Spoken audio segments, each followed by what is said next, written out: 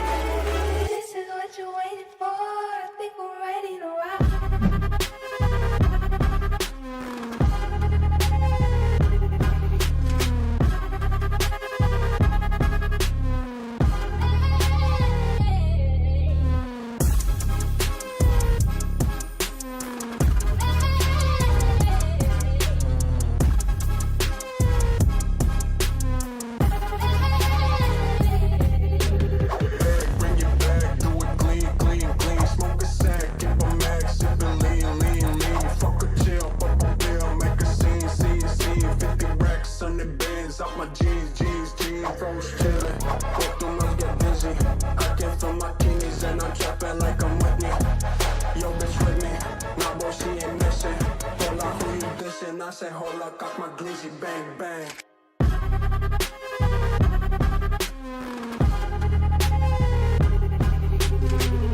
I say, hold up, cock my glizzy, bang, bang.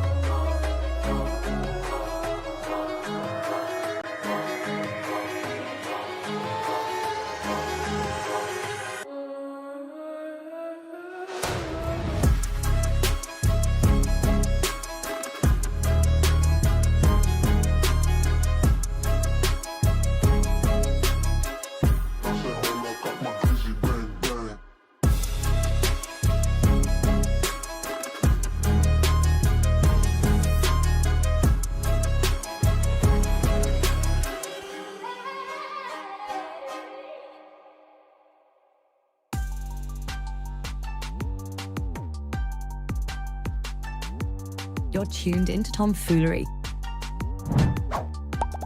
Make sure to hit the thumbs up button and subscribe. And consider donating with super chats, stickers, memberships, or you can even gift memberships to other chatters.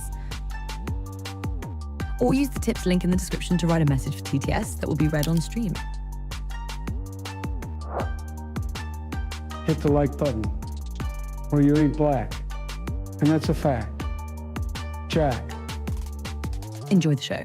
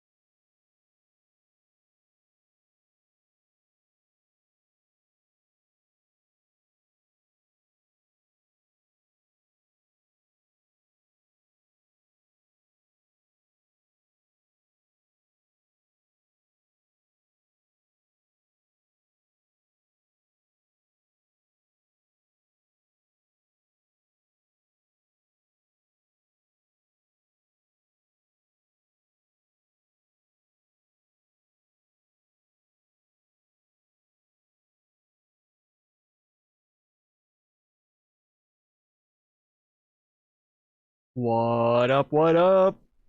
How's everybody doing? All right. We got a panel coming up a little bit later. Should be in about 13 minutes. Okay, so we're pretty short on time right now.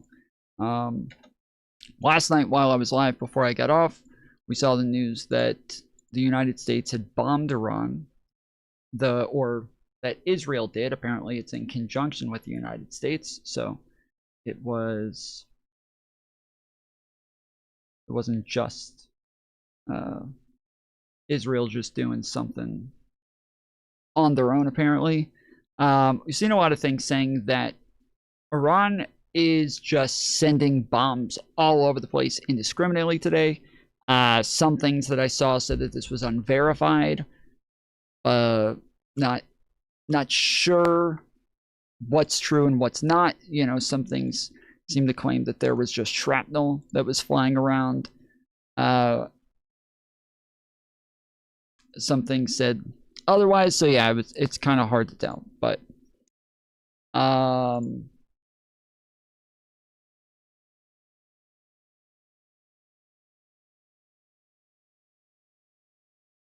there's a lot of video and a lot of clips that are unverified.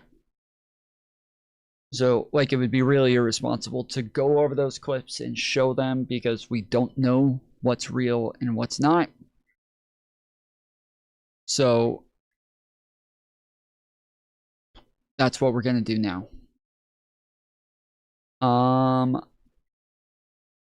So, all right, we've got... this is, you know, this happens every time that anything happens. Everybody starts to jump up and down saying that, you know, there's, well, actually, we'll get to some of that later. One funny thing is that I found a clip of Trump from 2012 criticizing Obama, and I played this a bunch back when Trump bombed them the first time with the bunker busters. I played the same clip back then because it's Trump saying that going to war was just like a show of weakness, that it shows that Obama doesn't have the ability to negotiate, that if he was actually a good negotiator, that he would be doing that, but because he's not and he's weak, he's going to go to war instead because this is the only way that he can pretend that he's strong in a moment of weakness when his polling numbers are down and everything. Trump literally right now looks horrible. He looks very weak. He's being attacked by his own party, and people are leaving, like Marjorie Taylor Greene, over the Epstein files. He's got historic low approval ratings across the board. He is just in a free fall right now. He looks very weak, and yeah, I know, Arian. And so yes, this is a clip.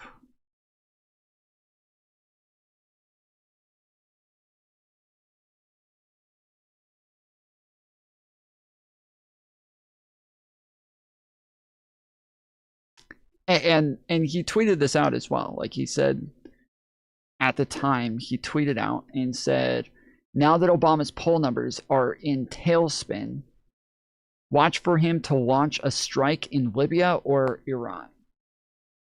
He is desperate. So this doesn't mean that that's what Obama was actually doing, but that means that that's the way that Trump's mind works. That's the way that he thinks about things. So for Trump, he thinks, yeah, if I was looking weak and I was like, you know, that's the sort of thing that I would do. So I think that's what Obama's doing. And it's kind of telling about... Fix your comments? What do you mean my comments? What does that mean, fix my comments?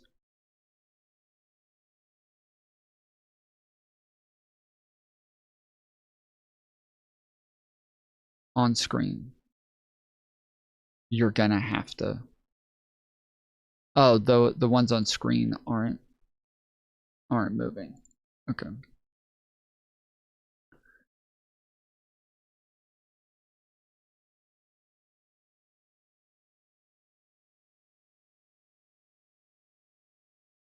Okay, there we go.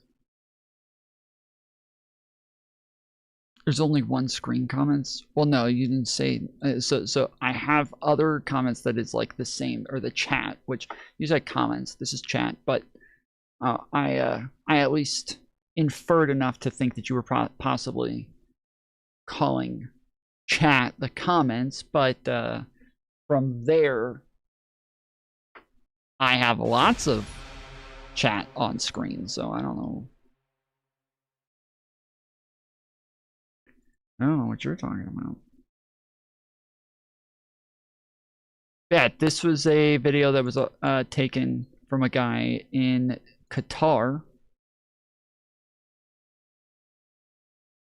It doesn't look like a missile. Like, it doesn't look like a missile. It doesn't look like a drone strike or anything like that. But you can see all these people running away. They're just watching it fall, just free fall in the sky. And then it explodes. And so, yeah, I wonder... Oh, you guys don't have the audio. I wonder if this is just like a propane tank that went flying out of another building that was blown up or something.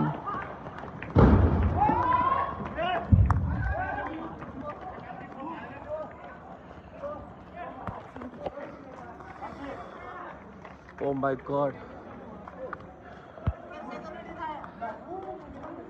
Even the black smoke like that, the black smoke, I believe, is what like a protein plank a thing blowing up would look like. So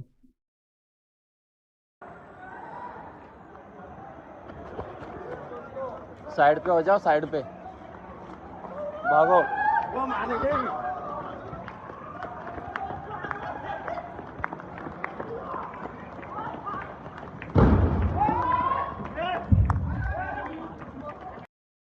yeah, and then like I said, there's lots of claims that they're just blowing up shit all over the place.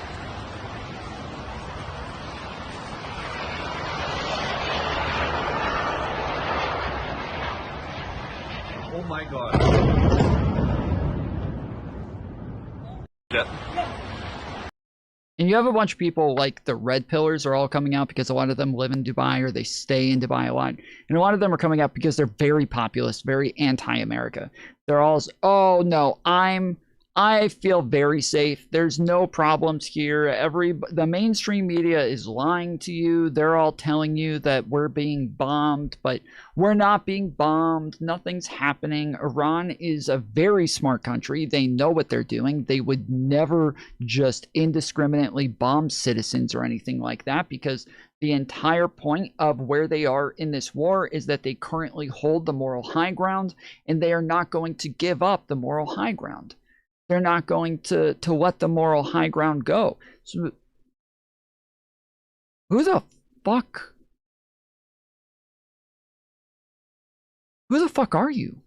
Like, who the fuck do you think you are? Like, you're that Iran has the moral high ground? What the fuck? What is wrong with you? But this is the shit that like Andrew Tate. There's another guy that I think is like an Andrew Tate bodyguard that apparently used to work in intelligence or something like that. That's always putting out videos that he doesn't even have fucking hair. He's like a bald fucking loser, and that's putting out similar videos like, oh, my family's here. If I thought that there was a problem, would my family be here in Dubai? No. Okay, that means we're safe.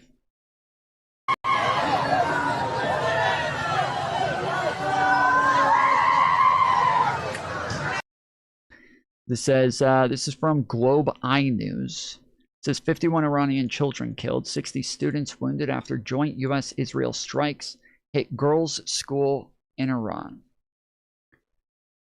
And see, this is Iran. They literally have feminism going on over there. They have a school just for girls, where girls are allowed to learn, dude. They have a safe place for women to not be sexually harassed and abused by men all the time. Like, this is a very nice progressive place. This is them with the moral high ground, bro. It is fucked up to bomb a school though.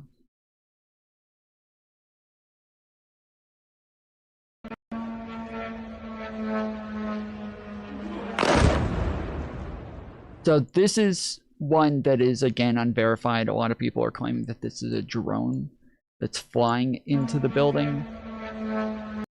You can see it right there. You can kind of hear it as well.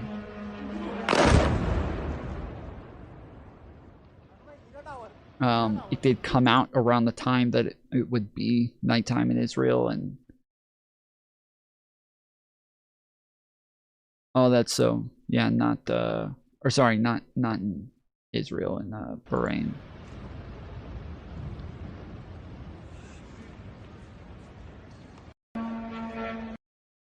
So yeah, there's a lot that's been going on today, but yeah, apparently the Iranian leader has been claimed to be dead. And it seems verified at this point. The one concern that I have is this chick is Iranian, okay? Do we want to take the chances of her getting hit and not existing anymore?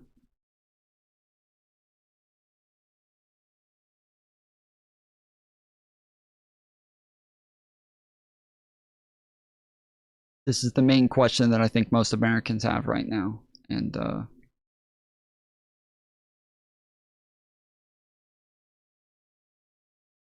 it's really, really changing our geopolitical positions. But this is, you know, again, probably from MAGA channels, but it says Iranian parliament burns American flag and chants death to America. They then call for a launch. They then call for to launch a nuke they don't have on a missile they don't have to strike America. Sorry guys, I don't think Allah is going to help you on this one.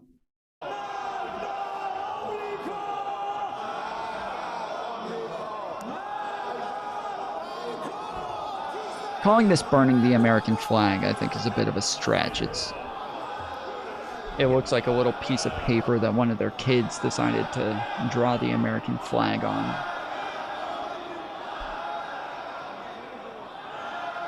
With crayons. They set it on fire on a piece of paper and then they throw it down as it burns his fingers and stomp it out. It seems like reasonable people, yeah, it seems odd.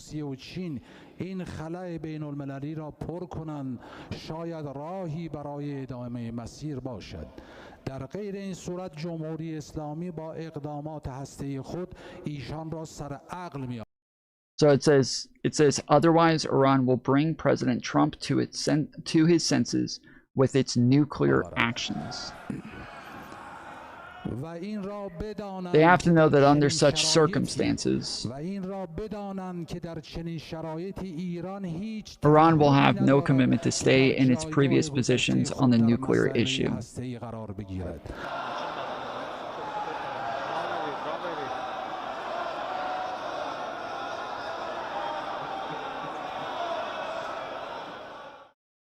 Again, we know that Iran has made threats with nuclear weapons for a while, and all the people who have been running around say they don't have any nuclear weapons, that's a lie. They're just making the dumbest fucking arguments. Like, you can disagree with what it is that America's doing, you can disagree with what it is that Israel's doing, you can disagree with the strikes, you can disagree with a lot of these things, but to keep running around and acting like they didn't have uranium, they weren't going to build a bomb, they didn't have any reason to, they're not an enemy of the United States, they're very sound and reasonable people, like, this is stupid. This is dumb, and people need to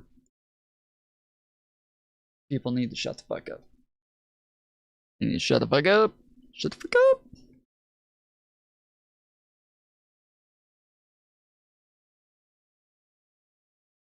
All right, hold on.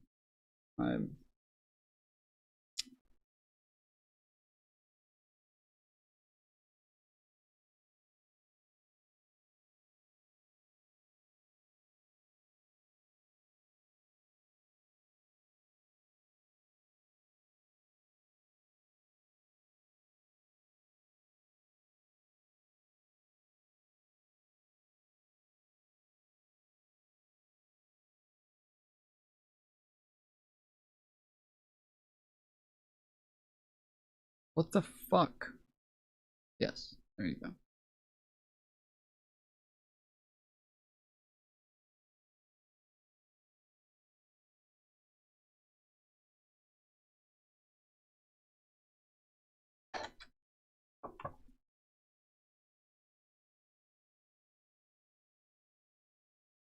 All right.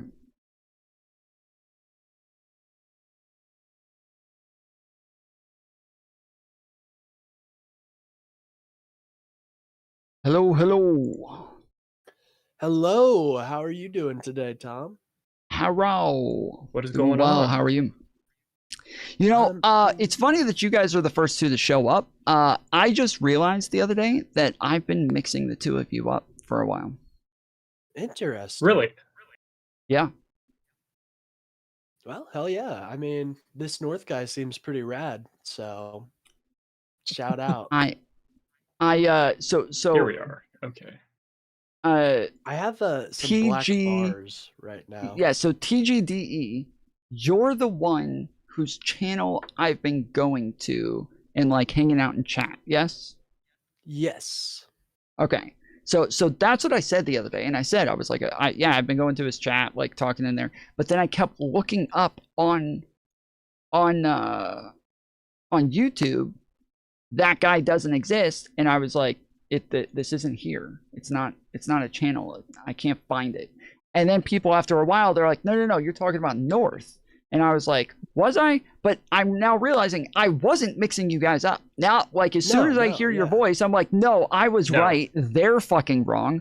Fuck you, chat. I win, you lose. Suck it.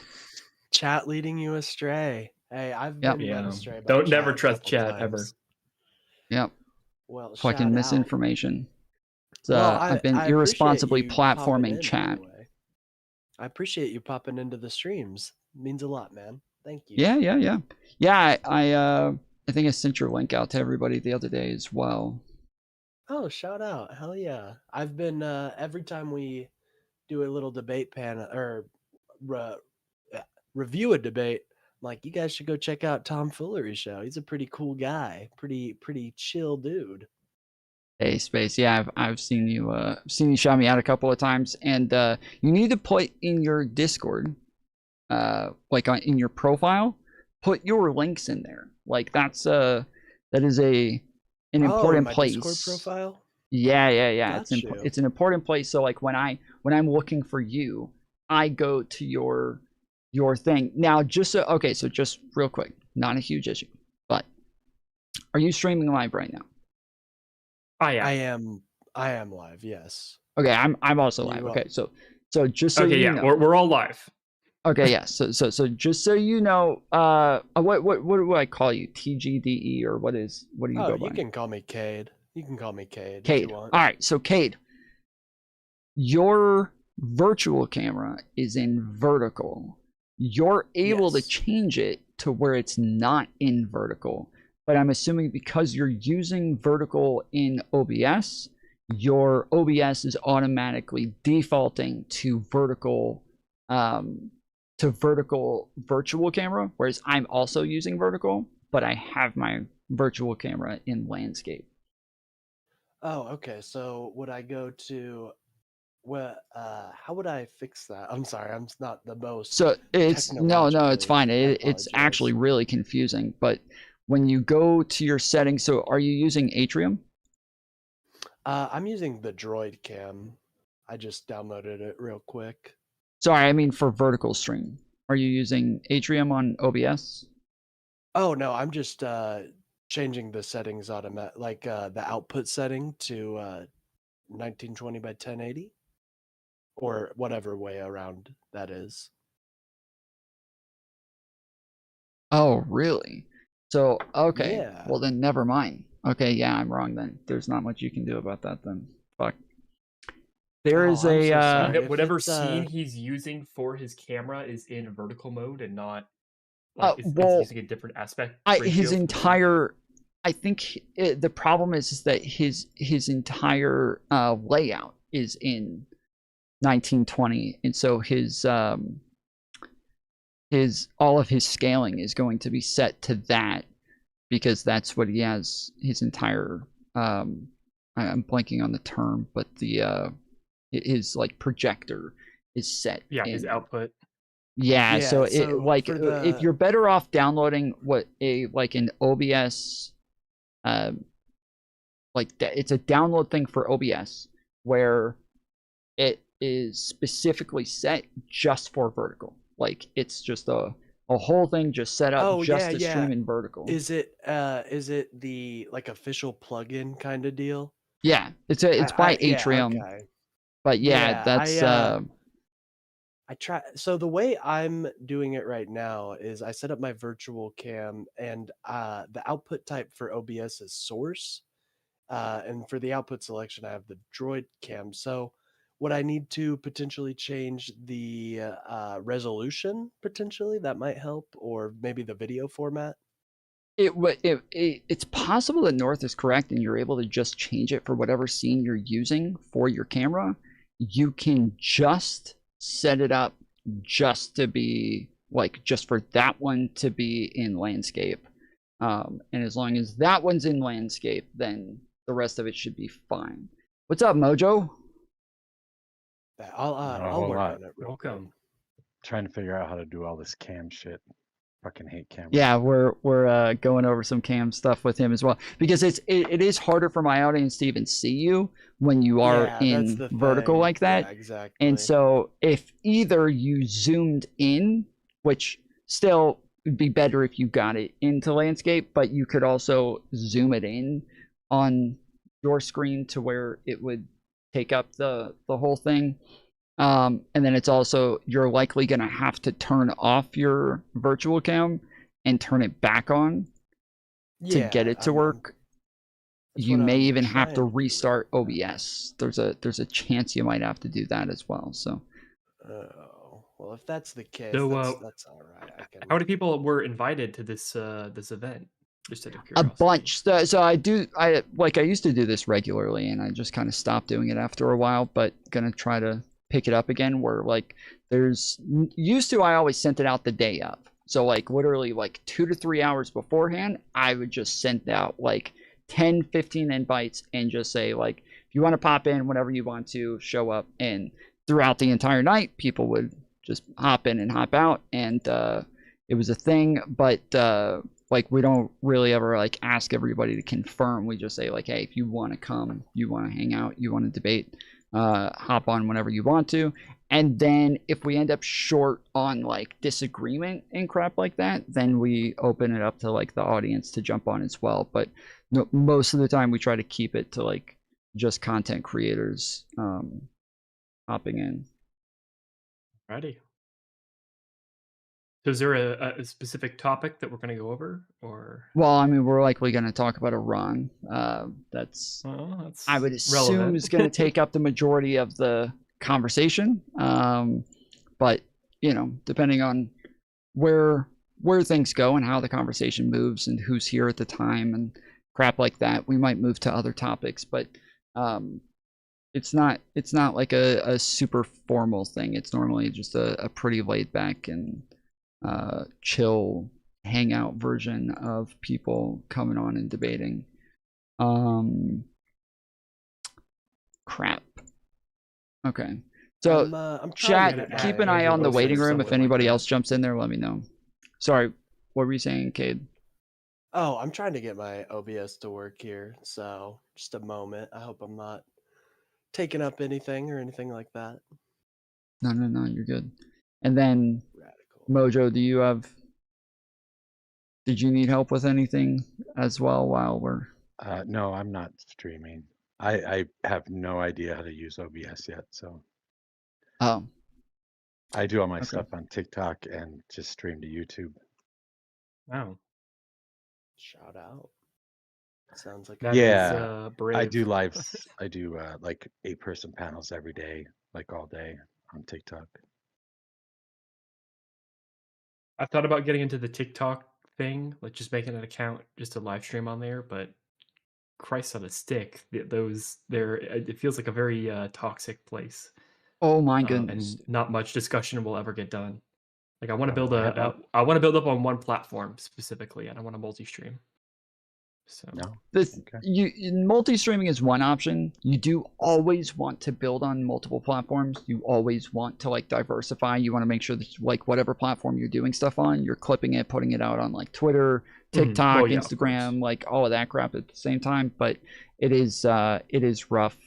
Like kind of this is a problem that I've had a bunch of quality times where of like I people. grow on one platform and like get an audience and then get banned or something and have to move to another one and kind of start all over. So it's good to have Are you banned off something Twitch? there. Yeah. Oh Oh boy. yeah, probably something I Should tell you. Yeah, that should probably have should be mentioned, yeah. acknowledged. Yeah, I'm only on YouTube, so I'm assuming that's gonna be fine for me. But So generally, most people don't ever like they don't ever care. Like it's most people just stream it anyways because it's been years since it happened, and so it doesn't ever seem to be an issue for people. There's only one person that I know of that ever got in trouble for it, which was Wick, but like tons of other bigger content creators have had me on dozens of times, and it just there's never a problem. It just was on Lonerbox's stream the other day. Peace goes like just nobody else has an issue, but in years, only Wick. God. they have a vendetta, obviously. Yeah. They Well, don't like our boy. we do have some right wingers that are supposed to be showing up at event eventually, but I do think the majority of it is going to be libs most likely. Well, Tom, I think I might have been in your chat once or twice. I think I might have DM'd you before. Just saying that I enjoyed the content. I think you might have given me a reaction. I feel am like technically a we- right winger, but I feel like you and I'm me, like a never Trumper, so I could have sworn. So I have this like memory of you and I being on a panel together on Wix, and I don't know if it actually happened, but I feel like there was a while ago. what was it over? Do you remember? Oh, 'Cause I've been on a man. couple It panels, was, but it was so I was on first. He like cut off his Twitch stream because he had gotten in trouble in the past, and so he was like, "Here, we're gonna bring on Tom, so we're gonna cut off Twitch. If you guys want to watch, go over to YouTube." And then I hopped on, and oh, that's right. It was about Joe Biden, where Wick was saying that Joe Biden was wrong for dropping out of the race. That like he should have stayed in. He should not have dropped out, and that we would have been way better off if he had just stayed in the race, and that Kamala was like way worse, that he almost didn't even vote for her. Like that was the I don't argument. remember ever participating in a panel like that. Okay. Yeah, maybe you weren't there. Maybe then. I'm memory hold, and maybe you have the superior mind in this situation. Yeah, But maybe no, I don't maybe you remember weren't there ever for it. arguing in that situation. I mean, if I were to guess what my argument would be they probably shouldn't have run Kamala after Biden dropped out, just because like she was just running exactly on his policies, and you know when you're. I mean, I feel like that was generally- like a good choice. Like if he was already the nominee, he had pretty much won the primaries. Like I think running his policies. That's probably the only thing they could do with the bylaws of the party, if I were to guess, because they already elected. No, they were able to run primaries. Just nobody was gonna run against him. Am I misremembering this correctly? Yeah, I swear that so he won dropped with out in Kamala, June. and then he dropped out. No, so he dropped out, and in his like resignation letter said that like he wishes Kamala the best and blah blah blah, which to everybody was seen as an endorsement. But then on top of that, Kamala, because she was part of his ticket as the vice president, she was technically allowed to just get all of his campaign money. And so she was starting with, millions and millions of dollars. And then on top of that, which again, sorry? It was only like 80 million though at the time. And she Sure. jumped that up to over $1 billion. So Yeah. But the problem is that for anybody else who would have run against her for a primary to happen in that short period of time, because he dropped out in June, the problem is that nobody else, if they wanted to try to run some sort of primary campaign against her, it would have just been a huge waste of money, one, and then two, it would have been just like even worse for the party to not actually like get behind one candidate at that point when the Republican Party had already decided decisively on Trump. We needed to be like decisively behind one person, and so it just Yeah, kind of that's fair. And it's not like defaulted they to her. had much time to debate over it either. So, you know. Well, they could have done this at the primary as well. They could have had anybody could have run at the DNC. So Hmm. somebody could have Correct. stood up and said, I'm up for nomination for this, and people could have Yep. voted on him. The delegates could have voted on him, whoever that other Yep. person was. Yeah, there's always the talking point from, and Wick even says this as well, is that like the election was stolen from the Democrats, that like we didn't even have an option for who we voted for, we weren't allowed to decide, we weren't allowed to pick anybody, blah blah blah. And it's like, okay, like kind of like just because you were limited in your options, but he kept making it sound like nobody else was allowed to run against Kamala, which they were allowed to, they just didn't. And this is and thank God they didn't. But yeah, like I think that Joe Biden was dumb for running in the first place. And at the time when he dropped out, I thought it was a horrible fucking decision. I was very against it. Very, very against it. But it turned out to be good. Like it turned out to be a good thing that he dropped out. He was way behind in the polls at the time that he dropped out. He had just had a horrific debate. Kamala Harris turns around and is like the first person to ever beat Trump in a debate. And then like she fucking skyrocketed in the polls and then dropped off a fucking cliff later. But yeah, that was I think it ended up being like the best chance we had. I agree. So is this it? Is this everyone that's coming in? I don't know how long where we usually No, wait again, like I for said, we got people we got a bunch of other people, join but in. we can go ahead and get into some of it. So the apparently I think let me double check this before I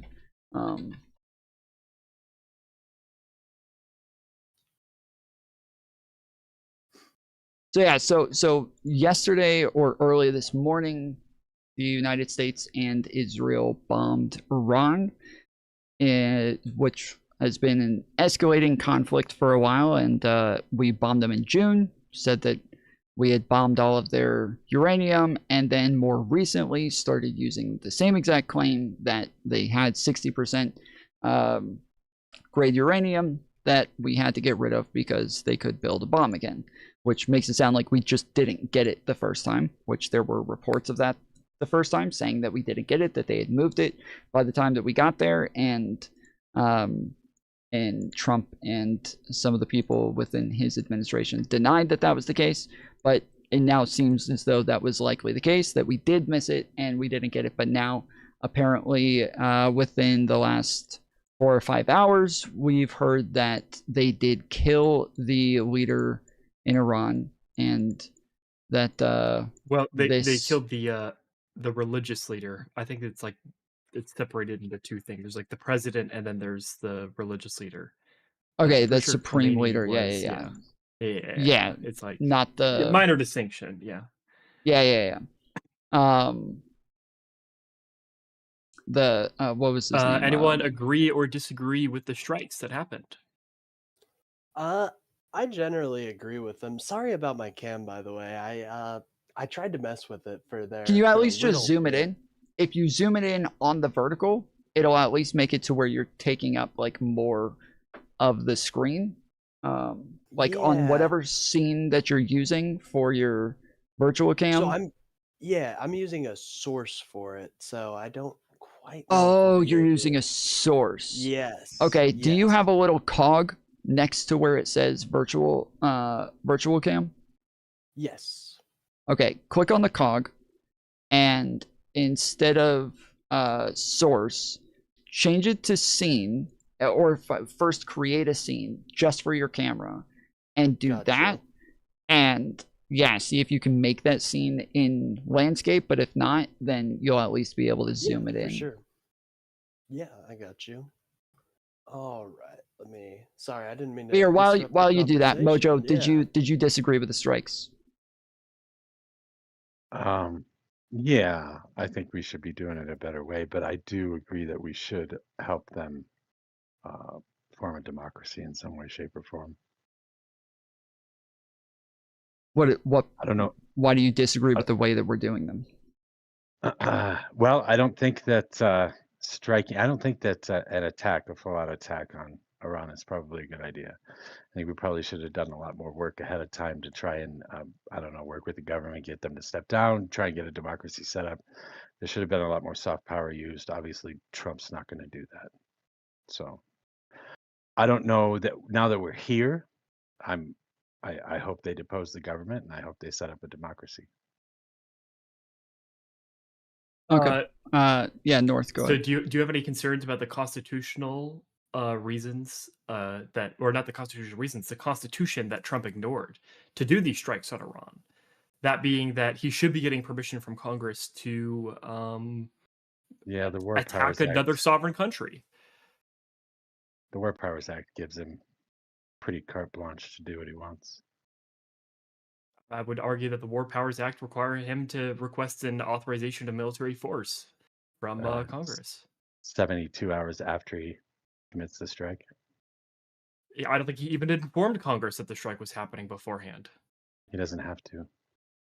Yeah, the point I'm is pretty sure that that's part of the claim is that he doesn't have to inform Congress, just as Obama, Bush, like pretty much every president has done military strikes and drone strikes and all sorts of things without getting permission from Congress, as long as they're not like declaring war on that country, that they're able to engage in some level of military strikes without it.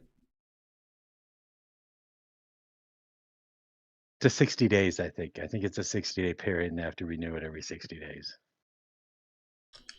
We can look at the exact bill right here. We can reference it. The War Powers Act, what is it, 74? 73, 74, yeah. Let's see here now. Requires that the president shall, in every possible instance, consult with Congress before introducing the United States Armed Forces into hostilities or into situations where imminent involvement is clearly indicated by the circumstances. Provides that in absence of a declaration of war by Congress and in a case in which the armed forces of the United States are introduced into hostilities or in situations where imminent involvement in hostilities is clearly indicated by the circumstances, such use of armed forces of the United States in hostilities pursuant to this act shall be reported within 48 hours in writing by the President to the Speaker of the House of Representatives and the President pro tempore of the Senate, together Yeah, with the so full account and circumstances under which such hostilities were initiated, the estimated scope, duration of such hostilities, the constitutional legislative authority under which the introduction of hostilities took place. yeah, so he just has to notify them within 48 hours that he did it. Pretty sure the news already did that. Did that though. Is this 48 hours before or after? It says after. You read it. It says within 48 hours in writing. Within 48 hours. Well, was I something think else in within that. 48 hours, could that not be interpreted either before or after? I would say within 48 hours of actually committing the strike. There was something else that you read in there that gave it context. Without looking it up, I just know that he has the power to do it. We've been doing it for a long time. We haven't declared war Well, since I World War agree that II. we've been doing it for a long time, but that doesn't necessarily mean that it was constitutional or right. Like, we acknowledge that, right? I think it is constitutional because of the War Powers Act. But he's saying, regardless of whether or not you think it's constitutional, like whether or not it's been done over and over doesn't make it constitutional. That like referring to the Yes. fact that other presidents have done it doesn't mean that it's necessarily legal. I think it's been challenged in court a few times. But I'd I have to don't think look up court this. can specifically prosecute, or the Supreme Court can't specifically decide on this because this is considered a political issue. The Supreme Court can decide on anything that's constitutional or not constitutional. They cannot. The Supreme Court will decline to, if they determine that something is considered a political issue, they can decline to rule on it.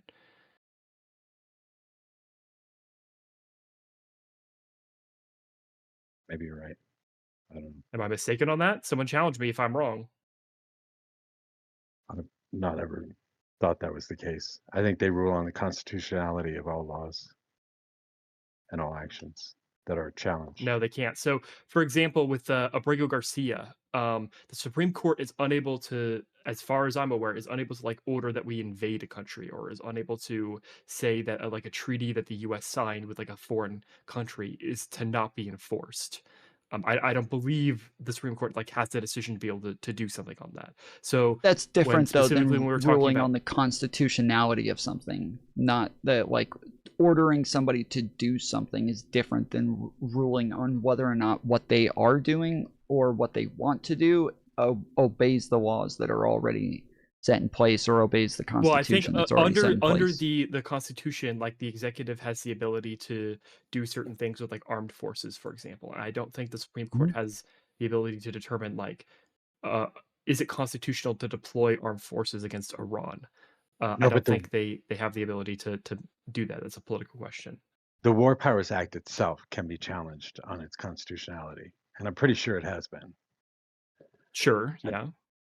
Yeah, that just as like I so think drone strikes and things like that have been challenged constitutionally as well. There's many uh, war laws, like even the Alien Enemies Act is considered a wartime law that would kind of fall into that area as well, yet it still has to abide by federal law and the Constitution as well. yeah, so I don't think that his action today was unconstitutional. I think it was pretty gross. I don't think it should have happened, but pretty sure he had the ability to do it. Why don't you think it should have happened? Again, I think that we have a lot better routes to deal with other countries than to bomb them. So with So Iran, what? do you think that they were actually like a nuclear threat to the United States or to the world? I would say no, but I also don't really care. Wait, what? I don't really care. That Interesting. hold on. I say That give every country a nuke. Oh, you're saying I you don't don't know. care if they're a nuclear threat. Okay. If they have a nuke, yeah, if they have a nuclear weapon, it doesn't bother me if they have a nuclear weapon. Are you not concerned at all about like shifting away from a U.S. Hegemonic world to a world in which it's more multipolar, in which people have the ability to strike the United States or to be able to disrupt trade in such a way that like we cannot stop them without getting into a significant war in which thousands of American lives will be killed? No, I want a one world government, so I'm good with that.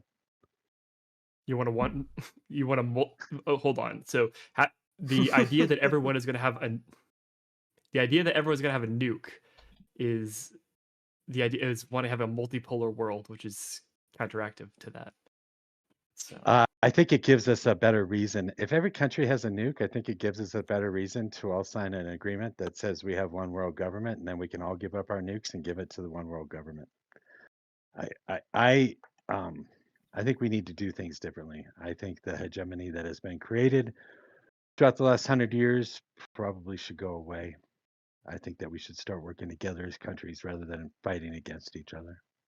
It's like the Well, liberal I think the bigger institutions- concern Yeah, go on. My So bad. I think the bigger concern is that this is the part that I feel like everybody always leaves out. That kind of it is the most important part. Like when we're talking about what it is that the United States can do against Russia, like we're limited because they are another nuclear power, and that we don't want to have any chance of there being some sort of nuclear warfare. When we have other countries like Iran, where we go and bomb Soleimani, we kill Soleimani, and they respond by doing pretty much nothing and killing nobody. They respond in a way just to say they did respond, but they didn't actually do anything because they know they can't fuck with a nuclear power. When we go and we bomb them the last time, taking out nuclear sites, they again just bomb things, but not really killing anybody or hurting anybody. They just didn't do anything. They send a bunch of bombs to Israel that they know the dome is going to take out, and it's going to do absolutely nothing. They're trying to show that they're having some sort of response, but they're not even trying to really hurt anybody or have a real response because they can't. There's nothing they can do about it. But if all of a sudden they have a nuke, the whole dynamic changes drastically. And so because of that right there, that by itself, they just can't have a nuke. Like, they just cannot have a nuke. And to be clear, it would be nice if the entire world could, go kumbaya and link arms and declare that we're gonna all work together for a brighter future for all. I can understand that sentiment.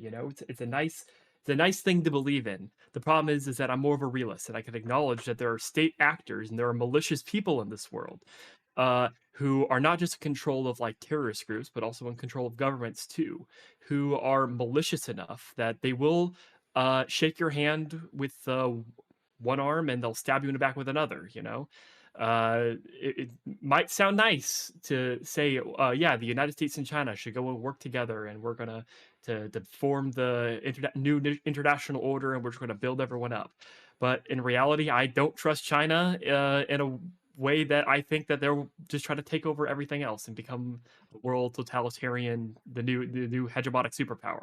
And to be honest, I would rather have, as much as our government is flawed, I would rather have the United States as the world leader, promoting democracy and capitalism around the world than letting China with their one-party system to promote their ideals around the world. Absolutely based. I'd also add that we don't want another North Korea to happen.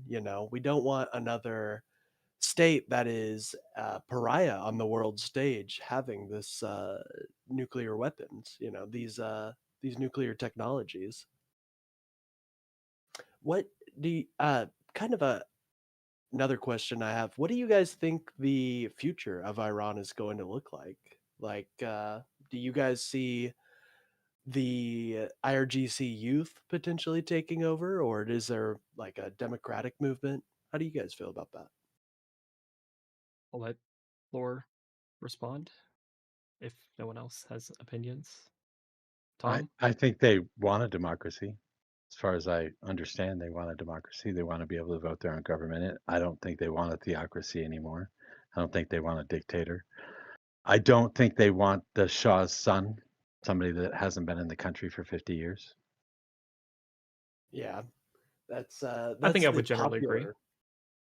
That's the popular one. The real question is, though, we've seen the protests have already hit their highest peak. The Iranians came in, they murdered thousands of them. They went to the hospitals and they looked at the people who were injured and they executed them in the hospitals. I'm afraid that we might have been too late with these strikes. If the goal is for regime change and we do destroy their leadership, that the people, the popular sentiment and the will to rise up might have already been extinguished. And I would like for the people to rise up. I think they would like democracy, but we just might be a little bit too late on the punch, I guess. That's kind of yeah. I mean, as to what will happen is very different from like what ought to happen, because yeah, it seems as though like close to 90% of Iranians want a democracy and don't want the Islamic Republic, they ruled in the way that it has been over the past however long it's been. The problem is that we tend to, and I don't want to do the thing that everybody does where it's just like, this has happened in the past, therefore it'll happen in the future. But yeah, we tend to like kind of just fuck shit up every time we try to do some sort of regime change. It doesn't tend to work out very well. And so I don't know that means that we can't do it, but I don't know. I haven't seen anything that says that we can successfully, especially in the Middle East. Obviously, there have been places where we have had somewhat of a successful regime change, but not in the Middle East. Well, I would argue that we probably have had successful regime changes, and I would argue that Iraq was a successful regime change. Obviously, the destabilization that we did initially with the creation of ISIS was definitely not a good thing. But I think the government that we formed in Iraq today is definitely a lot more friendly, as in they aren't willing to wanting to murder us and like fund terrorism as much as Saddam was able to do when he was in charge of Iraq. In terms of the historical nature of doing regime changes, I think there needs to be an acknowledgement of what we're trying to achieve. In the past, the United States wasn't necessarily trying to install liberal democracy, even though that's what the propaganda was generally saying. We were trying to install capitalist totalitarian regimes because we thought capitalism, totalitarianism was better than communist But I don't know that that's totalitarianism. what we're trying to do here either. I don't know that the Mhm. point is regime change. But Trump we has aren't said even that he willing to doesn't commit in the want to same way do that we did regime in the change. past. We're just doing airstrikes over Iran and hoping that Oh, the people correct. rise up. So Yes, and the claim currently is that they are just trying to stop them from building a bomb. So we don't know if there is a plan whatsoever. I mean, I think even Trump has said that there isn't a plan right now, that they're just going to figure it out as they go. So With these strikes, they're basically admitting that the 12-day war was a complete failure because you wouldn't need to strike them again if you had taken it out originally, you know? It's well, it it's an depends embarrassing if state. the claim of destroying the nuclear weapon was true or not initially. If it was true initially, then you could say that the reason for the second series of strikes is just to kill the IRGC. Although I don't know, has the United States said officially that we're sending in bunker buster bombs to destroy more nuclear enrichment facilities or to destroy what we might have missed in the past? I mean, I don't necessarily trust Iranian propaganda when they say that we missed their enrichment facilities. They have no No, that reason to wasn't claim just that Iranian we were successful. propaganda. United States intelligence also said that we missed their uranium as well, that they likely had moved it beforehand. But then on top of that, the Trump said over and over that we didn't miss it. They haven't addressed it, which is one of the bigger problems, is that they like acted as though they did get it. Trump kept saying the U.S. intelligence was wrong, that we did get it, and I think even Marco Rubio and others ended up saying that we did get it, but then like it was only 5 months later in November.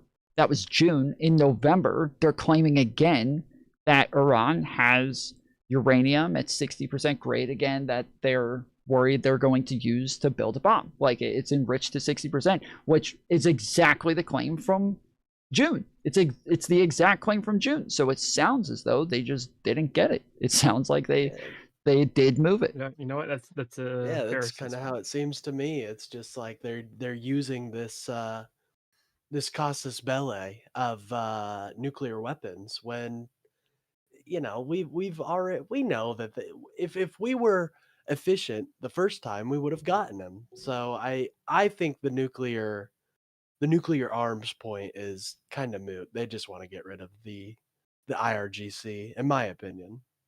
Oh, I don't agree with that. I mean, I think that like I said, I think that it is true that like they shouldn't have a bomb. I think that it is No, important yeah, that I they don't agree have a with bomb, that. and I do think there is evidence that they were attempting to build a bomb. I think there's a lot of people who were running around saying there's no evidence of this, like there's no way, that a bunch of I talk about this a bunch, but there were even outlets claiming that the IAEA said that there was no evidence that they were ever going to build a bomb, which was not true at all. That was not true whatsoever. They said that there wasn't evidence that they had a plan to build a bomb, but they didn't say there was no evidence that they were ever going to build a bomb. And the IAEA cited tons of evidence, like making it very clear that they likely were going to eventually build a bomb, including their own leaders stating that they had all of the puzzle pieces, they just had to put it together.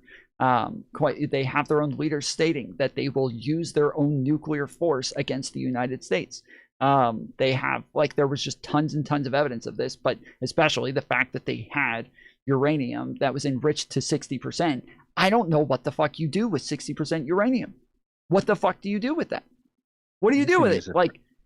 You can use it for energy too. No. Hold on. No. No. You don't need to enrich uranium to that degree. Like it is proven that they don't need to enrich uranium to that degree. Iran does not need it above 3%. Yes, Iran doesn't need anything above 3%. But you can still use it. Well, we have our as far You're as I not know, going to our go through the stuff's running. trouble of getting 60% enriched uranium just to use it for energy when it could be at 3%. You're not going to go through all that trouble to get that, right? It's an incredibly expensive process for setting up an enrichment program in order to get to that amount. I mean, through all the effort that they've done, it only can really lead to one direction, in which they're trying to build a nuclear weapon. I can't think of really any other reason for them to enrich to that degree. And the fact that they're being so secretive about it too. I mean, if you weren't planning on, building an artificial sun bomb, why build it in a massive underground fucking bunker, You are still talking about uranium and centrifuges. It makes sense to do it underground. When we're enriching uranium, I'm pretty sure we don't build bunker busting bomb proof massive bunkers in order to enrich our uranium. We You do it definitely on the don't do it surface, in as a far as I'm strip mall. aware. We definitely don't do it in a No, strip I mall. never claimed we did in the strip mall. Don't confuse my words here. There's a difference between doing it in a massive underground secretive facility, in which even the International Nuclear Energy Commission is having trouble verifying whether they're enriching their uranium or not, versus having a public program on the surface in which people are able to come and go freely in order to make sure, like, what they're doing there.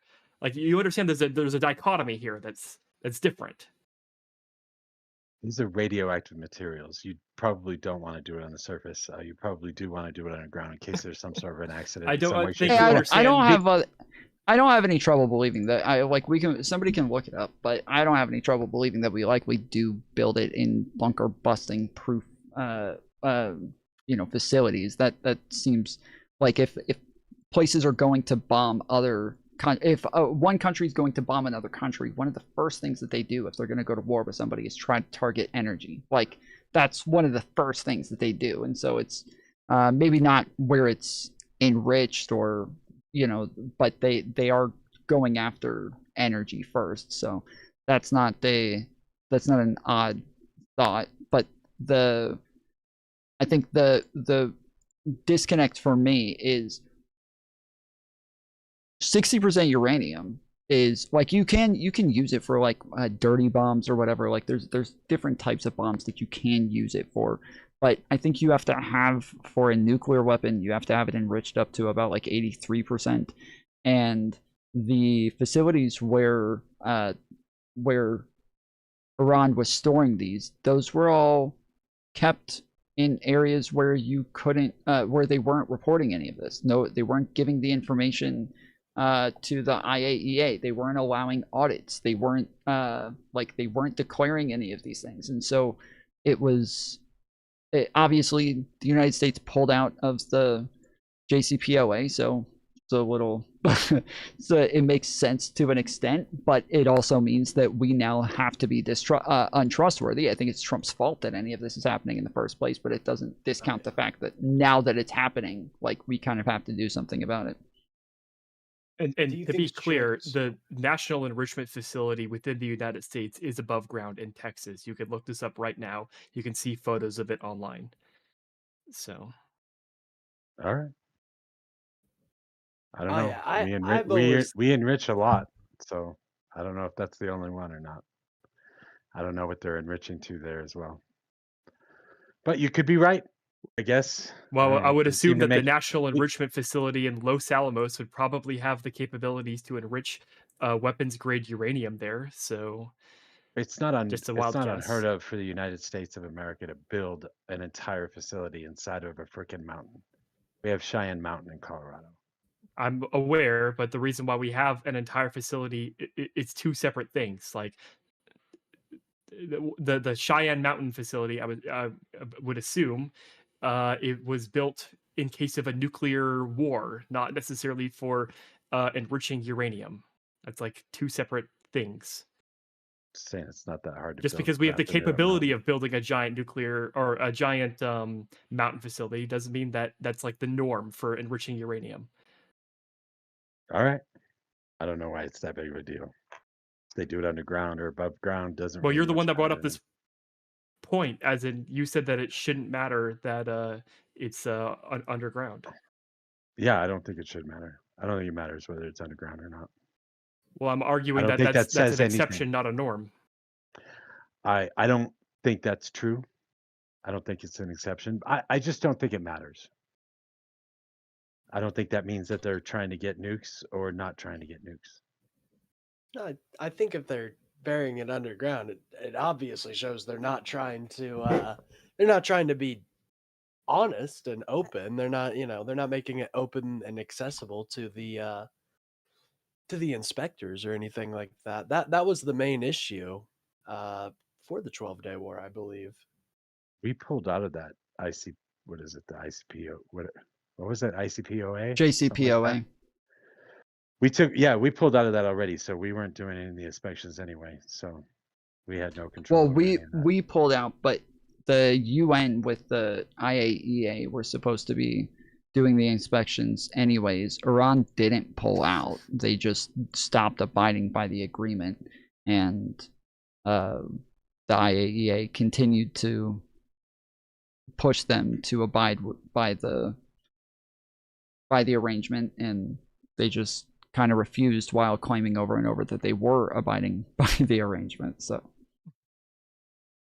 Well, I don't think they even were. They were claiming that they were enriching uranium to, I forget what they said. Was it not 20%? Was it 60? They said there was an official number that they were trying to enrich to. I think it was from what I 60. saw, they were I remember denying hearing that they had uranium enriched to 60%. I believe the JCPOA limited them at maybe 6%, and again, they didn't need anything above 3% for any of their facilities, anyways. But I don't remember them ever actually claiming that they were trying to do this. But they have made contradictory claims depending on who's talking at any moment, which is going to be the case with any government. I mean, our government, if you listen to a Democrat versus a Republican at any point, you might get completely conflicting claims. So, if they did have a nuke right now, do you think we would have attacked them? No, that's kind of the point. That's kind of the point. That's the whole reason they want a nuke. That's if we give them a nuke. If everybody has nukes, there's a lot less war. Well, it depends, I think, actually. Because having a nuke is one thing. You ever watch Oppenheimer? Yeah. There's a scene in Oppenheimer where the president is reading a letter written by Einstein about wanting to, if you had a nuclear weapon and you put it, he theorized you put it in a boat and bring it to a harbor, and you could destroy the city and the boat and the harbor as well. If you have a nuclear weapon, that doesn't necessarily mean you can use it, because you also have to have a delivery system as well. So if you were able to destroy their missile capabilities, I don't think it necessarily matters whether they have a nuclear weapon or not, because if it can't leave the facility, then what are they going to do, blow themselves up? I mean, that's not exactly a deterrent in and of itself. I guess I would argue the point that they should have a delivery system, because if they don't, then they're more likely to use it in a suitcase nuke type of situation. A suitcase? I don't think. You've never heard of a suitcase? You've never heard of a suitcase nuke? Seriously? A dirty bomb? The smallest nuke that I think that has ever been tested is the Davy Crockett nuke. Yeah. They put it on like a little mortar system, fired it out in the desert. It's like a artillery fired nuclear weapon. I don't think they've We're ever. getting crazy. I don't think anyone's ever War, developed dude. a suitcase nuke before. Although right. that's a fun idea to think about. You can look it up. It's been discussed. It was discussed after Iraq. The idea that if everybody had a nuke, there would be less war. I think that's like kind of the point. Like sometimes war probably is necessary. Sometimes there are things that are worth going to war over, and that yes, if everybody had a nuke, then we would probably also have a lot more problems in the world. So I do think that there is I do think that it makes sense that to some extent the United States does pick and choose who's going to be able to have a nuke or not have a nuke at this point. Now that there's there's not much of an option when it comes to China or North Korea or Ukraine having them. But if Iran has one as well, that's a much bigger problem. Yeah. I personally think if North Korea had never developed a nuclear weapon, their people would be in a better situation right now. They have that giant umbrella now that they can threaten places with nukes. So now their people get to suffer. So everyone having nukes isn't necessarily a great place to be, because that just allows like authoritarians to treat their populace like shit. But it also allows places like Ukraine to not be invaded by places like Russia. Because Russia's not invading Poland. So I guess Kind of it does, like, when we're talking about the doctrine of like if somebody has a nuke, you just can't attack them anymore. Obviously, it does. Like when we're talking about Iran versus Israel or Iran versus the United States, and they don't do much because they're fucking with other countries that do have nukes when they don't have one. Obviously, Ukraine being in a full-blown war with Russia for this long, which while Russia is a nuclear power, that does that does change the circumstance a little bit. But Iran isn't Ukraine or in the same circumstance as Ukraine when they were like joined countries or anything like that. To be clear, Mojo, is your claim that you're making that if everyone had a nuclear weapon, there would be no more war? I didn't say no more war, but I think it would lead us to a better place. It would help us get to a better place. It's mutually assured destruction. This is something that's been discussed since Reagan. I don't. Yeah, Well, but the I hope don't is think literally to get mutually. to the opposite. The non-proliferation agreement is supposed to get us to a point where nobody has a nuke anymore, instead of everybody having one.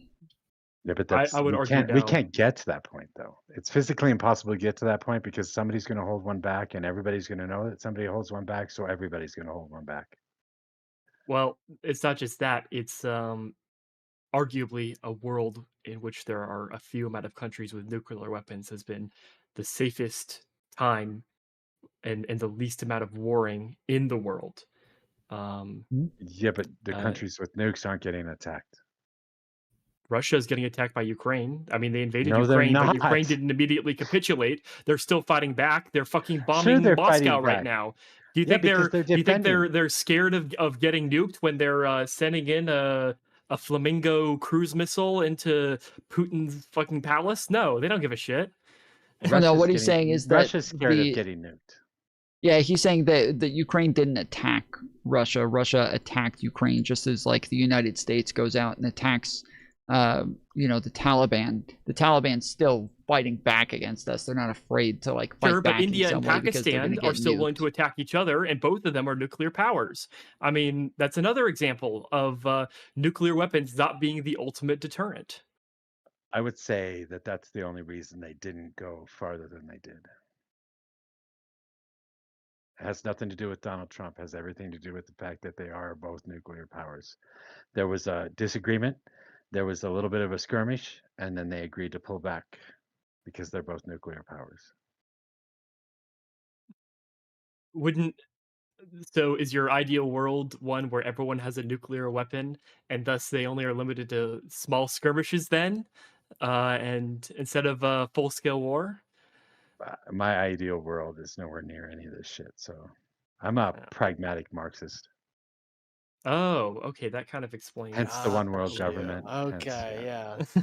Got Yeah, I you. figured I would you kinda were like on It's to do it all as- making sense now. It's all coming a together. little bit of the how should I describe it? Unrealistic side of politics, but I think so. But I've got a pretty good plan. Hey, Well, it's appreciate talk it's about it okay. on a He's a regular basis. pragmatic Marxist, which means Yeah, it I'm sure you is do. realistic. Okay. Well, it means that I don't want a revolution. It means that I want to do it over a period of time rather than overthrowing governments. Well, that's Are you good. concerned at all about politics? What do you mean? I mean, the accumulation of political power. in a Marxist system? In our system today, what do you do in society in which you try to accumulate your worldview to accumulate political power? Um, the steps that I would take, personally speaking, would be to first give people housing and food. Second, give them healthcare. Third, give them education. Fourth, give Oh, them. hold on. We're talking about a scenario in which you're already in charge. Today, now, what steps have you done personally in order to achieve uh, I don't uh, have. your society? I don't have to be in charge to do this. I'm not saying that This you have to be in charge. I'm saying, what have you done for your cause in order to make sure that your ideology becomes the one of the world, or the at the What very have I least the done United States? personally? Is that what you're asking? Yeah, yeah, Um, to accumulate political power. I did work in politics for a decent amount of time. I did work in state government. I did work as a lobbyist for the Colorado Coalition for the Homeless. So my first step in the process would be giving everybody a home and food, and I have done that in the real world.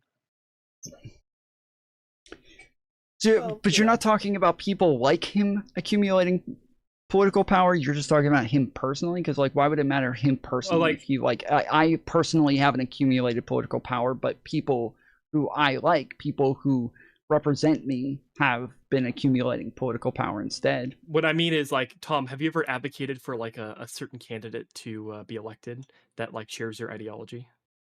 Sure.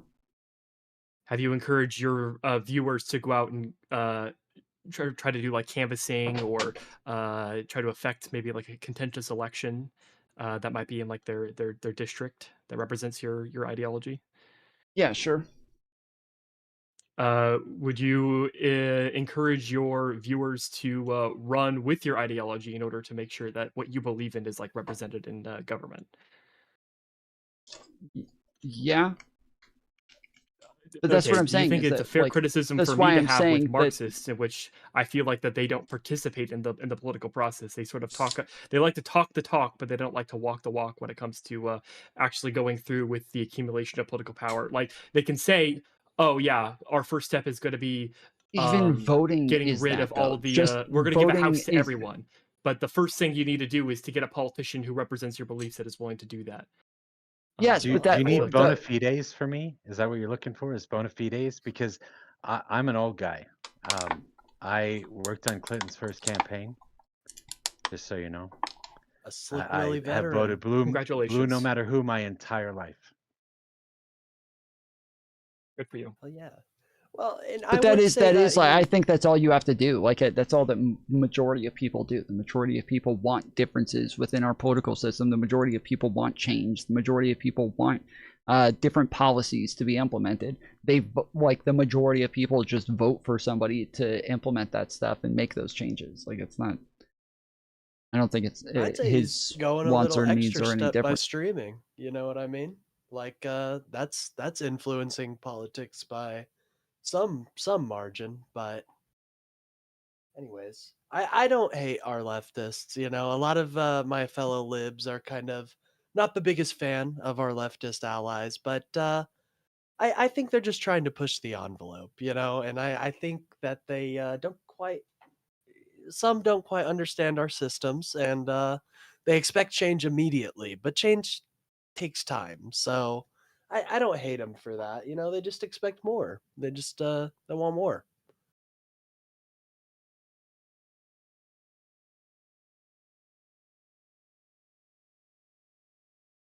Delicious I don't one. know where Someone Joel was in hopped here and in then for a they minute there. immediately left. Yeah, I was gonna say, I don't Yeah. know what was up with that.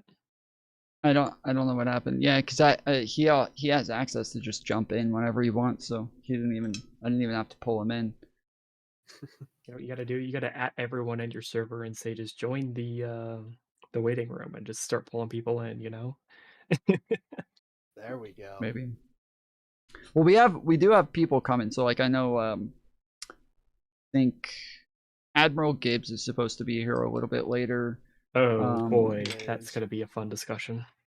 Yeah, there's Oh, yeah, some for others sure. that are supposed to show up, but like, we normally go fairly late, and so lots of people come later and lots of people come earlier, and sometimes, yeah, we rotate people in and out, but most of the time, like it can get pretty big over time and just allow more and more people to jump on. But if there are other people in the chat who disagree and y'all want to jump on for a bit and ask questions or challenge anybody, you guys are welcome to join the as well Discord. if you think that. I'll link your Discord in my chat. That Oh way yeah, people I'll do can the join. same. Yeah, Shout fair enough. out. You might be asking for a lot of trouble there. Yeah, and then for people who are watching I got active on viewers. my stream, there's a link in my description for the Discord, or if you're in the vertical chat and you're not able to click on links in the description, you can just go to my channel, and on the main channel in my bio, right at the top, you can click on my link for the Discord there as well. So just join the waiting room and we'll be able to pull you in. But I think, do you guys, I think Iran did verify that the supreme leader was dead. Yes, that. Yeah, that's what I was They seeing. said they put out a statement saying that he was alive, but then there's also a simultaneous statement saying the vice president of Iran was trying to take power in an emergency situation. That's what I was So, seeing. That the vice president was talking about taking power.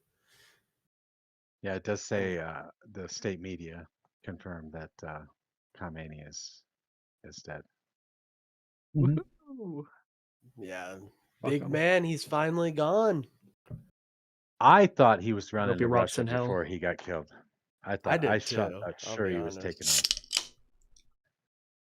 No, Assad didn't And want did to govern. He wanted to go to Russia to go play Valorant, I guess.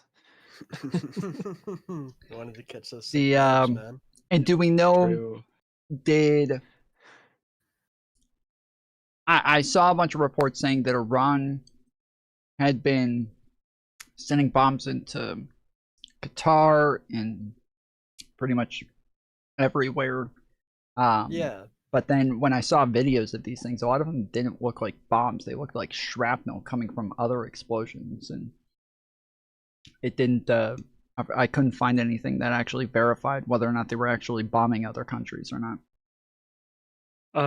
I believe they've bombed Saudi Arabia, Bahrain, the UAE. Was it not Yemen? It was Kuwait, and then Iraq as well. I think they've bombed basically everyone except Oman in the Middle East. Oh, isn't that sweet of them? Yeah, you got a special Oman's like relationship. the sweetheart of the Middle East. Everybody wants to be in Oman. Yeah, I think Dubai is getting like flattened right now by Shahed drones from Iran. It's pretty insane watching those videos. I think the Burj Khalifa was I'm saying that right. Was on fire recently Oh, I because actually of didn't see a that. That's Shahed insane. drone. I have to look that up. That sounds crazy.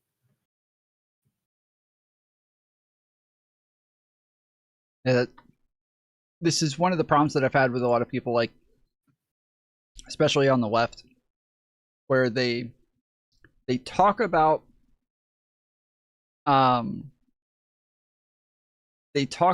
Iran as though they're not this like bad guy, and that like everybody acts like they're this horrible country, but every time they get bombed or anything, they don't respond violently, and that it probably wouldn't be so bad if they had a nuke, because it's not like they're as crazy as everybody treats them.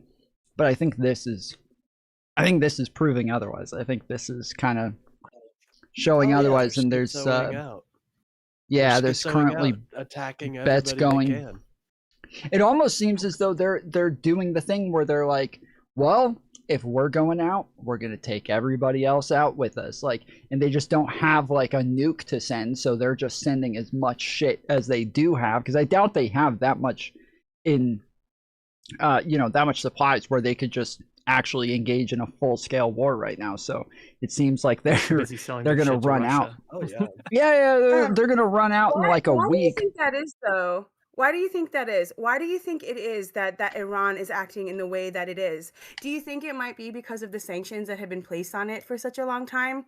Do you think it might be because we've been strangling Iran for a really long time, not allowing them into the global economy?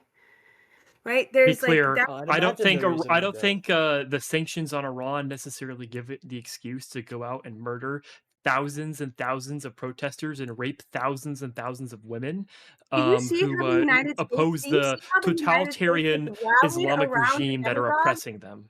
Do you see how the United States MAGA has rallied around a demagogue in this country? Do you see how they support them? How they still support this man? And you think all of a I'm sudden it's aware. strange? Do you think it's Yep. all of a sudden strange? It's strange that the people in Iran have had to go one after the other revolution, have had to fight Western imperialism in so many ways.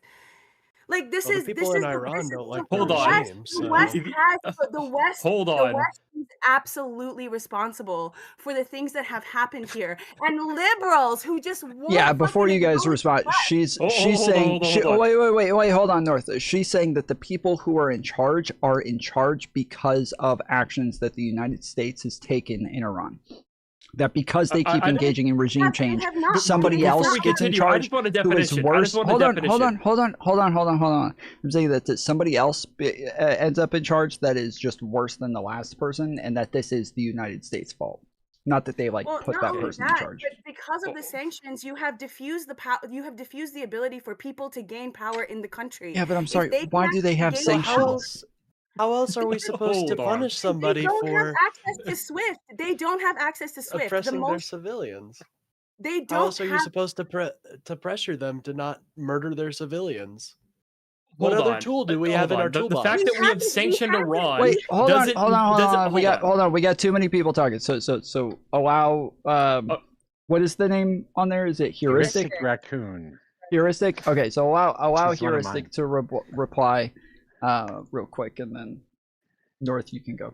No, my point is we have sanctioned Iran through SWIFT, the international payment system that we use in order to do international political economy. That limits you about to 75% of the whole global markets. So if you can't do that, it's really difficult for people in Iran to gain enough power, influence, or help from the global community to do something about what's going on in their country in the way that they would like to do it, because they get a chance. They get a chance to do it on their own. Are you a neoliberal? Fuck no, I'm a leftist. Hold I was about on, to say, because the she's a idea that you're leftist. espouting right now, that economic development in a better capitalist society that will lead to a popular uprising of democracy and self-representation by the people, that is fundamentally like the definition of neoliberalism. Like, you understand that, right? Just because I understand how neoliberalism works today and how the only way that Iran could get power in the current system that we live in doesn't mean that I necessarily also applaud that system, right? It just means that I understand that these people have only one chance, and that is to work within the current system that the United States has set. That doesn't necessitate that I agree 100% with that capitalistic framework, and because I don't. I mean, I understand it quite well. I work in that field. I try my hardest to change the ethics of the places that I work so that we can build towards a better system. But that doesn't mean that I don't understand what real solutions are for those people, for that country. That's what I want to understand. Hold on. What you mentioned before that this was a colonialist project. What are we defining as colonialism here? Because I feel like the idea of colonialism, or as what the Marxists would define as neocolonialism, is different than the idea of imposing sanctions on a nation. I feel like that's two fundamentally different things. One is involving not being involved in the local system, and one is in being involved in the local system. So, have you ever been to Iran or studied Iran or anything like that? Because when I went there and did a microloans project in 2012, and I met some of the most incredible fucking people you will ever meet. Some of the women there are like fucking magic. They run the private industries there because they're not allowed to work in public sectors, right? And I mean, it is a beautiful fucking country that has an incredibly educated population that would And succeed that's so why it's well. so heartbreaking. Okay, That's why okay, it's so sure, but heartbreaking. okay, do you understand that doesn't necessarily answer the question that I asked? That being, you described what we were doing to Iran as colonialism. I said imperialism. How is the United States and Yeah, generally the I rest didn't of the hear her say world sanctioning colonialism. Iran I never considered said colonialism? colonialism, dude. I never said Yeah, You I, did I say didn't hear her say I said colonialism. imperialism. I think she Hold said on, I said she did say imperialism. colonialist, but because okay. imperialism, I'll let it fine, slide. fine. Do you want me to take back that funny little word? Like, come on, don't be a little bitch. Listen, Imperialism, Well, no, if you said colonialism. colonialism, like it would necessitate, yes, like at least taking yeah, it back I'm not, unless and you want to I defend it. don't.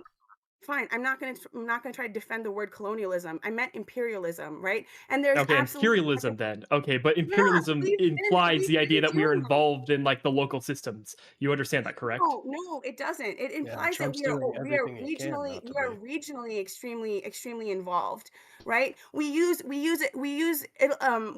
Israel as our capitalist fucking attack dog in the Middle East. And that is a European settler colonial project. Hey, And we that's do an fund it. improvement for Oh leftists to boy, me. are Instead we? of saying that the United States is their attack dog, at least Israel's our attack dog. I will take that as a There we big go. improvement I'll from the take leftists. that. All right. True. I Yeah, know, yeah. right? We own our state now. That's great.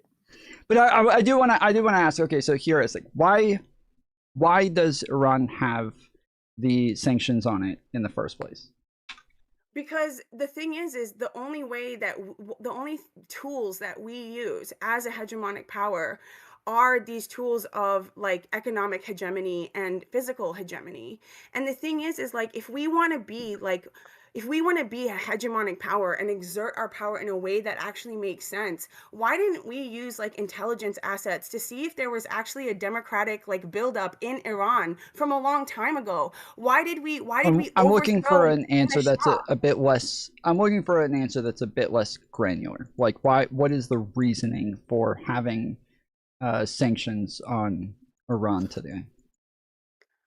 I mean, because the IRGC is a brutal dictator that is a demigod. But Still a I would little urge too granular, but that the reasoning is because we don't want them to have ballistic missiles. We wanted to curb the amount of money that they could put into it and the amount of money that they could put into a nuclear arsenal, because we are afraid that they would start bombing other countries indiscriminately. And then Okay, when you when's the came in, last the time first that thing, Iran did well, a there, first just to be strike? clear, when you first came in and we were talking about the fact that Iran is bombing a bunch of other countries indiscriminately, your first answer was that's because they have sanctions. But it's the reverse. They have sanctions because this is what they'll do if they have these things.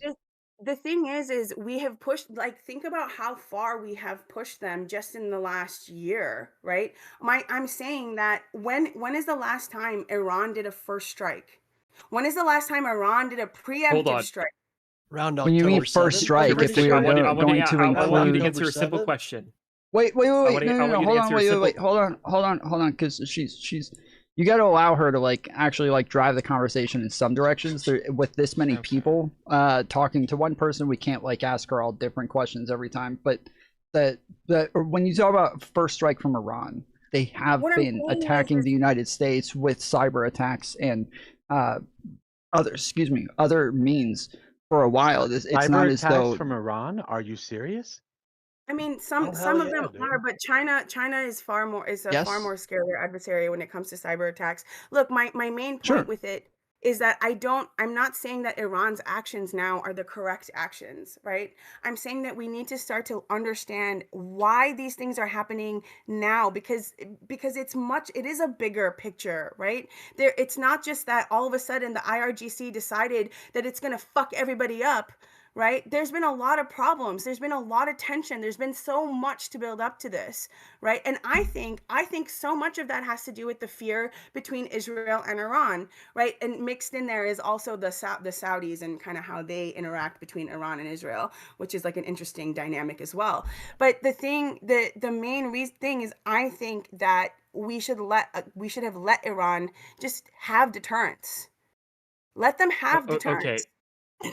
Do you think? So let them have a nuke? Okay, Is that what there's you're... two things I want to talk about. First, do you think that Iran funds terrorism? Yeah. Do you think it should be isolated for that? No. I think that the underlying issues, the underlying economic problems should be addressed, is what I think. I mean, earlier you said that you thought Iraq was a successful regime change, and we murdered 1 million people through starvation and sanctions on medicine. And you find that to be successful for some reason, with your smug fucking smile saying it. It's absolutely disgusting. Disgusting, dude. And you're fucking laughing Sure. about it. Do you think this is funny? Yeah, I'm laughing. You I'm think this laughing is because freaking a lot funny? of these are meme arguments, but Do I'm you laughing at think this you is fucking specifically. funny? Do you think that this is fucking No, funny? I'm laughing at you. I think you're funny. Yeah, that's why I laugh at I'm you. starting to get a little. I'm starting to feel my funny bones start to activate. You know what I'm saying? It's Well, I pretty, mean, do you it's not pretty think? crazy when you talk Do you about not think millions of that people having being like killed. if she's bringing up you're- that many people having to die for a regime change, that do you think That's it's worth somehow it at that point, hilarious to North? you? I think no, probably not in the way that it was done. I mean, I don't agree with the casus belli of Iraq that Iraq was building nuclear weapons, and thus that's why we had to invade them. But I mean that the regime change was successful in the end. Was that ultimately Iraq became a less violent country, and Right, it's because no they're longer still trying to fuck over with everyone else, and it's arguably a lot more liberal in Iraq today than it was during the time of when Saddam Hussein was in charge. That's what my Okay, statement so you was may then. not agree with the I'll reaffirm war. that now. So you wouldn't agree with the war, but you're just saying the act of changing regimes by itself was successful, Yeah, not the maybe means Like to in get the the regime end, change. it established a more liberal country that was Yes, less aggressive so you're to making an everyone argument else. about Yes, the ends, Yes. not the means. And you're saying that sitting here yes. in the United States. I bet you if you asked any Iraqi living in Iraq today, they would not fucking agree with you, because Baghdad That's is crazy. absolutely destroyed. Destroyed.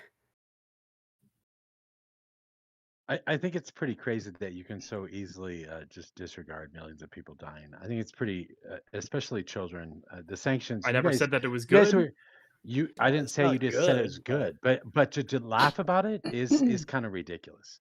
I mean, that's a lot of people that are Well, dying. hold Yeah, on. That's they're not not he was. Americans. That's I don't not know this. that that Hold makes on. them That's That's what I Americans. was that is laughing about, bad not faith. necessarily. Hold on, it is bad North faith. was Like laughing at the saying that he soy like laughed about it. That's why I asked him to answer the question, is because I don't think it was necessarily that he was saying that just because he thought the regime change was good, that he meant that like everything that led up to that was good, and then him laughing at the fact that she's accusing him of this without it seeming as though that was his claim is like what was funny is that like it seemed as though he felt strawmanned, and so he was laughing at the accusation, not at people Yeah. dying, which is now what you're You accusing him guys- of, is you- laughing at people dying. Do you guys ever read news from other countries? Do you ever like Mhm. when you're trying to like find out what's going on somewhere? Do you like check Sure. sources in places like throughout Europe, checking places like India, checking places that are regional? Do you do that? Because the reason that so many BBC. people BBC, I'm pretty seriously, focused Just that on does kidding. I'm not. kidding. Last time I'm I read kidding. I'm the kidding. Times I'm of kidding. I'm Israel, they kidding. I'm told me kidding. that Destiny was banned off of Twitch last year.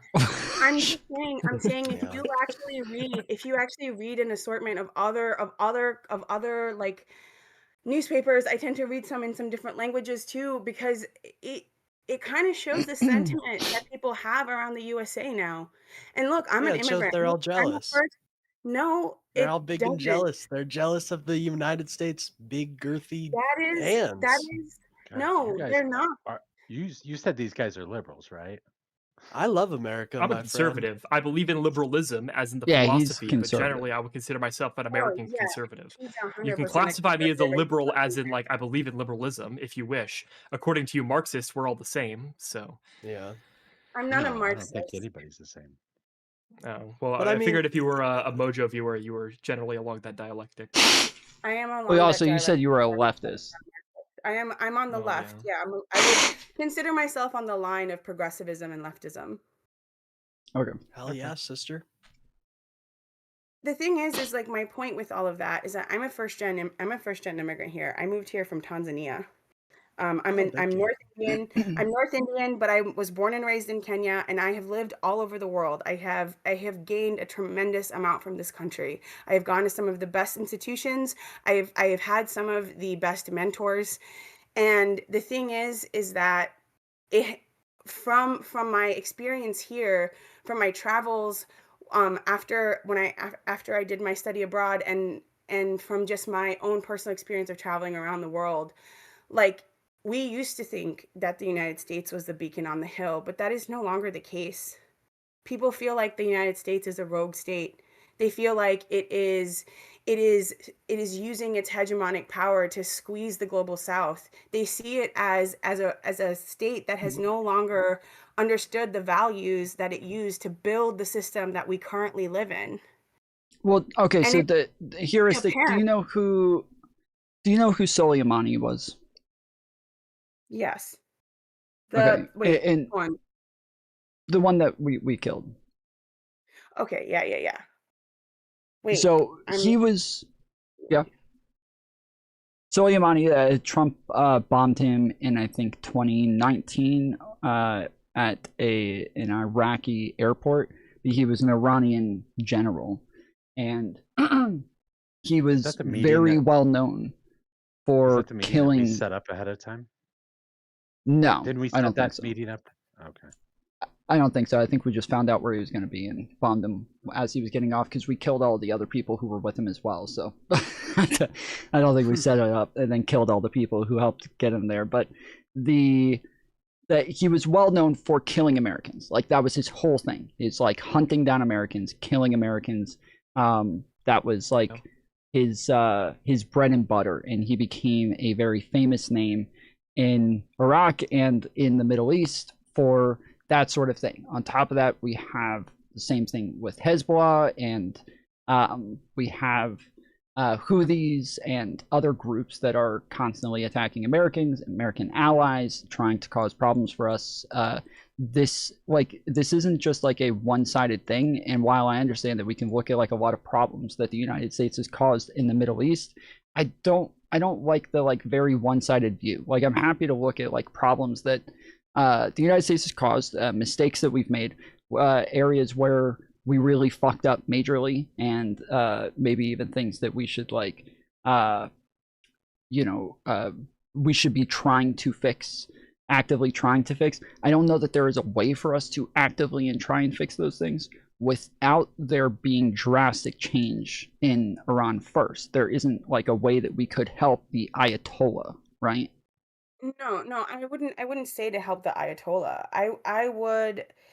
The thing is that the time to do something about Iran and to have exerted hegemonic power there to create a more democratic state has passed. And now I don't know what the solution is, to be honest with you. Like, I've been I've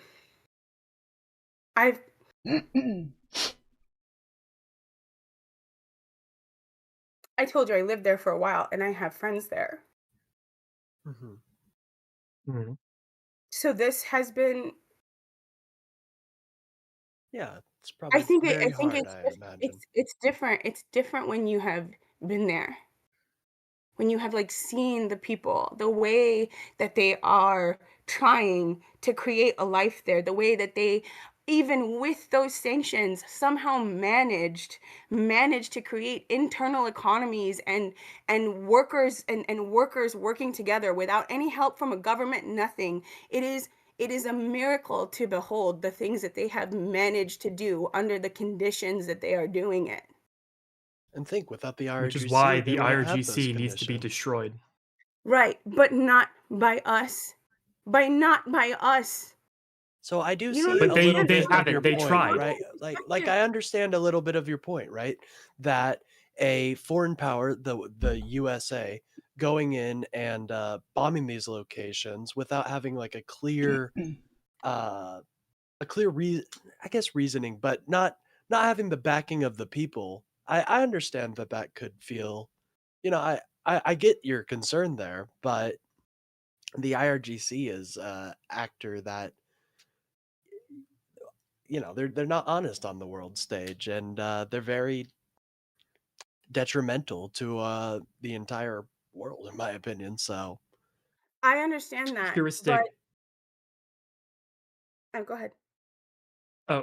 Do you think that the fact that the Iranian protests generally failed, and you would also argue that those happened without the support of the West, um, do you think because they failed, that is a sign that there needs to be some sort of external force to maybe destroy the IRGC to give the people of Iran the opportunity to rise up and to establish a more free and democratic system? So my question would be then, right? Look at how we did Venezuela. 30 minutes in and out. Got the guy out, brought him over here to be tried. Whatever the case, put him in jail, whatever. Grab him, whatever you want to do with Khomeini. I could give a shit about him. Why are we just dropping bombs in the middle of Tehran? We are I not. agree We with are you on that. specifically targeting. Right? Like, why No, don't we do we've killed like not just us, like Israel as well. Like we've killed a lot of civilians, Yeah. even in the last strike from Israel bombed before this. Well, hold on. Even school. before this in Iran, where Israel bombed and tried to kill all the scientists who were supposedly working on the bomb, and they literally blew up fucking like apartment complexes, like just to kill sleeping scientists. Like this is I think that a lot of times it may not be fair, but like people look at what it is that Israel is doing as an act of what it is the United States is doing as well, and there has been a lot of civilian deaths. And the school thing in particular, the school was next to an Iranian missile launching facility, and one of the Iranian missiles failed. Are you looking... in the same way that when Hamas launched one of their rockets and it failed and it hit a civilian center and they blamed it on Israel, Iran did the exact same thing. Hospital. One of their missiles failed. With the hospital. One of their missiles failed. It landed on a bunch of school kids, and then they decided to blame it on Israel because it's the same playbook. Arguably, Iran wrote that playbook. Where did you hear? That doesn't address my point, which is that we have the capability clearly to do something far more targeted, right? To do something far less invasive and to work and to try to find some better diplomatic solution, right? But the reason that we don't is directly tied to Israel and the hate. There's so much hate here for Muslims and all these things. Like, this is driving so many things. Like, and you think it's funny to talk about Muslims being hated in America? My brother is Hindu. He married into a Bangladeshi family and converted to Islam, and they have a little boy who is going to grow up Muslim in this country now. Just to be clear, real quick, hold on, just real quick. I have not seen anything that says that was not the United States or Israel that bombed that school. I have not seen anything that says that was an Iranian bomb that misfired. I'm not saying that isn't what happened, but I have not seen anything, and I just tried looking it up just now. I still only see things saying that it was that the only claims are that the United States and Israel did it. But if you have anything that says that, I'd be happy to look at it if you want to send it to me. But I just want to make sure that there was I a do picture that clarify would show this. there was the missile failed. I'll go try to find it. But before I do that, I want to ask. Posted by Stephen Miller. I want to no. I want to ask a heuristic a question in regards to the comparison between Venezuela and Iran. You claimed that why don't we do what we did in Iran, what we did in Venezuela, in which we kidnapped Maduro, brought him back to the United States, and suddenly that made things better. Well, the problem with Venezuela was that the Venezuelan regime was left behind. We kidnapped Maduro, and we are currently working with the vice president of the previous vice president of Venezuela, the same people that committed the exact same crimes that were oppressing the people of Venezuela are still in charge today. So if you were to institute that exact same principle with Iran, you wouldn't necessarily see anything different, except for you would have you talk about a global exploitation of the South. I would figure that having a totalitarian regime that's benevolent to the United States probably isn't a good thing versus a Right. I'm popular not. uprising in which the people I are able to establish their own democratic system. I wouldn't say you do the exact same thing that you did in Venezuela and hope for the same results, because obviously Venezuela is a different country. I'm saying that clearly we have the capability of doing something more targeted. So why couldn't we find a version of that that worked better for Iran? Like whether that was taking out Khomeini and instituting like some sort of UN diplomatic like coalition to help keep stability while they have elections, right? Something along those lines. Like there aren't no diplomatic channels that are open. There aren't no other options, right? I'm just saying there had to be more options than let's just. Why are you smiling when I'm trying to? I'm laughing because when you're talking about having like a UN force that would enforce elections, you're talking about foreign A troops coming coalition. into Iran and No, I'm occupying the talking about a country What do you think coalition. we until did in democratic Iraq? elections could be like Coalition. What do you established. think we did in No, Iraq? no, a That's diplomatic exactly what happened coalition. in Well, Iraq. it's the same thing. Exactly. It is literally the exact same. In fact, arguably, it would be worse because instead of So going yeah, to the but a land lot invasion of followed by hold bombing. on. Like, a lot of people died in Iraq, and we would be going up against a much more powerful country in this case, where it would be a lot more bloodshed. But I do want to take a second, real quick. We had, I think it was Mexicano join. Yeah. And I I'll wanted go to. ahead. Hey, I'll what's go up, ahead gamer? and drop down. You guys can talk. You're fine.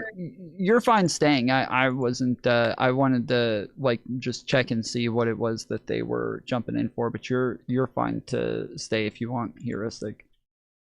Mexicano, you're on mute. If you wanted to, if you had a question, you can. Yeah, I do have, well, I have a specific question. Or a statement. Well, well, thank you. In that regard, is that it does seem weird to me, like this. I don't know. It seems like justification, or like just like justification of like the of a clear thing that could be avoided, at least from North, like bringing up certain things of the RGC, and we all know that the RGC is bad. But considering the overall instability that it brings to the region, the reason as to why previous president did not go to Iran was because of what's happening right now. If you have a country which is surrounded and and threatened by the main primary hegemon of the world, also with Israel, which has previously like bombed the shit out of them, then you're gonna get a response such as this. Like, why are we trying to have such a like special criticism of the RGC when we know that they're fucking shitty?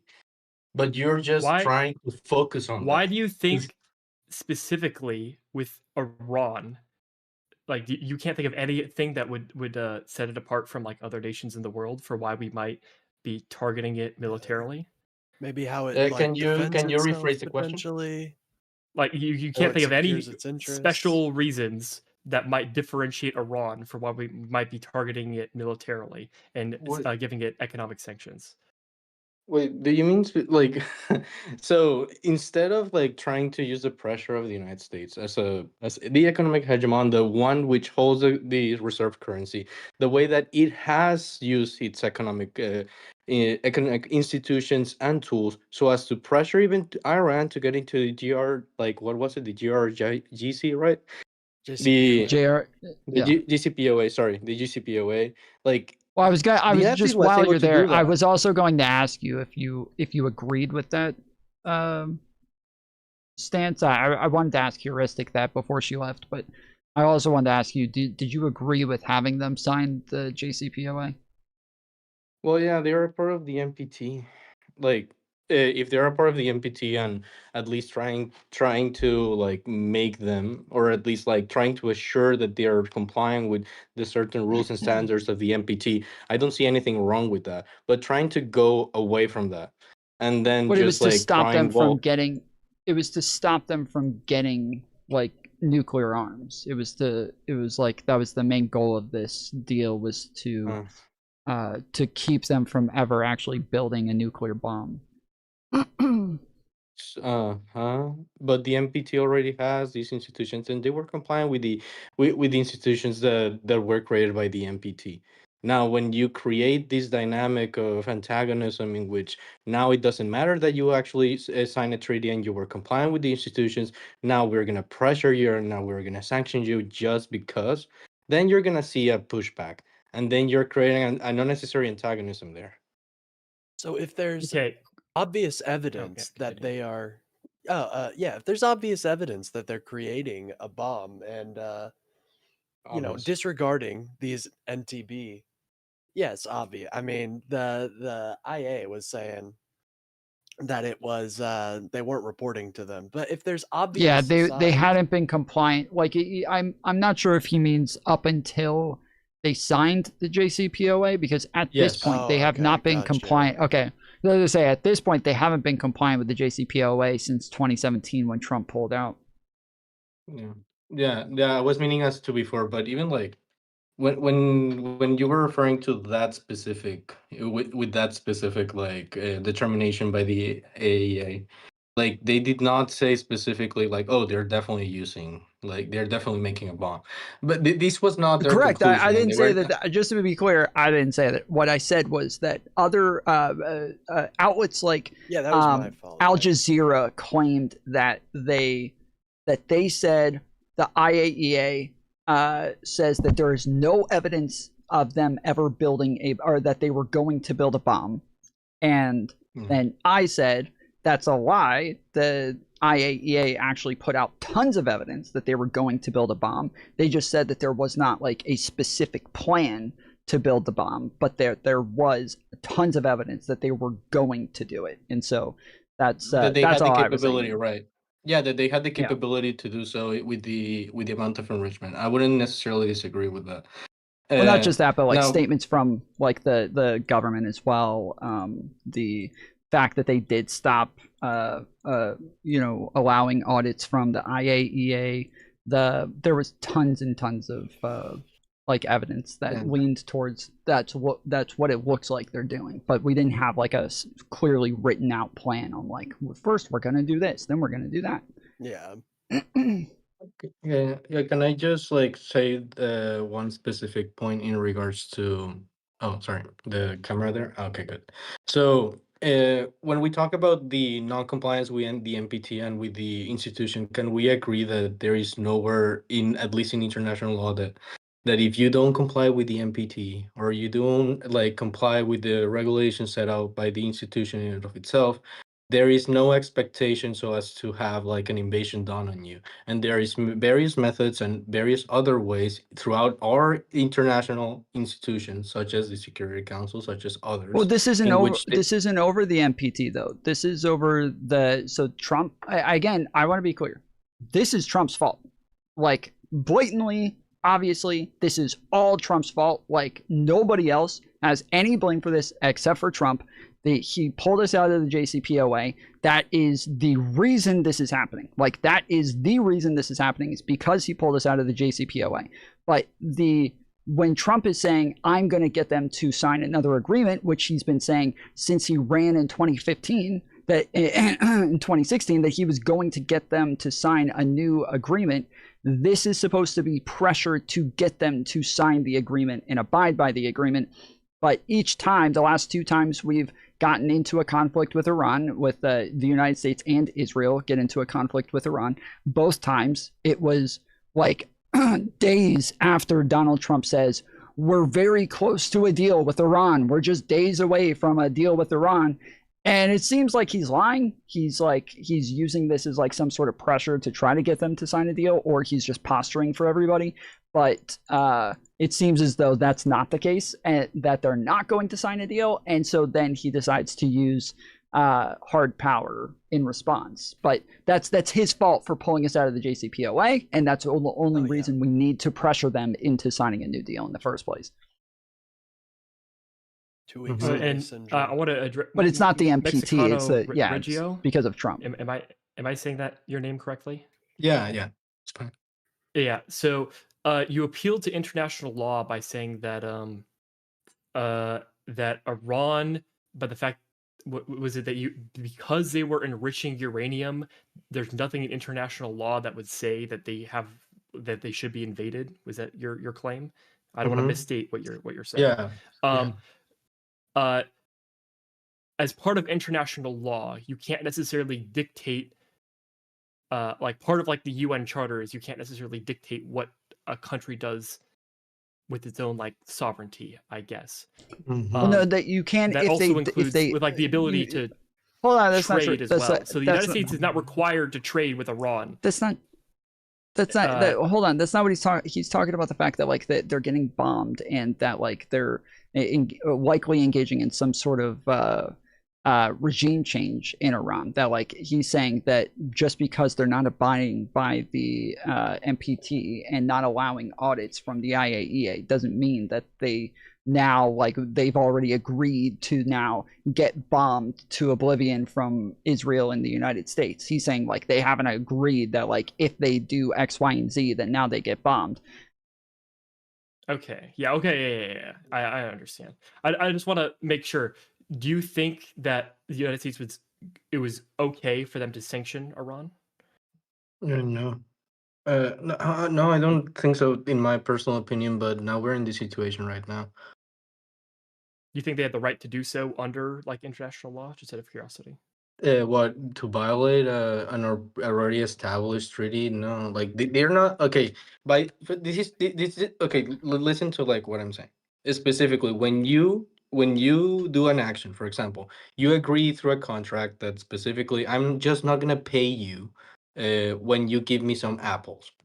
Like when that happens, like there is certain procedures that's going to happen so as to me like actually complying with my side of the contract, right, in this voluntary agreement. That doesn't mean that you can come into my house, bring out a pew pew and say, bro, boom boom boom, it's like this is an over exaggeration of what the actual things that were done. Now if you're talking about this geopolitically and how like actual states do actually interact in this region historically, and how the United States usually uses their physical influence into making the global south comply, that's a whole different conversation. But I'm just speaking out of the legality of it. There is no basis on legality that justifies an invasion just because you decide to not like comply with the NPT and the regulations by the IAEA. I reworded Well, what I you was said before, specifically but you're referring to calling what sanctions the and us that's bombing them. You're calling that an invasion, right? I'm calling it as unjustifiable under international law. But you're saying like, Like but an I act just of want to aggression. clarify. Yeah, You are not an act, claiming that we an have act of an actually aggression. invaded, but okay. well, No, I was I'm saying like specifically referring no. to sanctions in the question. Like I wasn't specifically talking about the bombing. I was Sorry, saying sorry. just in response to Iranian aggression were sanctions allowed. Like was Under that an sanctions appropriate allowed? response? Yeah, that's allowed. Like there is like various institutions as to like, and every state has the right to do so. For example, when if the United States decides to sanction another country because they don't like their policy, that's their prerogative, and they should follow it through the legality of their own internal affair, own internal like doctrine and legislation.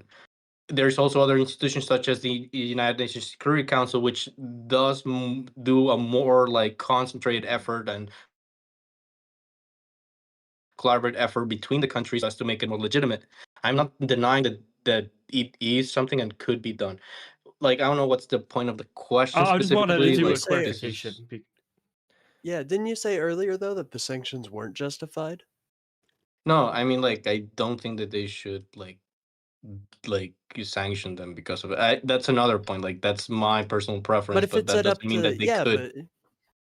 but if it's up to their own prerogative, I mean, why would you have an He issue with said that? it's just he said it's just his preference. That's his opinion. Yeah, It yeah, isn't I get anything. you. I'm just trying to. Okay, yeah, I'm not trying to be rude or anything. Just wondering. So are you Mexican? Are you also a believer in neoliberalism? Would you think that through trade and economic development that the people will rise up with democracy and all that? Wait, The are you creating of a middle class? are you a neo-realist or what? No, he was Well, claiming that that's what the other lady was saying, but she's against the sanctions, so that would be a neoliberal philosophy. She thought that the sanctions were the reason that all this was happening in the first place. I don't think that's what she said, by the way.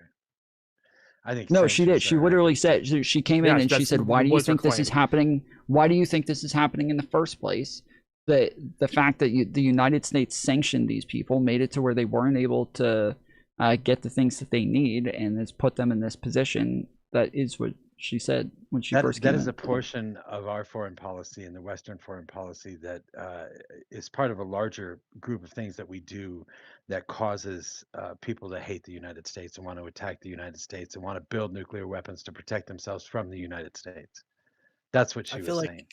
I feel like if we were to invade, okay, that's what I feel like if we were to do it how other countries do it and invade them, that would probably be worse. But I don't know. But I think that's what at we're the same doing time, right she now, was also though. making a claim that the economic sanctions placed on Iran was preventing the Iranian citizens from establishing economic systems, and thus Yes. preventing them from rising up against their government, which is inherently a neoliberal philosophy. That is just an entirely correct statement. Because we do have the SWIFT system, because the things that we sanction tend to only affect the poor, not the wealthy. So the people that are in control of Iran are not going to be affected by those sanctions. They don't give a shit. Sanctions are terrorism by definition. What? No, Sanctions are terrorism. They are. What is By the definition? definition, they're What is not. what is your yeah, Tom? What's Tom? Hold on, Tom. What's your definition of terrorism? Inflicting fear for political or religious reasons through violent means. For what purpose?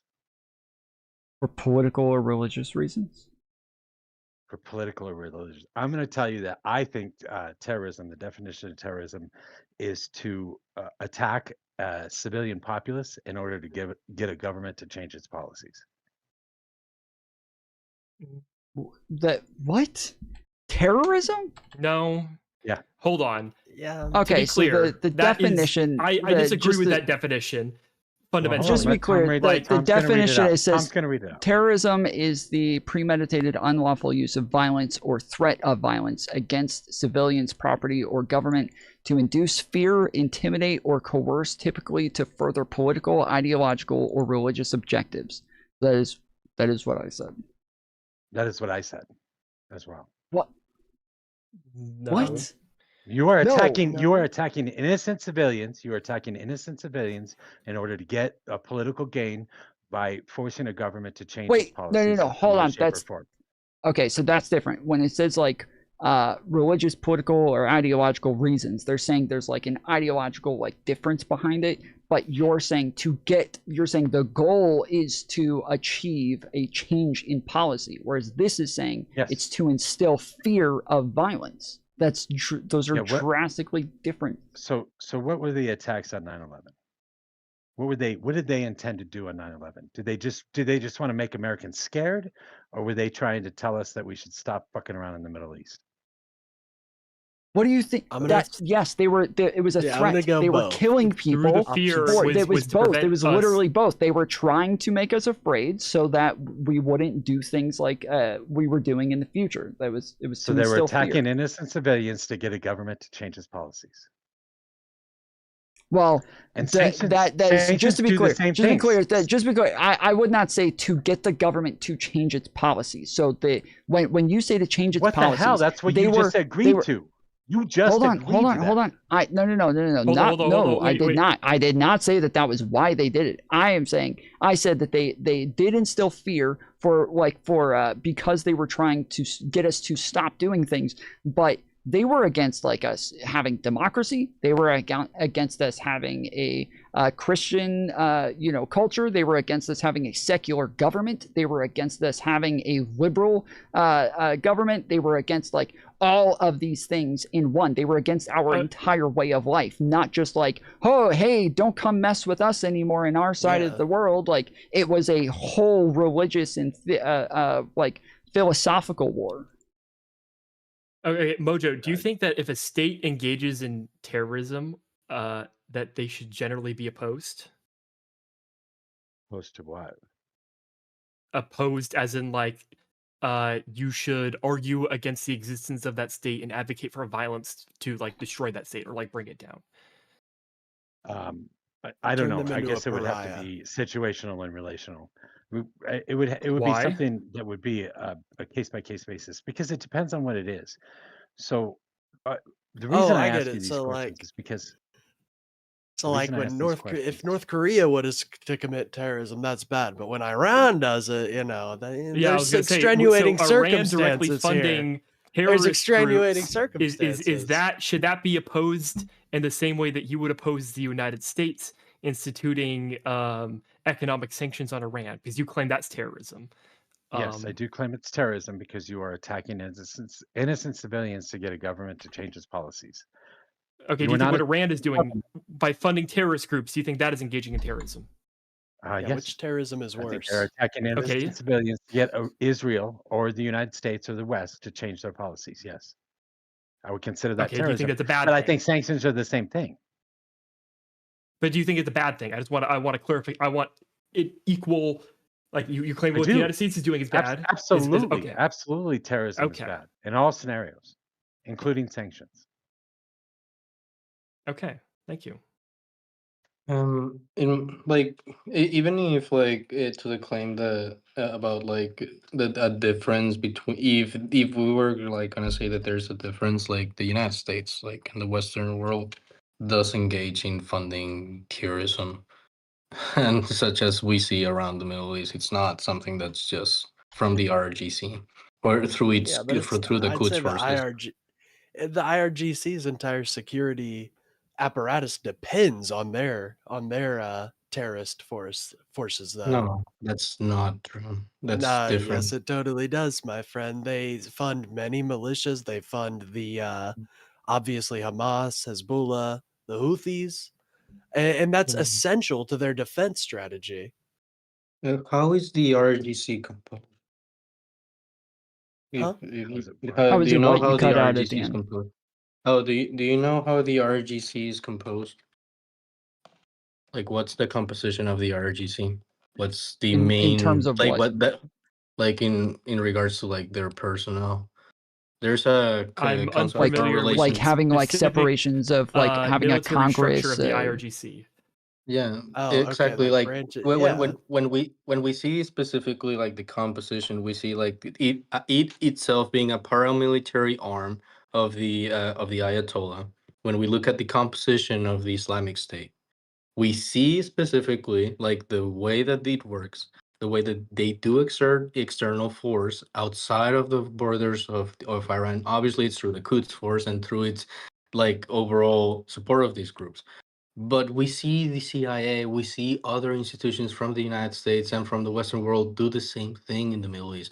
Like it's not, and they do exert force and support certain groups for their benefit. Like it just seems like a very hypocritical point just to say that, oh, Iran does this, so does the U.S.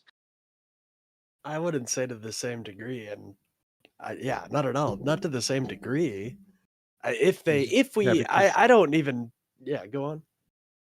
yeah, because we're killing millions of people over there instead of them killing millions of us. Oh no, they just kill millions of their own civilians. That's what they do. And we And do to be too. clear, Not And we do millions, too. but Yes, we do. our The own sanctions on civilians. Iraq alone killed more than 1 million people. the sanctions, as in the sanctions before we It- deposed yes, Saddam. yes, those sanctions. Yes, they stopped medicines from going in. They stopped all the necessary components to purify water from going in. They were drinking terrible water. They were not. They didn't have food. They didn't have medicine. They didn't have access to medical supplies as well. All of these things were sanctioned before Iraq, and up to 1 million people died. Probably more than 1 million people if you look it up Why did we because of those sanction sanctions. Iraq? Because W said they had weapons of mass destruction. Was it with the 1-to-1 correlation for the sanctions on Iraq? I think that's exactly why we laid the sanctions on Iraq. Were because of the weapons of mass destruction. We wanted to have them let us go in and investigate sites and shit like that. And I think they said no. So we sanctioned them and killed more than 1 million people doing that before we ever invaded. Here now. I also say that I also have to tell you the On IRC. August 1990, 4 days after the Iraqi invasion of Kuwait, the United Nations placed comprehensive embargo on Iraq. Sanctions stayed largely in force until the 22nd of May 2003, after Saddam Hussein was forced out of power. Yeah, those were put on quite a bit earlier than that. I want to add the IRGC as well. They have their 150,000 ground forces. They have 20,000 plus Navy forces. They have 15,000 aerospace forces, as well as 600,000 paramilitary. So they have their own military as well. So they don't need terrorist. They don't need terrorist organizations to actually. Yeah, which commit, is why it's such a acts of war. disgusting thing that they fund them. Yeah, That's why it's so Why, gross. but as Are Mexican you They don't was need just them. Why telling are you we do funding the them? same thing. We do the same thing. We're doing it in Ukraine right now. We did it. We did Well, by, we're did doing it by it in the funding the Ukraine. Mujahideen in Hold Afghanistan. on, bro. You did We not funded just say we we're funded the doing it in the Mujahideen in Ukraine. Afghanistan too. We're not going to let that slide here. What exactly Yeah, are I you heard claiming it. with Ukraine? We are funding their war effort. You can call it whatever you So want. this We are isn't funding. this you isn't a direct comparing- analog Hold for on, hold on. multiple reasons. Okay, go on. Yeah. Are you comparing Ukraine to terrorists? I'm comparing Ukraine, or the way that we fund Ukraine, in order to the same thing as the way they fund their organizations like Hezbollah.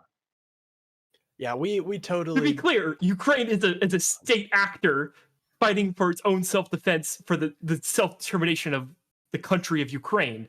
The Houthis and Hezbollah and Hamas are nothing like that. They are terrorist organizations. Like, you understand there is a distinct difference, and they should not be compared. I don't agree with what they're doing. However, they are a paramilitary force that works for a number of governments. And we do the same thing by hiring our mercenaries here in the U.S. too, Blackwater, BlackRock, or whatever the fuck they are. We do the same thing. We do this all over the world. I don't know why you guys think we're innocent.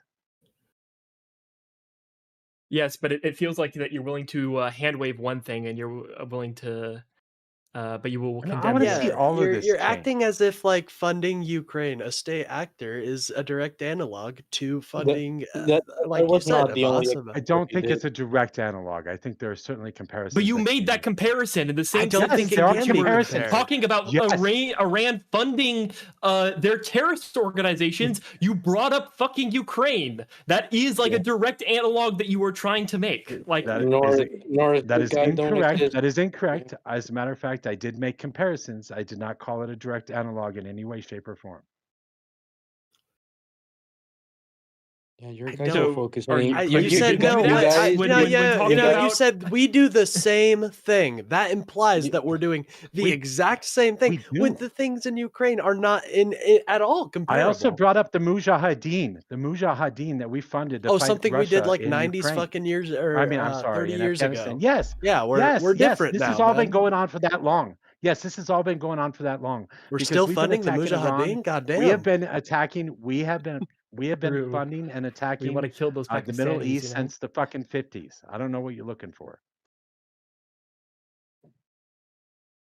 I just think that it's insane to compare a state fighting for its sovereignty and freedom to a bunch of terrorists that just want to, kill people. You guys are focusing. You guys are focusing in on this example because you know that it's true what he's saying.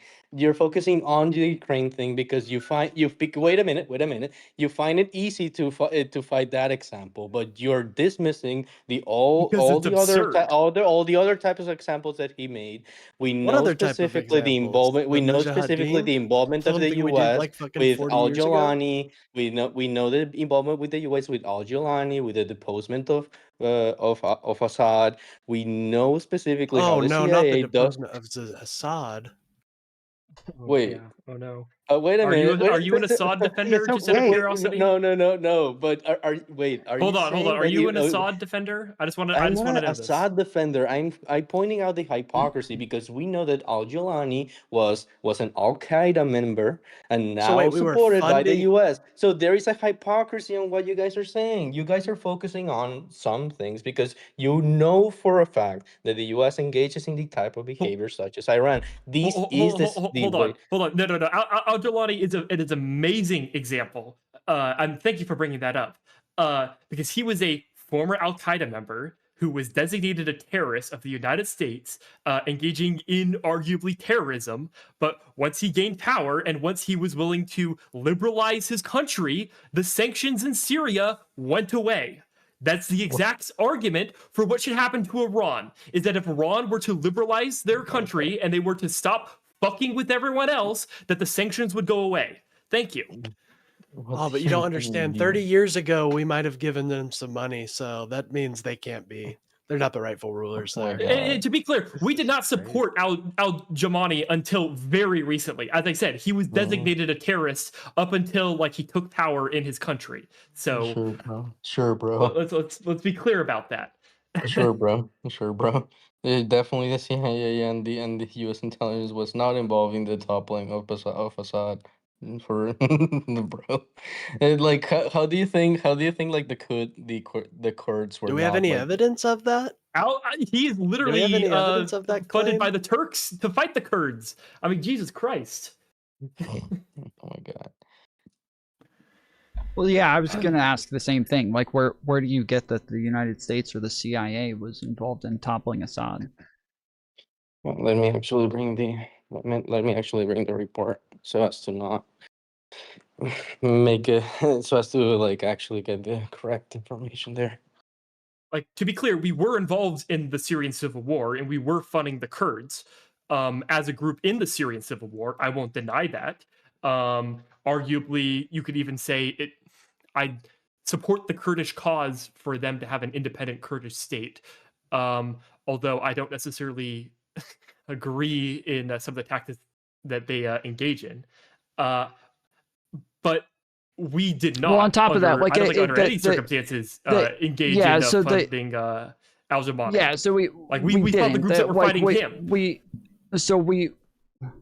We did, like, we had sanctions on Iran and Russia, and we obviously were like in a pressure campaign against them, but we didn't, like, obviously there was a what to act as though like the United States was behind toppling Assad is to me like it just very reductive. Like, obviously to say that there was some part in the fact that we were pressuring them and we were obviously against them, and the Biden administration was but you know, like I said, in a full-on pressure campaign, that it's very reductive to act like the United States was like responsible for this or played a part in it, outside of the fact that like they may have created the conditions for it to happen. Well, Like, when Mexican, HR are came you in here, that's what she implying? was talking about, creating the conditions. Sorry, say that again. When I was when Heuristic was in here, she was talking about creating the conditions. Okay, when but she the talked conditions about that was sanctions- created that allowed for the sanctions to be undone is by liberalizing the country. Like, Yeah, one what has to come happened in before the other. Syria? Here we have a report from NPR. HTS may have been. I'm gonna tell you the actual name of the. Can you link it? Okay. It's who's being funding the HTS rebels not in control of Syria. I might do I send it through the Discord? Yeah, sure. Absolutely. There's even a chat channel for this exact for this exact VC. Okay, for the exact VC. Shit, I do not see it. Okay, I'm gonna put it in general. You can put it in. You can put it in general, yeah. Okay, so here in the article it says specifically, HTS may have been benefiting directly from Turkish, Israeli, and U.S. support for other anti-Assad rebel groups. Its leader Ahmed al-Shara, formerly known for his nom de guerre, Abu Mohammed al-Julani, contacted the U.S. officials through intermediaries in the past, but HTS remains designated terrorist group by the United States Security Council. So it's like obviously like there is various differences. Like with the main position that's gonna be laid out to the public and like what happens underground. Okay, like I don't know, like are we just gonna pretend that this doesn't happen? Okay. To be clear, I pulled up the article that you brought up. Did you say indirectly or directly? Indirectly. Okay, yeah, just want to make that clear. You're kind of mumbling through that, and I wanted to make it clear Okay, there was the indirect well, funding. I can This was say it not again. the United States operation that directly funded the Yeah. HTS. Well, we also see that in This was Afghanistan. primarily as I understand it, the HTS is primarily a Turkish operation. The Turks were primarily backed. Jomani, I'm pretty sure they primarily trained him with the idea that they wanted to destroy I think the Kurdish groups mostly. I don't think that even That's they what I expected the remember. success of that ousting it- Assad. That's the way that I understand it. Okay, it's still like the So I'm just reading this article. indirect support. It's clearly there, and like this was one example of other reports that do come out that the U.S. does support certain groups, but like beside that was the only point that we were trying to make, and I'm trying to make, like trying to make this as if Western civilization has some moral high ground in regards to this. It's just like not at all hopeful because let's look at the very end of it. What's the actual implications of what's happening right now, and what is the effects of the IRGC being toppled for another type of regime there? We obviously know that there's going to be an overall instability coming out of this. I think we all like agree this on this panel that this is going to happen, right? That there's an overall instability for the active confrontation between the US and Iran, right? Okay, there's two claims being made. One is the toppling of like the act of toppling the regime, and then the act of like instituting a new regime. I guess there's like two separate things. Okay, We let's stick with acknowledge the that. first. Yeah. Let's stick with the first. So like the act of like toppling the regime, of course, is going to lead to instability, as it is with any regime that inevitably gets toppled. When the Soviet Union fell, obviously there was instability there. Whenever there's a like the Ukrainian Euromaidan, there was instability that happened there. Like I'm not, of course, there's going to be that's generally what happens when you have a regime that gets toppled. There will be instability. Yeah, when it comes in such an aggressive and direct way, such as the United States did with the mass like with the mass attack through its missiles and other military capabilities, like you not only make it so that there was also a report by the time of the 12 days war of how the Iranian people were being like not like put, at least the one which were more lenient to the RGC, more nationalistic, more anti-imperialist against the West because of those actions. And now when they see such stories such as what happened with the school of the children who got unalive, of the civilians who are unalive, the natural response of people when they see these very aggressive and brutal action is to radicalize. And this is just an effect. And we're not, and at least I'm not seeing from you, North, accepting the fact that this is not going to lead to anything good to in Iran, or at least the region, because we see the immediate effects in its neighbors To be of how clear, they're. what the United States has done currently, so far, is nowhere near the level of destructiveness that the Iranian regime has done against its own people in the protests against Iran.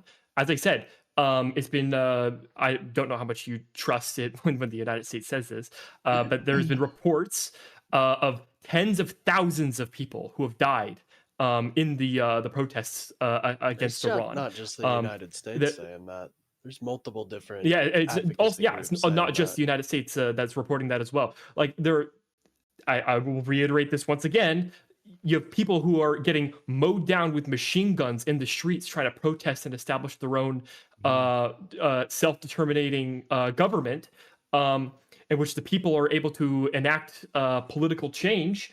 And then they go to the hospitals and then they get fucking murdered by the IRGC. And you talk about political radicalization by the United States bombing Iran. We have seen videos that are coming out of this in which, when we're bombing like the Iranian intelligence headquarters, or when we're bombing their like military headquarters, we're not seeing the people saying fuck the United States. We see people cheering in the streets. Oh Like, my do you know how God. bad your regime has to be for the people of Oh my God. Iran to be cheering for their own country to be bombed? It's Oh my because God. they're not radicalized because the United States is bombing them. They're radicalized because their own government are mowing them down, murdering anyone that tries to oppose the regime. And if you're a woman, especially, you're getting raped. I mean, this is like Oh my completely terrible. God.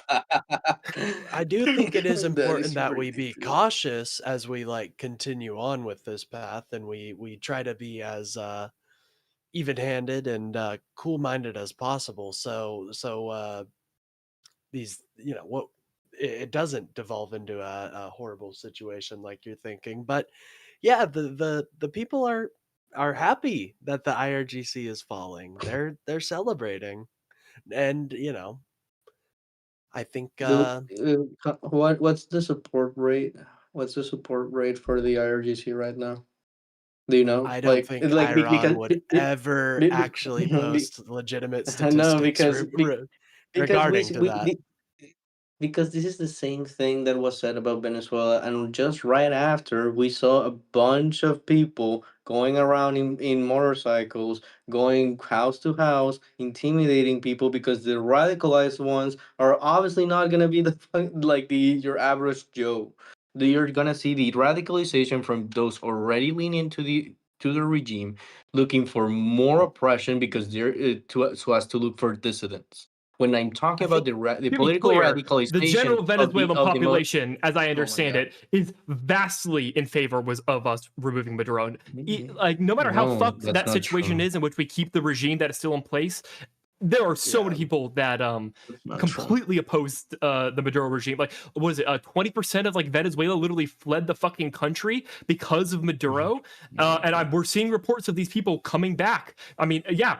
I think it's fucked that the regime is still in place, but the removing of Maduro was objectively a good thing and objectively popular.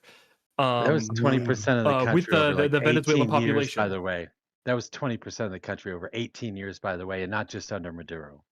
So why did You guys, a that majority? Why did like 90% vote for the opposition candidate when they failed to do their election? If I don't know who if told you they're that. I don't know who told you that because as the that's a numbers came fact. in You on can the look it election up. night, it certainly wasn't that number.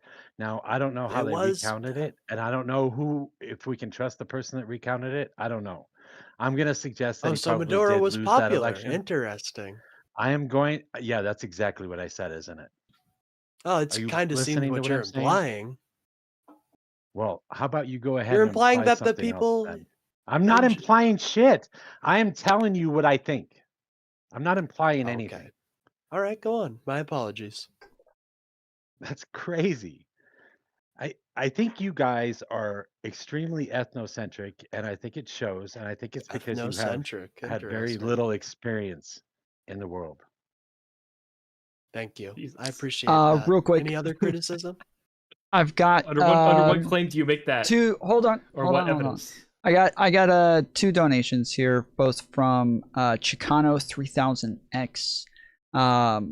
The second one for $9.99 says terrorism is not just a tactic; it is also a political designation. A larger power would regard resistance forces as terrorists. It manufactures consent to allow the larger power to act how it wants. Yeah, in a sense, it depends. Like if obviously there is it's a concept, just as all concepts changes based on the context that it's set in and the culture that it's set in and the times that it is set in.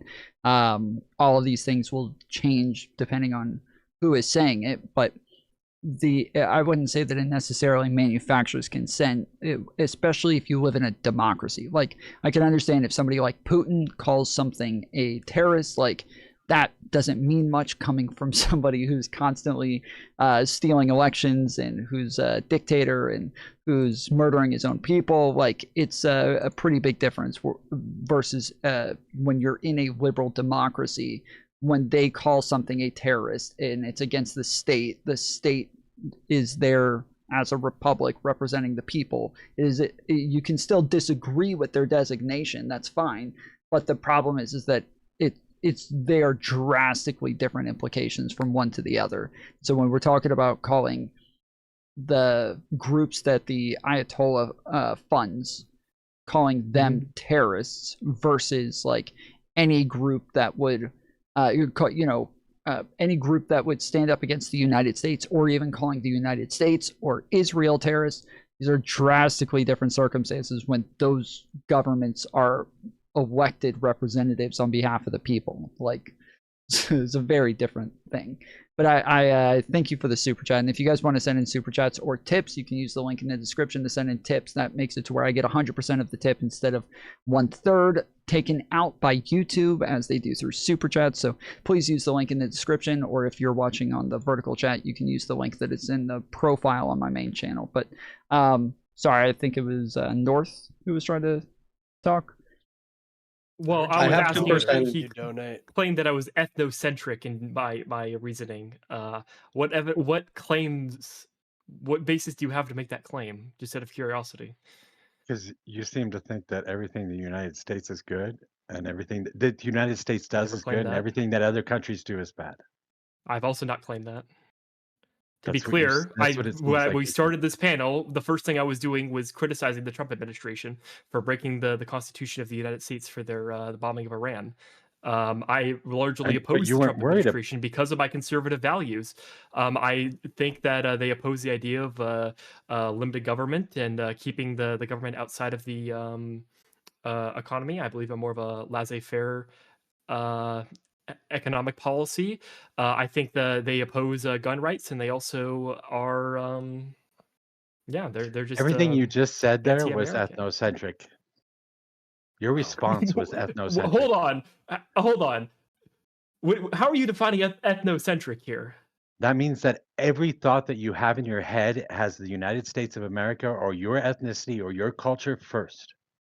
To be clear, I American did not bring up ethnicity. my ethnicity. I did not bring up my culture. I was bringing up my own philosophical values on how the United States should be run and why I oppose the Trump administration. I talked about what you said about the United States as compared to other countries, and you talked about what you thought about the United States alone, and that's it. That was, I have my one criticism of the United States. I was counteracting your claim that I'm 100% in favor of whatever the United States is doing.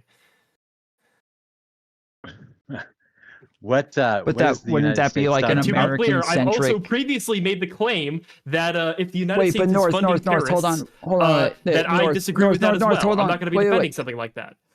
North, isn't that though like the point is that he's saying like it's an American-centric point of view, and so therefore, like it is. Well, I'm an it is American. In regards that- to American politics, I'm going to have ideas about America and how it conducts itself.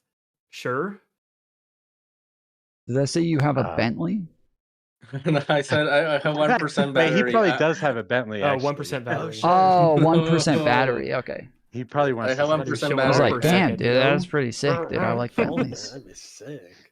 No, but like That's his I ethnocentric position. Let's hear it. just if I cut out in the middle of this, maybe this is my last statement before I go, so as to there's other people in the waiting room. I just advocate for a more critical view on U.S. intervention, or at least how it views like itself being inserted in different places, or how it views itself in regards in its presence in the Middle East, or in contradiction with some of these regimes. I don't support the Maduro regime. I don't support the IRGC. I think they're all horrible. I think they're evil. But matter of fact is that when we moralize one side, we keep our blinders on the actual actions of one side. And if we want a more critical mind on how we should engage with international relations, how we should ask our government. Oh, there he goes. His battery Got killed him. him. Damn. He's The out of battery here. finally CIA ran got out. him, My- guys. Yeah, it was They a heard color he was revolution. spreading some clearly. Tom, I'm going to apologize ahead of time. It seems that my community is invading yours. You're fine. You're fine. You're fine. All right. I think that's healthy. You know, it's a lovely relationship. That's good. Yeah, we actually, I see we by have the way. 3 more people in the yeah, this actually works out because even Gibbs and a couple of the other right wingers just said that they don't know if they're going to make it. So if we Okay, have well, none lefties of these jump on guys are right instead to wingers, where we but they'll. actually, yeah, if we Well, actually get some disagreement in here and have some difference in opinion, that works out. So thank you. All right, I don't know which one was in the waiting room first, though. I think I saw Bonjo. I am gonna first. I could be remove wrong. Mexicano if he gets his battery back later. He's welcome to hop back in the waiting room. Who was it? Who did you say? I think it was Bonjour, Bonjo. man. I could be wrong about that. Okay. Bonjo, how's it going? Welcome. Howdy. What was did you have a statement or question for the panel? More of a multi-tiered approach on how to actually effectuate neoliberalism and spread of economic goodwill from America instead of pointy missiles. So I think you're talking about how you would do this in Iran? Yeah, it probably applies to most. There are strong. Just to be clear, right? Are you in favor of regime change in Iran?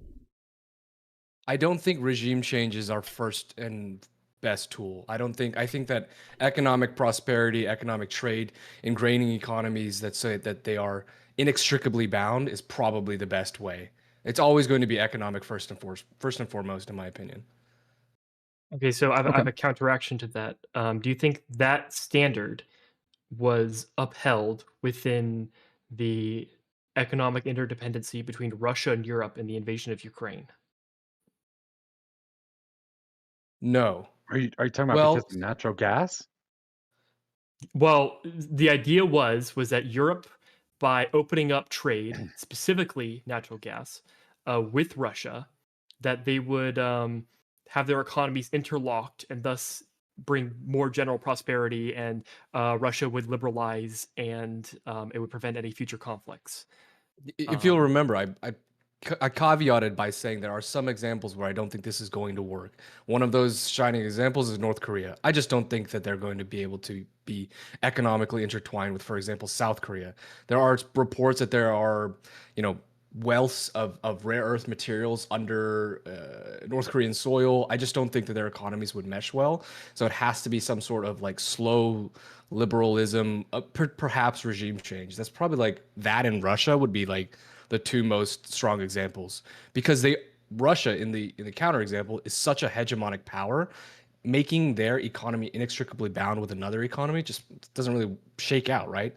They're pretty self-sufficient because of how much actual resources that they have and how many other countries are dependent upon them rather than the other way around. So I think that for a country like Iran, instead of hitting them with a missile, why don't we try any of the other things that we have in our tool set, like not sanctioning them. But that's first of all. Well, I feel like sanctioning is the other thing. That's what we have: hard power, we have soft power.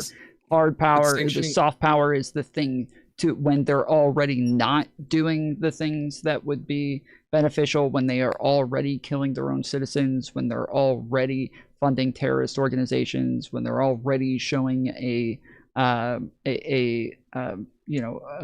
likening for violence like these. That's when the sanctions start to come in. But instead, if the thought process, well, they look evil, let's make sure they're prosperous economically, I don't think that's the idea that anybody's looking for. To be clear, sanctioning. I don't think there's any want from Iran to be in the wider global economy. They don't seem to be interested in that. Well, then why would we sanction them? Both of those things can't be true. Well, hold on. They are interested in being integrated into the global economy. I mean, who wouldn't? North Korea would love to if they could. Iran would want to if they could. I mean, generally, it just means it's gonna be you're gonna be able to have more economic opportunities available to you. The question that should be asked is,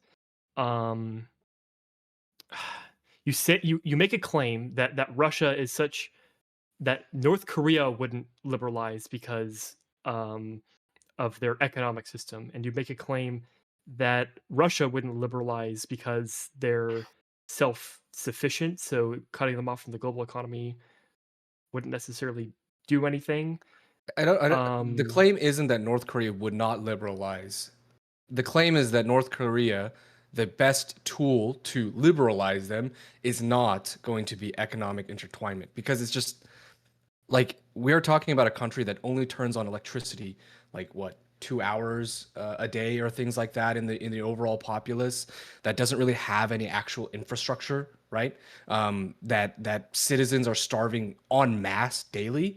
Intertwining their economic system with another country's would effectively cripple the other country. That's why regime change and slow change over time with a fully, I don't know, UN peacekeeping organization, that's one time where, even as a liberal, I would say regime change might be a realistic outcome. I'm not going to say... But that's why Donald Trump just created his never entire... Trump just created the peace group. That's Board of Peace, man. That's what, the Board of Peace. That's what that's for, right, guys? Yeah. It's in the name, done. guys. Yeah. Done. Yeah, it's in the name. Board of Peace, bro. My thing though is that like we can, from a liberal / centrist point of view, look at certain cases and understand the nuance where X won't work in one country and Y will work in another country. But I think that pointing to sanctions and striking them is always going to be the final solution. And at that point, you are saying, I am never going to see you as joining us, America, the European Union. You are forever condemned to BRICS because you've sanctioned them. So where are they going to go? BRICS. You've hit them with missiles. Where are they going to go? BRICS, the other hegemonic power. You are essentially creating a future problem to contend with.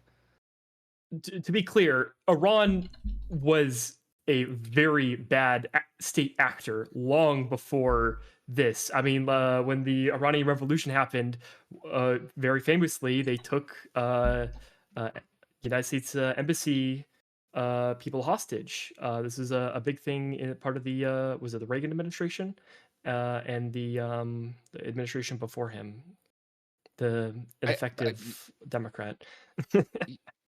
Yeah, I mean, so is Syria, right? But we can point to millions of examples, not millions. We can point to multiple examples of in the Middle East where, to your point, maybe that we could have liberalized them at some point. If it was a left turn instead of a right turn, if it was not sanctions instead of sanctions. My point is that there's always going to be another solution.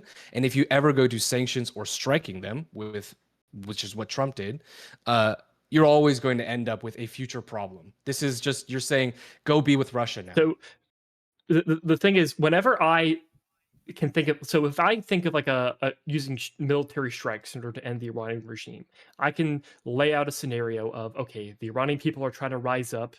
We've seen this previously with protests. The reason why they aren't able to rise up is because of the IRGC. If we bomb the IRGC, bomb their military facilities, we bomb their leadership headquarters to destroy their ability to respond to the protests, I can... the Iranian people will be able to rise up and try to establish democracy or whatever form of government they want. I can articulate that process that's going to happen. The problem that I have when people talk about wanting to just open up trade in order to improve the lives of the average Iranian and hoping that will make things slowly better is I can't articulate how that will work, or I can't necessarily imagine how that'll work. How would you describe that scenario of working? Let's say we drop the sanctions, we start opening up trade. What does it look like that would make the IRGC fall and the people be able to rise up, or at least to establish a better system than what they have now?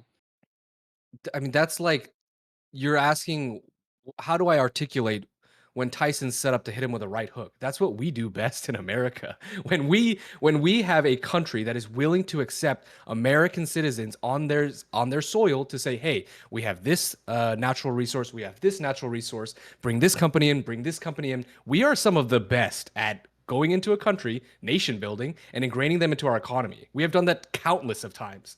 I think that sanctioning is just the nuclear option. Okay, but that's not the claim that I'm making.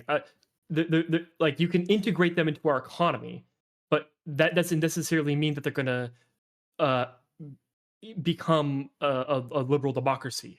Like, But you yeah, so understand that, right? there's scenarios that we can look at, like Ukraine, where Ukraine was obviously they had an oligarchy and they were like very corrupted by Russia and were pretty much a satellite state for Russia for a long time. But they engaged in their own revolution and showed the want and the means and the will to like change what they were doing, and they showed a will to work with the United States to root out the corruption within their country and to have a Western centric market in their country. Like, that is something that Ukraine did that made it to where before we never would have like been willing to work with them in the way that we are now. But once they showed these things and were taking steps to enact it, now we were able to do that. In the case of Iran, we don't have anything remotely close to that. Hold on, we're meshing timelines though. The post Euromaidan, there was public support on the US's side for them to become a liberal democracy, right? Like, yes, we correct. have actually evidence of that. I would say I was going to bring that up, but as well, but I didn't want to go on for too long. But yeah. No, that's fine. That's fine. I understand. But I'm going to be clear about timelines here, right? So they are expressing discontent with their current regime. They see public support from the U.S. side, from a governmental appointee, elected rather, saying, yes, we will support you. We want freedom for you. We see we see Iranians protesting their government, but then what do we see from the U.S. side in terms of support? A missile. Constant aggression from the conservative Trump wing. So I don't think that we are handling those two anti-Ayatollah groups. Wait, hold on. The anti-Ayatollah groups in Iran are like, they are cheering. They are happy. They are celebrating right now with what it is that's happening. I'm not happy with what's happening, but I do want to make clear the people that we're talking about that would be more sympathetic to the United States and working with the United States, those people are very happy with what's currently going on. I don't think the United States is not bombing we're not targeting the pro-democracy protesters when we're bombing Iran. We're attacking IRGC intelligence headquarters. We're attacking we've attacked the Iranian naval base. We're not going out of our way to be like, yes, civilian population must kill Iranians. Like, no, that's just not what's happening right now. That's not my claim. Also, we did inadvertently, I say we, as in the two global powers that did strike Iran, accidentally hit civilians, right? I'm not even saying it was intentional. I'm being very forthcoming or nice about that, right? And that was confirmed by multiple news outlets. I also don't think you substantiated that it was an Iranian missile that they accidentally hit their own citizens with. I was going to ask about that. If you would have substantiated that it was an American bomb that did it either. So sure. But that's I'm so sorry. That is the point. Is that like that we don't have we do have evidence that and claims that the United States is bombing Iran. We don't really have claims that Iran is bombing Iran. So this was the difference there. No, hold on. That's not Iran bombing Iran. That's not the claim that's being made. Is that an Iranian Shahed drone, which they are sending against other nations? Sure. Failed. Yes, but even there was a that's what I'm saying. Even right outside the launching facility. Yes, but I'm saying even that we would have to have like evidence for, because the claim that the United States is bombing Iran, when bombs go off, we would assume it's the United States or Israel when we already know they're bombing Iran. But we wouldn't assume, well, one of their bombs failed and bombed themselves, like on accident, but bombed themselves. All right, I'm trying to think how to do this. We got Mexicano back, and then we still have two more in the waiting room. So let me... I can drop down because this gets a little crazy when there's a lot amount of people. But I think Mojo, you're muted. Secondarily, Mojo, you're muted.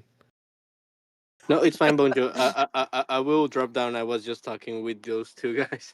Sorry. Oh, hold on. Where do I send this image that I have? But thank you for getting me back.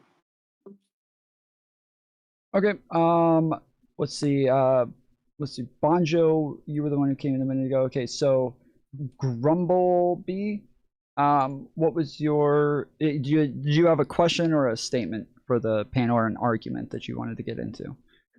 Yeah, I mean, we're already getting a little bit more into the details, but I had in my mind what my statement would or could be, and it is that using our military as an international political tool is designed to be a last resort.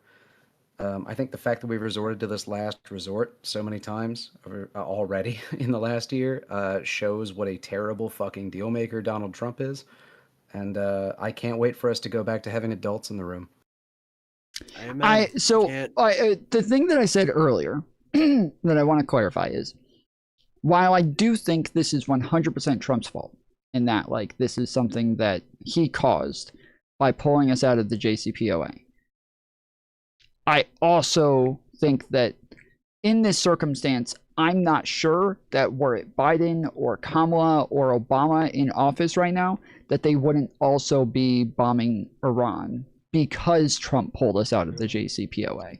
I don't know that wouldn't be the case. And so while I do think it's his fault, I also have to realize that we're still in the scenario that we're in right now, and there still has to be something that comes from it.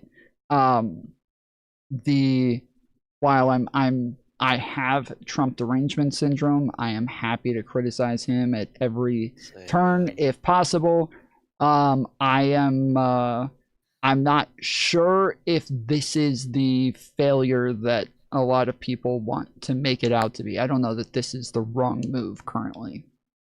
So right now, what you are comparing is the reality of Donald Trump's foreign policy to about 15 years of propaganda about what Democrats painted to be Warhawks' foreign policy would be. People were claiming that Barack Obama was going to start a war in Iran to boost his flagging polling numbers 15 years ago. People said that Hillary Clinton was going to invade Iran. People said that Joe Biden was going to invade Iran. People said that Kamala Harris was going to start World War III. I can't prove any of the counterfactuals for people who weren't elected. That is true. But I think the remote possibility that they would be as hawkish as this pales in comparison to the reality of what we're sitting with. Democrats have never shown you that they're going to invade countries in the way that neocons will, because they just haven't. Yep. I'm also not taking Tom, a position of a. Sorry, go ahead. I was gonna say you wanted me to post where I saw the Iranian missile. There's no side chat on this Discord, and I don't want to accidentally leak our DMs. I think so. It is there. It's just apparently, I guess, if you guys don't have roles yet, that it won't show it to you. Yeah, I don't have roles, so I will. see it, I will add roles for all of you right now. Apologies. I should have done that right when you guys all joined. Me or one of my mods should have done it. So I think, yeah, you guys should all have them now. To be clear, I'm not socialist that's going to say that we can all just hug each other and then hug trees. But either way, if you can just post it in general as well. I'll post it in general. I'll get you there, Bon. Trying to make the point. Huh? Sorry? I bet you will. I'll get you there. Yeah, soon. I'm already going from a dirty capitalist to a sock dem, so we'll see. But my point would be, we obviously can understand that there's some times where even our most libby libs can be like, yeah, I mean, we should have striked them, or we should try to impress some sort of like democratic edge in terms of our military power, right? Which is why we are number one, which is why we're the reserve currency, all of these things. There are times where I will agree we need to get involved. I just don't think that if A. Harris was elected or Obama goes for round 3 again, that we get this absolute bungle of we striked Fordo. They're totally inoperable now. By the way, Fordo's operable again. We need to strike them again. By the way, they're 2 days away from having Iran is having nuclear capabilities. But by the way, we strike them, so then they're not there anymore. Like this amount of absolute chaos coming from the administration. And to be frank, we both know how much lack there is of operational security from Hegseth. Like this is just the most transparently bad America has looked on the world stage. And I think that if we had approached it from a soft power first perspective, there's less to fuck up there, honestly. Sorry, can we cuss on this?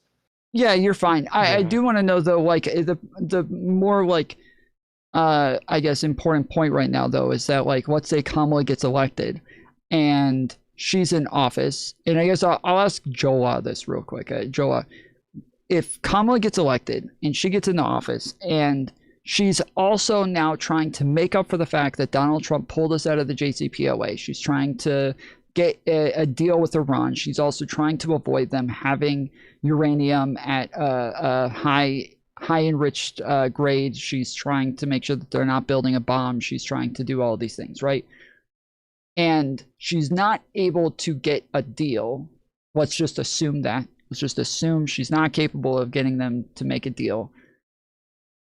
Is it all that ridiculous that the bombing starts under a Harris administration, Joa? It really depends how ingrained Trump gets us into this conflict. Are you able to turn yourself up at all? You are like, let me see here. You're at like 70% for me. I had to turn Mojo way up as well. You're still muted. But I Mojo. think he just keeps whispering. I don't whisper. Shit, I have to turn myself up I and don't down whisper, all the time, guys. depending on what. I don't whisper. Shut up. Guys, I'm not whispering. I We're all don't know just what you're loud. talking about. You guys are very. What if I turn loud, my yes. gain up? Here, what if I turn my gain up? Am I loud Nah, enough? put it back. I'll turn you up. Yeah, put it back. Okay. Put it back. I tried. I did the best I okay. could. All right. So go ahead. So do you think that like we assume that Kamala is not able to get a deal? Is it crazy to believe that she also would be bombing Iran right now? It's not crazy to believe if Trump gets us stuck in the conflict and leaves no other option. Like right now, the options are America very closely guides Iran to get somewhere to a conclusion that they want, or things are going to be very fragmented. No. Sorry. The question is like she wins the election, she takes over after Joe Biden. So like after Joe Biden leaves office, she wins the election. She won Yes. 2028. No, I'm saying if I don't she think she'd be wins, bombing right? She's in Iran. office right now. The pipe dream. No, I'm Why very not? confident she would not be doing that. I mean, yeah, there's a lot that would not be happening with Kamala Harris, and politically, Democrats would not survive that. And I think the party's the party's own internal conflict would mean that doesn't happen. Maybe there's other ways they pressure Iran into a deal, but the direct decapitation strikes, like even like Bush did not do this, but Obama did not do this, Biden did not do this for Israel. Only Trump has gone this far. Sure, but the reason that I'm saying this is because again, you weren't here before, but I think we all agree this is happening because I don't know if you agree with this, North, but Yeah, I think we all agree We'll see. that this happened. This is happening because Trump pulled us out of the JCPOA. Does there show of hands who agrees with this? Does everybody? I think the framing should be this is happening because we have no soft power in Iran. I'll say that. Well, that makes my that's argument not. Hold stronger. on. But to be That's clear, that's just to be clear. No, hold on. That is different. I need on like the JCPOA. Do you think that if we were still in the JCPOA, do you think this would be happening? Do you think they all of a sudden would have stopped abiding by the agreement if they had stayed in that? My intuition, well, my distrust of the Iranian government says that they probably would eventually try to go with more enrichment in the future. But I think you can say that it probably accelerated things. Yeah, I think it was a gasoline. The pulling out of the JCPOA, and it definitely gave them I think like a legal argument, I guess. I don't because that yeah, I we just pulled out I of the don't. JCPOA I did think not that's give them ridiculous. a legal argument. The JCPOA By gave legal an argument, I mean, international like, political framework to not care about sanctions that no longer existed. pretty Come quiet on, too, what are we Grumman. Okay, doing right before now? before we go off on a different argument, I'm trying. I guess my for Joa, I say generally I my would argument. agree, yes. You don't Okay, need so my intuition argument for is that this is only happening because Trump pulled us out of the JCPOA, and that if that hadn't have happened, like none of this would be happening right now. But even though it is his fault, it may still be justified in the end for him to be bombing Iran if he isn't able to get a new deal. And the reason I'm saying that is because if Kamala had won the last election, she also may be trying to get them into a new deal right now, and that if they are refusing to sign a new deal, and it seems as though they have uranium enriched at 60% and all of the other evidence that leads towards them likely building a bomb in the future, that like this seems as though it's an inevitable outcome. It's not inevitable, and Tom, I'll even grant this in any way. If Elmer Fudd was elected president in 2024, this outcome would have been different. The reasoning why is the day before we first, it's like the third time we've struck Iran now. The day before we struck Iran, Oman, their representative, was saying they were actually getting more concessions out of Iran than were originally outlaid in the JCPOA. They were looking for an actual agreement from Iran. Verbal, I'll grant you this, right? This may have been a permanent death loop, and then we were all stuck in this, and this would have been the eventuality no matter what. But what they said from Oman was they were actually looking for a zero stockpile, which was further beyond what was actually outlined in the JCPOA. So all Kamala Harris or Elmer Fudd, whoever was elected, that's right. They had to get. That's right. You're right. I forgot about that. They had to get rid of like literally all of their like power plants.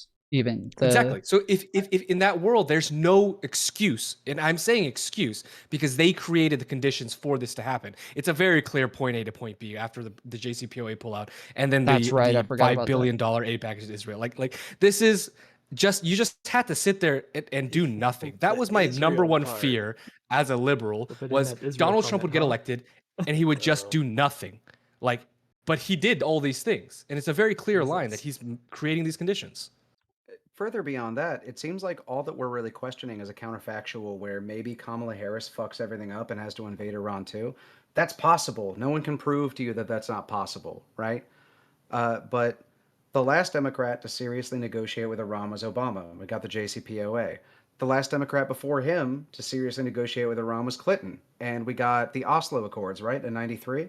And the last one before him was Jimmy Carter in 78. And Jimmy Carter was famously bad at fucking everything and got the Camp David Accords anyway. It seems like when what Democrats about Biden funding them and Biden sent them, right?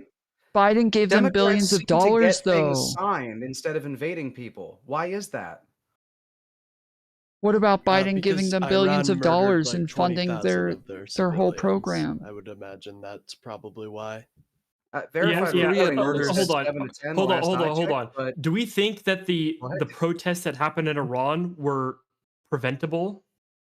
Like that would have, or whether that would have happened inevitably? Well, let's take that logical conclusion to its ultimatum. How many protests? How many Middle Eastern countries are unaliving their citizens? How many Southeastern Asian countries are unaliving their citizens? That as soon as they unalive, let's say a critical mass of 10,000 of their own citizens, we have to immediately launch a missile strike at them. We are being selective with this, obviously, guys.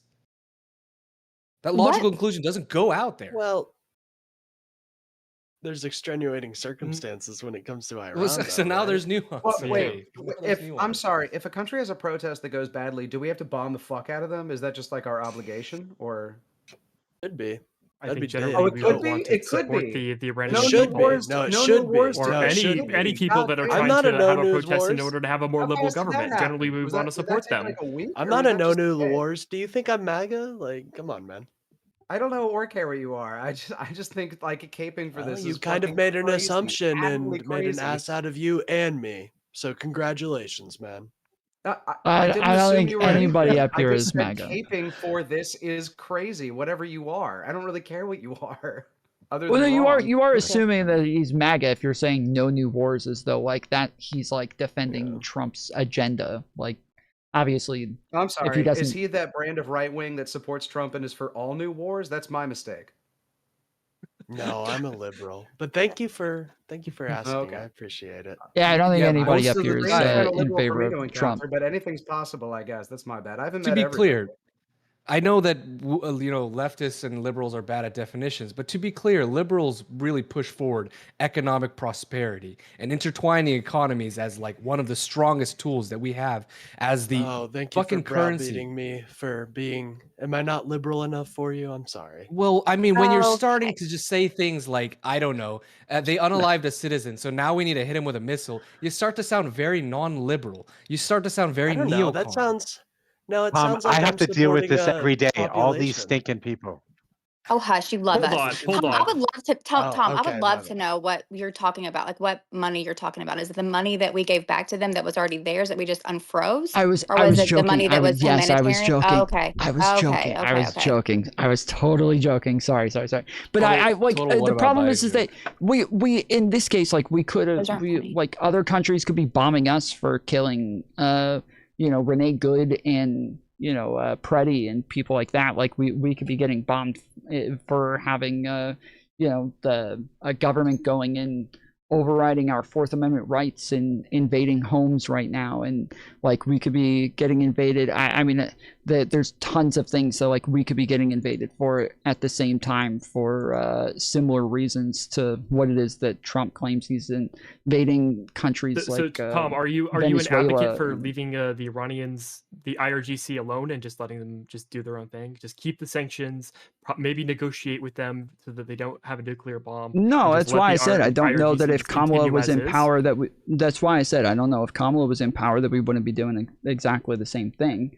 But I do think that this is still like the problem is that Trump even getting reelected after he caused this fucking problem in the first place is one thing. Then a second thing is in June he fucking bombed Iran, said he took out all of their fucking nuclear, all their uranium, right? He got rid of, they enriched it to 60%. We can't let them build a bomb. We got it all. His own department says that his own intel says that they moved it before it got bombed. Trump says they're totally wrong. We got it. It was beautiful, beautiful bomb, no problems. Most perfect bomb of all time. But then now, just 5 months later, all of a sudden November, 5 months later, not even 5 months, he's claiming again that they have uranium enriched to 60%. There's no fucking way that they got the uranium. He bombed them and seemed to, I mean, I guess there's probably still like some benefit to the bombing in June, like taking out the plants that were there. And my problem is that like there's no benefit to any of these things, and they could work out in some way. I don't look at like what's happening right now as a thing that there's no possible way this would have happened under Biden or Obama. But I also look at it and think he's just not the one to be doing this, and he's No, okay, so you're just concerned about the competence of it, not necessarily the morality, I guess. If I were to, it's all of the above. There's too many problems, especially with right after he went and got Maduro, like this soon after. And you don't have to make separate cases for the two. Incompetence in geopolitics as the singular global superpower is immoral. The two are intertwined. You can make either or both arguments. It doesn't matter. To be clear, I think if there's one thing I'm going to stick on in this argument is that if it wasn't Donald Trump in office, I'll even grant you that he was impeached, let's say 4 days ago, and we had to deal with every single one of his actions up until this point, and then a new president is installed. I'm just going to make that up, right? Whatever VP guy you want to pick gets put in there. Oman, the day before we strike them, yeah, sure, Vance. Actually, it might be worse. Who knows? But the day before we strike them, Oman is brokering the agreements between Iran and the U.S. and all the what I think it was the European bloc that was there at the peace talks or at the treaties, and they were saying we will give you more than the JCPOA. Just please don't fucking nuke us. And then the next morning we hit them with a missile. So even if you grant every single Iran at the exact step, same time their state media was talking about how they won't give up on enrichment quotas or enrichment percentages? I don't know who you're going to trust. Something that was reported by Iranian like, state media. I don't know who you're going to trust here. I don't know who you're going to trust here. Are you going to trust Iranian Channel 4 News or the actual representative of a third-party country who's saying they have actually made more concessions than the JCPOA day before we hit them? I don't know why that's a counter argument to me. I'd trust what they're saying amongst themselves rather than what they're saying just in So I'm front of going the with Channel 4 world. News. You Got know, it, bro. Like, Why? I I'm mean, sorry. I Why would on trust earth? what they're Why on saying. earth would we trust for an extremely specific, militarily relevant number? Why would we trust state media from Iran or the scuttlebutt among who gives a fuck? Why would we trust either of those things? We have U.S. Probably intelligence we because can rely that's on. We what have they Israeli say. intelligence we can rely on. We have no evidence they were capable of enriching uranium to 90%. No or that was evidence? gold. No Right? evidence? There's no Yeah, no evidence evidence. Wait, that they were. hold on, hold on. Are you Iran, claiming that they even didn't? Wait, even if hold on, even if I grant this point I before, just wanna ask real quick because I understand what you're saying, but are you claiming you don't know if they had it or that they just wouldn't have done it themselves and they would have had it like given to them in some way, like they had a transported very in some way? limited number of centrifuges capable of enriching uranium. They had a desire to power their country with nuclear power. I'm sure they have certain ambitions for a nuclear weapon, sure. But even if I grant whatever this conversation is about uranium enrichment, even if I grant that the goal was 90 and they were fucking 6 hours away from it, they're still a decade away from a ballistic missile that can hit the United States, according to our own intel sources. Not according to their state Not media, according not to according to the BB. scuttlebutt around the water cooler, according to our own intelligence, which is Yeah, pretty not fucking according to good. BB. Yeah, no, I agree with that. I mean, I think, well, so just to be clear, it's like the IAEA was pretty clear that they did have uranium enriched to 60%, and it wasn't just like something that Israel was saying or Trump was saying, but it was Sure, like let's assume an they did. It international changes nothing. consensus. But well, no, it does. So whether or not they're able to hit the United States, I don't think is the end all be all. But I do agree when people brought up that like it is true that it did seem as though they had made more concessions and that Trump was just asking for things that were insanely unrealistic. That is more convincing that we would not be in the same situation where a Democrat in power, because they probably would have at least gotten, if they could have gotten what Obama got, which seemed to be a miracle at the fucking time, if they could have gotten that same deal with the JCPOA, then I'm sure they would have taken that shit. But apparently, if they had even agreed to more than that, then that would have, I doubt that we would be in the same scenario. What Obama got wasn't a miracle. What Obama got was competent foreign policy. And for the record, it's competent foreign policy I disagree with in a lot of cases, right? I will give Trump very few flowers, very few. But when he says that Obama sent blankets and Trump sent javelins to the conflict in Ukraine, that's true. It's very literally true. I will give him that, right? Obama had a very hands-off approach outside of ongoing conflicts. I'm not talking about the fucking drone program. When we're talking about how he negotiated treaties, how he negotiated deals internationally, he had a very hands-off approach. He carried the big stick and he didn't get involved with people. He understood how to negotiate that. His Secretary of State understood how to negotiate that. This administration just doesn't know how. And we can see that in the sheer number of conflicts we have. I'm not opposed to war on moral grounds because war is oh so bad. It is bad. But ultimately, when you're talking about international relations, war is the very last resort after everything else you've tried has failed. For some reason with Trump, he fails at everything but war fucking every single time he tries to do anything. Democrats just don't do that. We can piddle about how good their deals are, but they make the fucking deals. How's the deal maker not doing that? Amen. You know what? Amen, brother. Preach. He's the greatest deal maker of all time, though. How do y'all feel that's about what the I was Shah's about. He son? ended 8 wars, though. Like, think about It's that. 10. 8 wars. 10 wars. Whoa, it's up to 10 now. That's a crazy number. It was 12 last month. Somehow it's back to 10 now. Numbers, they work differently. He just in the rolls Trump like White a House. D20, and that's the number of wars he stopped that day. Yeah, it's on. You're gonna have to get loud, Messi, if you want to be heard. How do y'all feel about the Shah's son, Riza? I Look, don't think I think any person that's going to be in charge is probably going to be better than what they have now. I mean, preferably they would want democracy, or I would want them to be a liberal democracy. Well, I think that was a thought process that has existed in the past, bro. That is a thought process that has existed in the past that, it can't get any worse than it is now, and then it gets worse.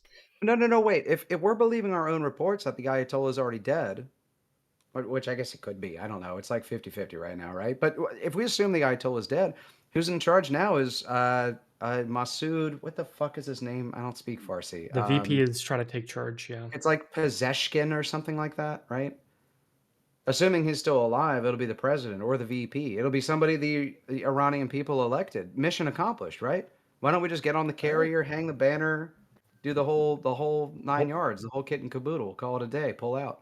We're done, right? The Ayatollah's gone. 38 minutes ago, U.S.-Israel war in Iran. Ayatollah Ali Khamenei confirmed dead by state media. Latest reports. So it is. It says when it says state media, I assume that means Iranian media has confirmed.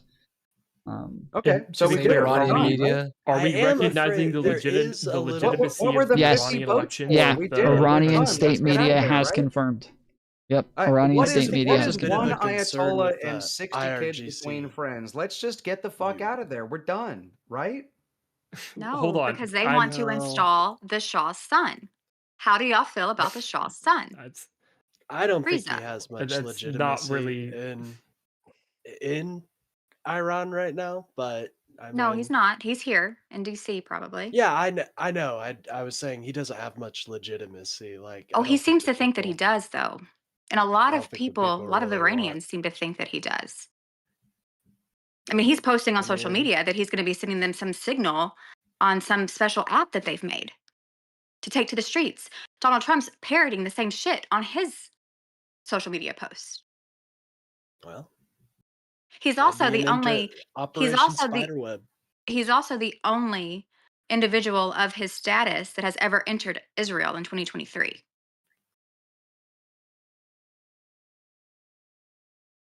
Like, I want to be clear So who about brought up the Oman article? Because I'm reading, or the Oman diplomat talking about I did. there being a nuclear a nuclear enrichment deal basically being made. I'm reading this, and this is the article. This is Al Jazeera talking with Oman's top diplomat, and it's saying a peace deal is I don't within know if I reach would if use we Al allow Jazeera. diplomacy the space it needs to get there. It seems that he's not saying that Iran is ready to make a deal. He's just saying that Iran is open to diplomacy, which I think is a separate thing. So I you was should know seeing that, right? reports about Personally, Like he's talking about, like, as part of future negotiations, there would be they would talk about a zero enrichment or a zero stockpile program. So whenever they would enrich something, they wouldn't stockpile it up, they would just immediately use it. But I don't there's nothing go in on- here that he claims or that the article claims that Iran says that they're fully willing to, like, go all in on that. It's just saying that they're open to negotiate. Okay, again, I just don't. And specifically, it would say, like, give it a couple more months of negotiations and we can hash out. Wait, why are you arguing Al Jazeera with me? I didn't bring up the Al Jazeera article. There's a CBS News article. Verbatim.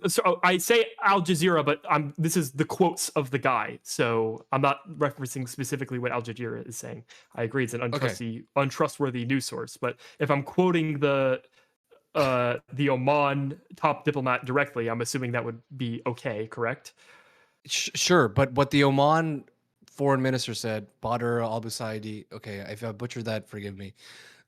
Iran has agreed that it will never ever have nuclear material that would create a bomb, which is a huge step forward, even beyond the JCPOA. JCPOA is restrictions, not zero stockpiles, which is a net plus over JCPOA. That in itself, as an agreement that they have, again, I'm granting you that this was a verbal agreement from Oman. Is that a quote? But I have no. Hold on, is that directly out of the CBS News article?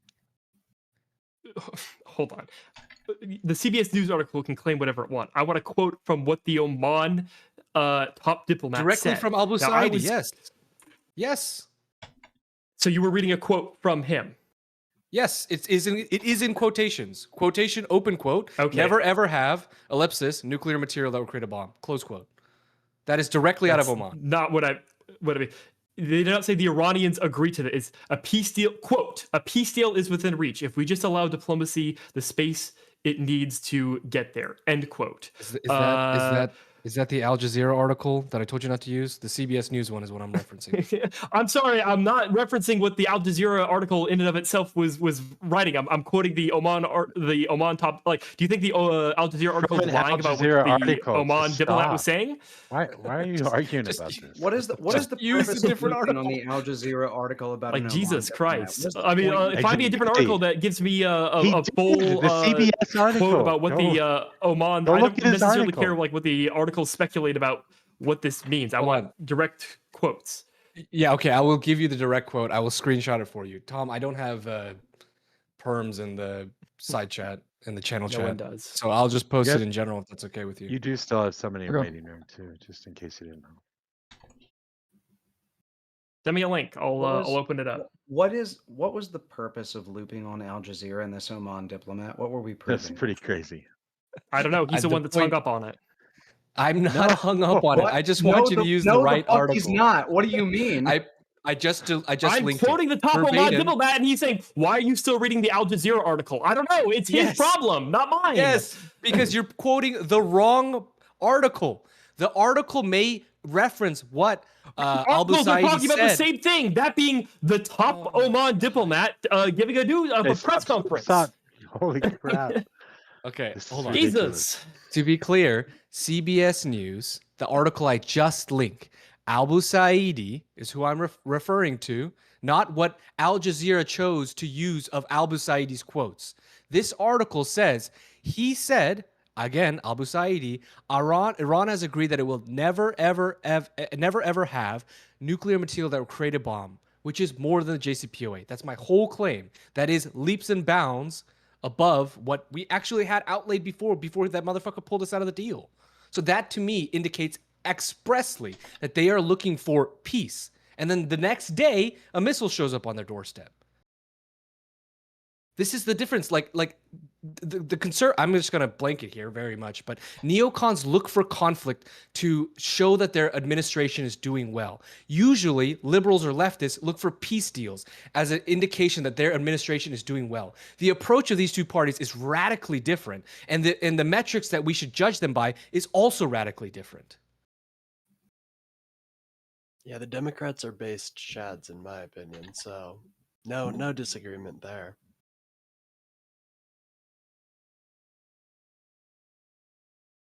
Can you kick that cat down there? I gotta did go find zero. I'm just kidding. Oh my god, I'm just kidding. This is why we all Bye-bye. fucking hate you, man. I know, except you're there every day, so I don't know why. Hold on. Whoever was talking about, please link me the article that you were referring to, because I just want to make sure that I'm reading the exact same article as you are. I said it was CBS. I'm and he looking got at it. kicked. CBS. Yeah, I see a CBS from one day ago. U.S.-Iran deal is within reach. Omani mediator says. That's what I'm reading right probably now. it. I know this is like, I know I'm fighting a losing battle. Where did this Iran shit come from? It is Iran, or if you're a fucking hillbilly, it's Iran. Where did Iran From come Kentucky. I'm This allowed is to not- mispronounce comes things. off We as call, is not a we call one of fair our comes off. cities Where did this Versailles. pronunciation come from? Why are we mixing the two? I think I fucked it up one day, and it just comes off the tongue easier. I I'm gonna literally be change it. honest. I say a different one That's every fucking time. lazy. Sometimes I say That's fucking Iran. lazy. Most of the times I I'm a say little bit, Iran. I'm a little bit but- of a Lazy person. sometimes. Okay, yeah. So we when are it reading comes to my the same speech. the same article. All right. Let's see You don't here sound like you're now. from Kentucky. He's not in. Well, I grew up in Alaska, and when I was 13, I moved to Kentucky, and I've been Oh, here ever since. He does. Maybe he does want to come back up. I don't know. I heard liking and He's, donating. quote, very, to, very serious to reach a Tom's channel deal. gives you like really good powers, so you guys should do that. It makes you taller. A peace deal is within reach. What I Nothing heard. about an agreement to a deal. Let's see. Control F. Oh, Agreement. now Nothing. peace deals within Control reach. F. All we had to do was drop a couple bombs and kill their fucking leader. 108 You're children. making a claim that Wait, is Iran that was all it like took? literally Yes, cool. the day before was willing to instantly concede to all of this. I'm saying there's been no evidence that Iran has officially conceded to all of this. there's no quotes that I can see my that God. from this Omani person that has said that Iran has like willing to give up their nuclear material stockpiling. Yeah, yeah. All we have to do. Oh my God. Fucking forehead. Trump figured out the diplomacy hack. All you have to do is station an entire naval group outside of a country, kill their leader, bomb a few thousand people, and then All right, as long as we're that is still not what we're talking about talking this, about right now. Like we understand that, correct? Tom, as How long does as no we're one still ever talking figure about this this, out? Bon is back in the waiting room. He wants to come back up to talk about it, I guess. I was just, yeah, Bonjo. There you are. Welcome back. Real quick, I do have a $20 super chat from Seth Patton. Thank you, sir, for the $20. He said, North's takes makes as much sense as using a dresser with a TV on top of it as a room divider. Also, tell Bonjo It's he not what is that a is. grackle. Okay. That sounds like a Oh, slur to me. shit. I don't know if that. I don't know. That- I, yes. I don't know what that No, means, but that sounds that's like a okay. slur. That's okay. Dude, man. That Blackbird. okay. It's What I a should do blackbird. is It's like a mockingjay. I Just should take Google the TV, grackle, I you'll should be fine. Turn it around. Trust me. I don't want to. That's what I should do. That's okay. It's okay. Look, Maybe. we're not going to comment on the feng shui of your room. Look, I just read one sentence past where you stopped reading. Al Busaidi, who has mediated several rounds of U.S.-Iran talks over the last month, told Face the Nation moderator Margaret Brennan that a peace deal is within our reach. Now, the very next sentence is he said Iran has agreed that it will never ever have nuclear material that will create a bomb, which he called a big achievement. The country's existing stockpiles of enriched uranium would be blended to the lowest level possible and converted into fuel, and that is an irreversible process. Iran is also willing to grant inspectors from the UN's International Atomic Energy Agency full access to its nuclear sites to verify the terms of the deal, said Al Busaidi. That to me is irrefutable evidence. Again, I'm giving you the benefit of the doubt that they're just all fucking lying to us. And Oman is duped, the UN is duped, everybody as a part of these peace talks is duped. I'm giving you that. But every other indication, if I'm a normal human being, indicates that they are willing to do this. And then guess what? This article is unfortunately one day before we hit them with a missile. That's why I'm saying that there is no realistic scenario where X person is Y person is president, that we don't achieve some sort of JCPOA-like agreement if we just don't hit them with a missile. That's it. So why do we do it? Because that's how neocons get elected and stay elected. Okay, I'm done now. Thank you. Bye. Yeah, the Wait, midterms. do you have are any other coming up. questions about? Are we good, North? Hold on. Okay, so we this is literally I can literally prove that the quote is incomplete here. So the CBS I'm gonna article cry, man. says I can't wait for this. he said that He got Iran smart. agreed. Okay, he said that Iran has agreed that it will never, and then it starts to quote, never ever have nuclear material that will create a bomb.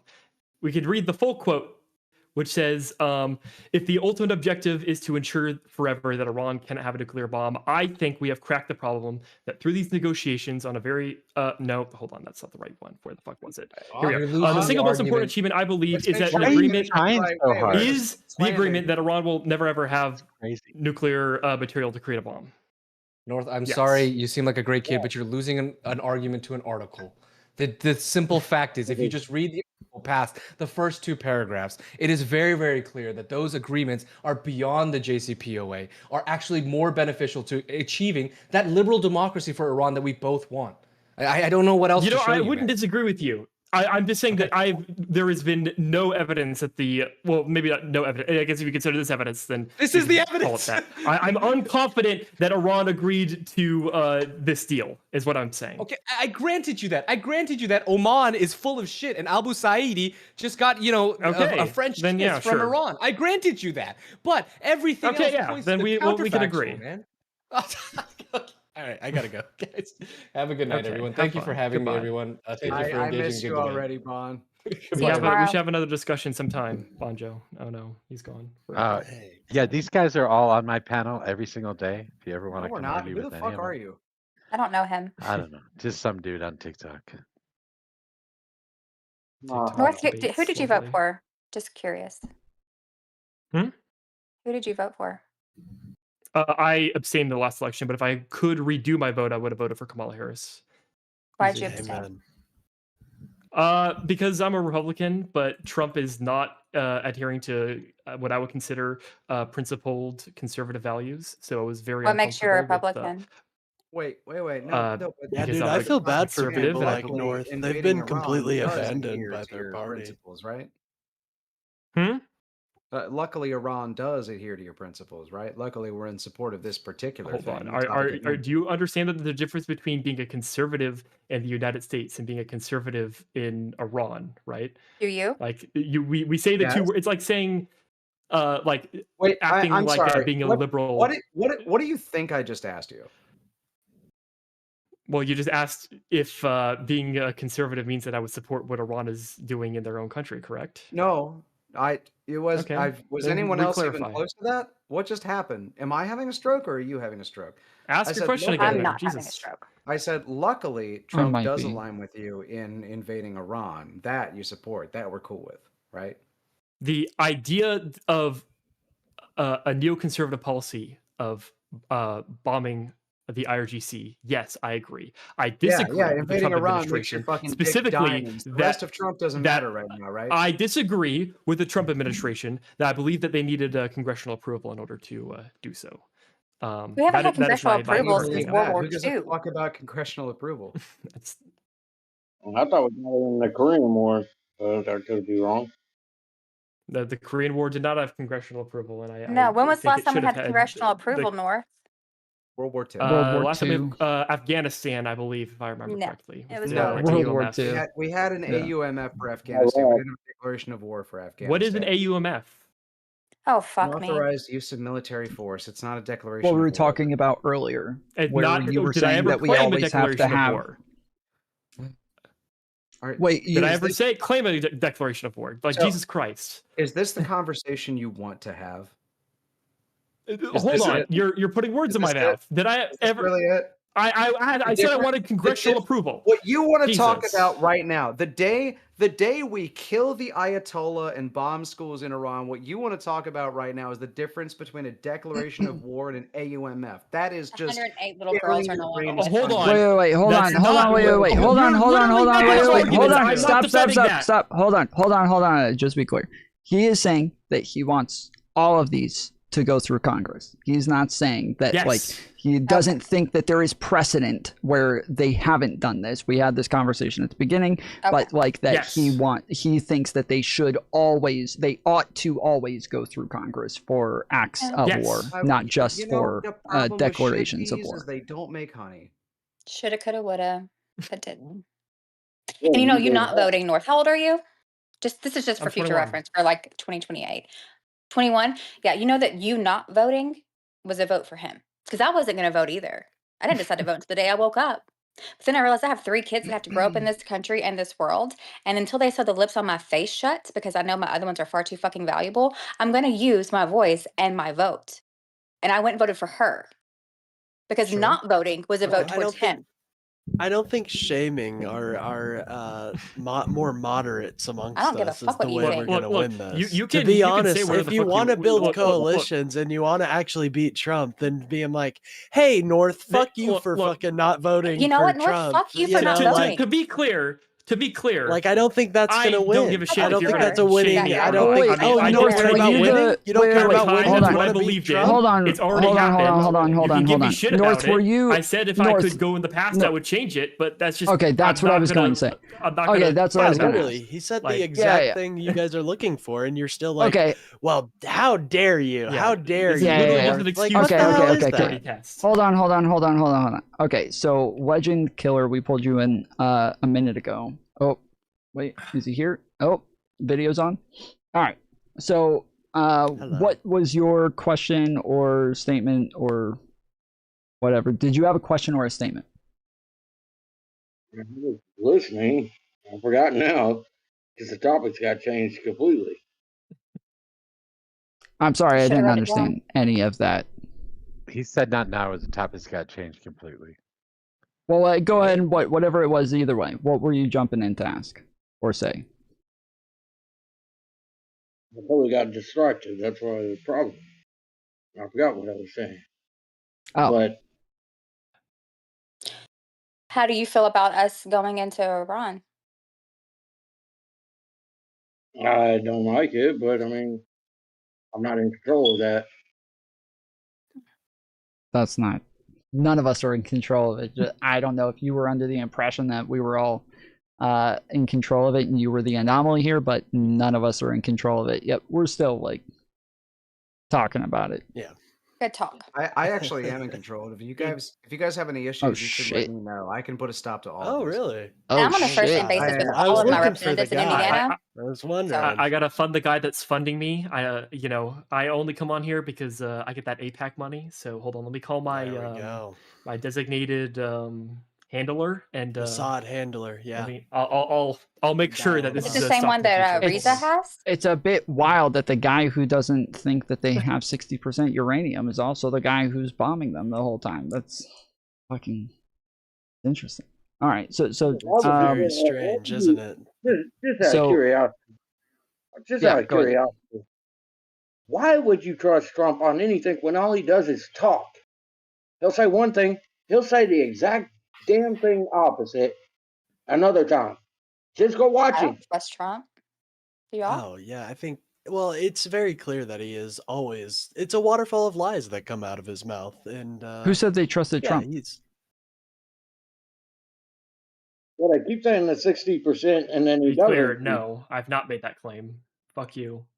You think I trust Wait, Trump? wait, Yeah, he wait, does, wait. though. Hold He on. does, though. You're He's fucking saying that. lying right Wait, now, but wait. he Hold on, does. hold on. He does. So, No, so you can. you're saying that because I'm saying that Iran has uranium that's at 60%, you're saying that that means I trust Trump?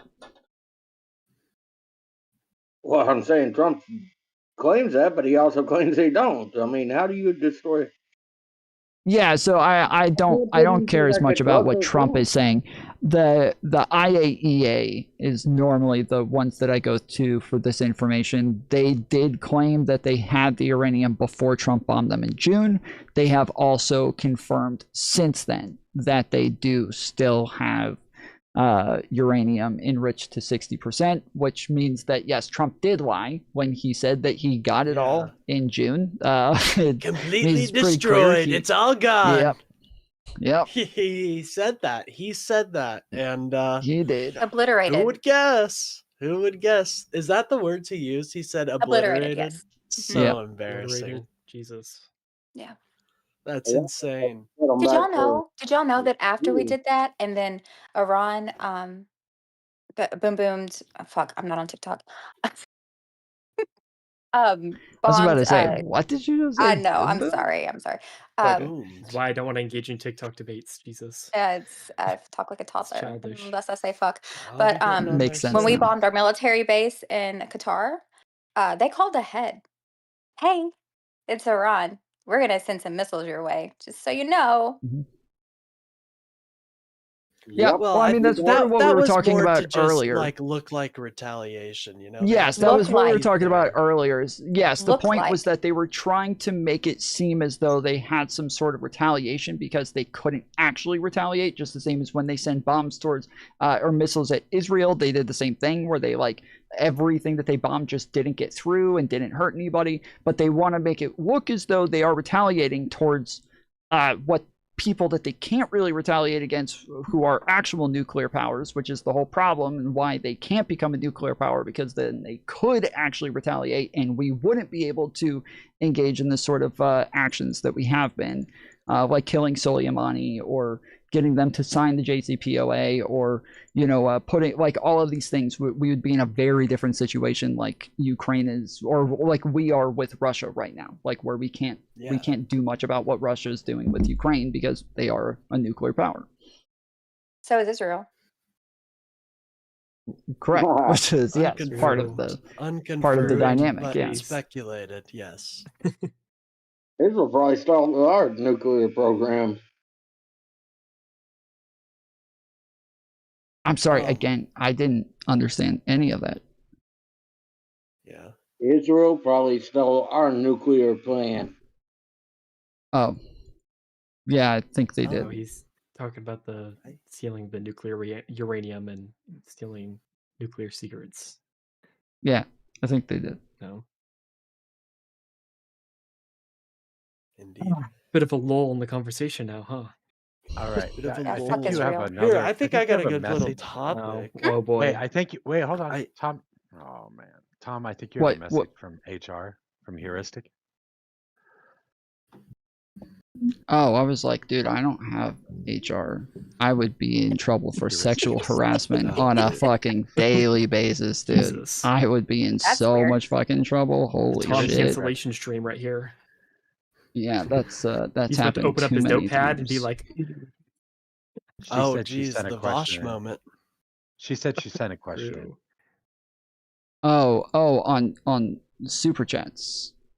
Yes, no. Hey, there we go. Okay, I don't see it. I don't know where. Is it in chat or I don't have any DMs. I don't have Just ask her what it was, Mojo. Okay. I'm asking. Yeah. Well, what's your guys' strategy for bringing more people into the Democratic Party? You know, I kind of want to hear that Shaming because them that's until they what I'm cry and really call their focused mommy. on. That's not gonna win. That's not gonna win us anybody back. Jesus. I'm just You gonna be actually think we're honest. gonna have more elections? I mean, have you seen the memo that's been floating Oh, around geez, for this the is fucking so national doomer. security? So he This has is national so doomer. presidential. That's gonna get Jesus, caught this up is in the courts the destiny immediately. argument. You Jesus think? Christ. This is gonna get You think? shot in the courts immediately. I would hope Yes. so. I would really And hope if so. if Republicans thought that they were going to stay in control, why would they keep the filibuster? They know they're going to be the minority party eventually. With Mike Johnson? Is the fucking Are you serious? So they're I think Mike keeping the Johnson wasn't he advocating for getting rid of the filibuster? Am I mistaken on that? No, I he think is he like fell one in of the line. only people. He's like one of the only people that wants to keep it. I'm pretty sure. I could be wrong. There may be new Let's developments, confirm, but from the shall we? last time I checked, Mike Johnson was. Oh trying yeah, to you're right. keep it. He is a defender of the filibuster. Yeah. Yeah, Tom, he's. she said she sent you so a $40 donation through whatever your donation site is or whatever to read a question. Shout out! Okay. That's sick as hell. Yeah, I And her name appreciate is it. Renaissance Raccoon, I think. But we're gonna have midterms, and I think when we have this apathy, it's really damaging because there it it is. makes people not go out and Sheesh. vote. I'm so sorry Why about go You think that. I scare It did people? not Not gonna pop up have for me at all. So yes, thank you, HR Renaissance Raccoon, for the $40 tip. It says thanks for having me up earlier. Tell North he's cucked by capitalism. Well, I would like to clarify. I am also cucked by capitalism. I'm pretty Just cucked to- by capitalism. Just to I be can't clear, lie. yes, I'm very cucked. I will sit in that cuck chair. But thank you very much for the $40 tip. Capitalism with a net, though. Come on, like a safety net. Let's think about this. Anyways, I'd assume, hence the $40 donation, knowing that you'd be cucked by capitalism. I guess we're all a little guilty of it, aren't we? So to be clear, I am leaning more and more towards socialism by the minute. So I'm a communist. Keep coming. I mean, Keep from the on coming. arguments you've heard up here, I don't know how you Oh, can. even more, Jesus. yeah, let's get some W's in chat for all the donos. Thank you to that's HR again. If you guys want to send super chats or tips to ask any questions for the panelists, you can feel free to Is your do name? that. Sorry, I'm on streamer mode, so I can't see your full name. I just see Messy. What do I?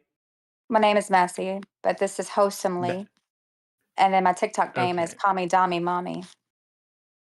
Jesus. Should I just call you Messy then? You can I'm call me assuming? Massey. Okay. Messy, are you willing to vote for Gavin Newsom if he wins the If he's on, primary? well, no, I'm not going to vote for him in the primaries, but if he is on the ticket for the presidential election, then yes, I'm voting for Ever's Blue. Hell gonna yeah, fuck up this that's fucking what frog. I love to hear that. How do you feel I've about never the ever people that once say voted for they anything won't? but a though? Democrat, and I'm 40 years old. That's never such a will. strange. That's such a strange question to me. It implies that we think Gavin Newsom could somehow be worse than Donald Trump, and I don't know. I don't That's understand not the where question that I made. It's Well, the fact that well, she's a some people communist, and do. generally Some there's people do imply hanky that. arguments online that they want to abstain the Democratic election if Gavin Newsom were elected because for some reason they have a personal vendetta against him. Oh, sure. I mean, The you're Hassan 21. I'm sure there are a simps, lot you of people know. who are 21 who are Hassan saying they would only stands vote for that AOC. But like when you True. ask that question, it implies that like Gavin Newsom is like going to be a real Sophie's choice for us. But the Republicans voted for Donald Trump. I mean, you abstained. Somehow you 3 couldn't make fucking a times. choice. 3 times they What's did. what is deeper past that question? What am I missing here? Well, Well, what I mean, deeper past the question There's is a that comment. So communists I don't online know. are making an argument that Gavin Newsom would be no different than Donald Trump. Why do I give a She fuck what is a communists communist, as she online just said. think? Well, So because I it's was a asking her a major question social. that It's a major that other question. communists were talking about online. In the same way that she was purity testing me before.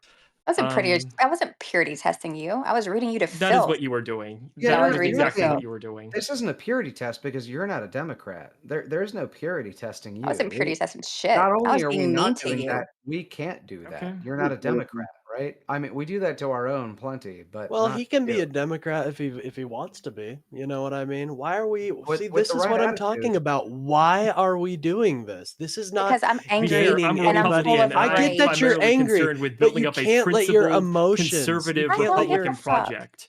And you I think can't let your that being, emotions. don't This give is a we fuck. need to win this. I This is think coming being from a a part place of building we up a need to win principled, this. conservative Republican project involves the populist element of the Republican Party getting absolutely slaughtered in the elections. So that is Base, why I'm let's willing to fucking work with Democrats go. in what that is it the scenario. what is it the Fuck foundation the of your Republican populists. project? What is the foundation? What's the cornerstone of your Republican That's a project? good question.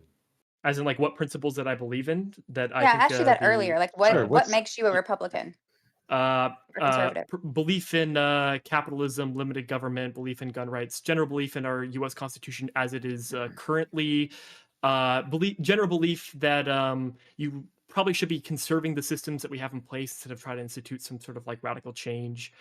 General belief. Sounds like a in, Democrat. Well, Yeah, I mean, I wanna anything's know a what Democrat Republicans nowadays know. as long as they're not I wanna- fucking giant fascists. Democrats You know are the what I'm ones saying? who have Like, Democrats I'm are the much more ones who have apprehensive made tax I'm cuts. much more apprehensive Democrats, to the idea of like hold on, packing the court. I'm much more apprehensive to Democrats. the idea of like Okay, instituting massive economic regulation because or weaponising like the DOJ to go after political opponents. Bro. Seriously, you literally everything you're saying is literally just me. Like it's literally like across the board. Like Democrats like join the had all real these Republican tax cuts. project, then. Democrats Are have your been parents Democrat? Are your parents Democrats. Republicans? Well, hold on. They're Democrats Republicans, have they're MAGA been Republicans, though. I would disagree with Democrats them have on a been lot of spending things. way less than Republicans for my entire lifetime. Like they've been it was Bush who spent way more. Both Bushes, both Trump administrations are spending record rates. Even if you exclude the amount that Trump spent on COVID, and you include the amount that Biden spent on COVID, Trump still spent more than fucking Biden. Like the fact that we are the ones who are currently preserving the institutions, trying to uphold the institutions and the Constitution and the norms, like you're a Democrat. Like that's To be clear, do you think that when you advocate for doing things like pack the Supreme Court, are you advocating for preserving that institution? I'm not or in favor of packing the Supreme changing Court. that institution? Oh, you're not. Okay, Oh, I'm not in favor of packing the Supreme Court, but just to be clear, hold on, just to be clear, I don't see I know that you didn't vote for him, but I don't see a real difference when you deny Obama his Supreme Court pick and then give Donald Trump a whole bunch. Don't see a massive difference in the outcome that Republicans did, regardless of whether or not Trump was part of it or not. Mitch McConnell was already part of that. I had a discussion with this very thing with Pisco, I think it was 2 days ago, about packing the Supreme Court. And I would disagree. What Mitch McConnell did was generally not a good thing. And giving the Democrats one singular PAC Supreme Court pick to compensate from that. I don't necessarily disagree with that in general. I would be in favor of denying the Republicans another whatever next Supreme Court pick they get. If it's in fucking 20 years, I don't care. If it's the beginning of their fucking term, I don't care. I say yes, whenever Republicans get another pick, we just fucking deny it. On top of that, I think we should be denying like why wouldn't we bump it up to 13? We've got 13 districts. We've got 13 district courts. Why don't we bump it up to 13 or 13 circuit courts? I'm sorry.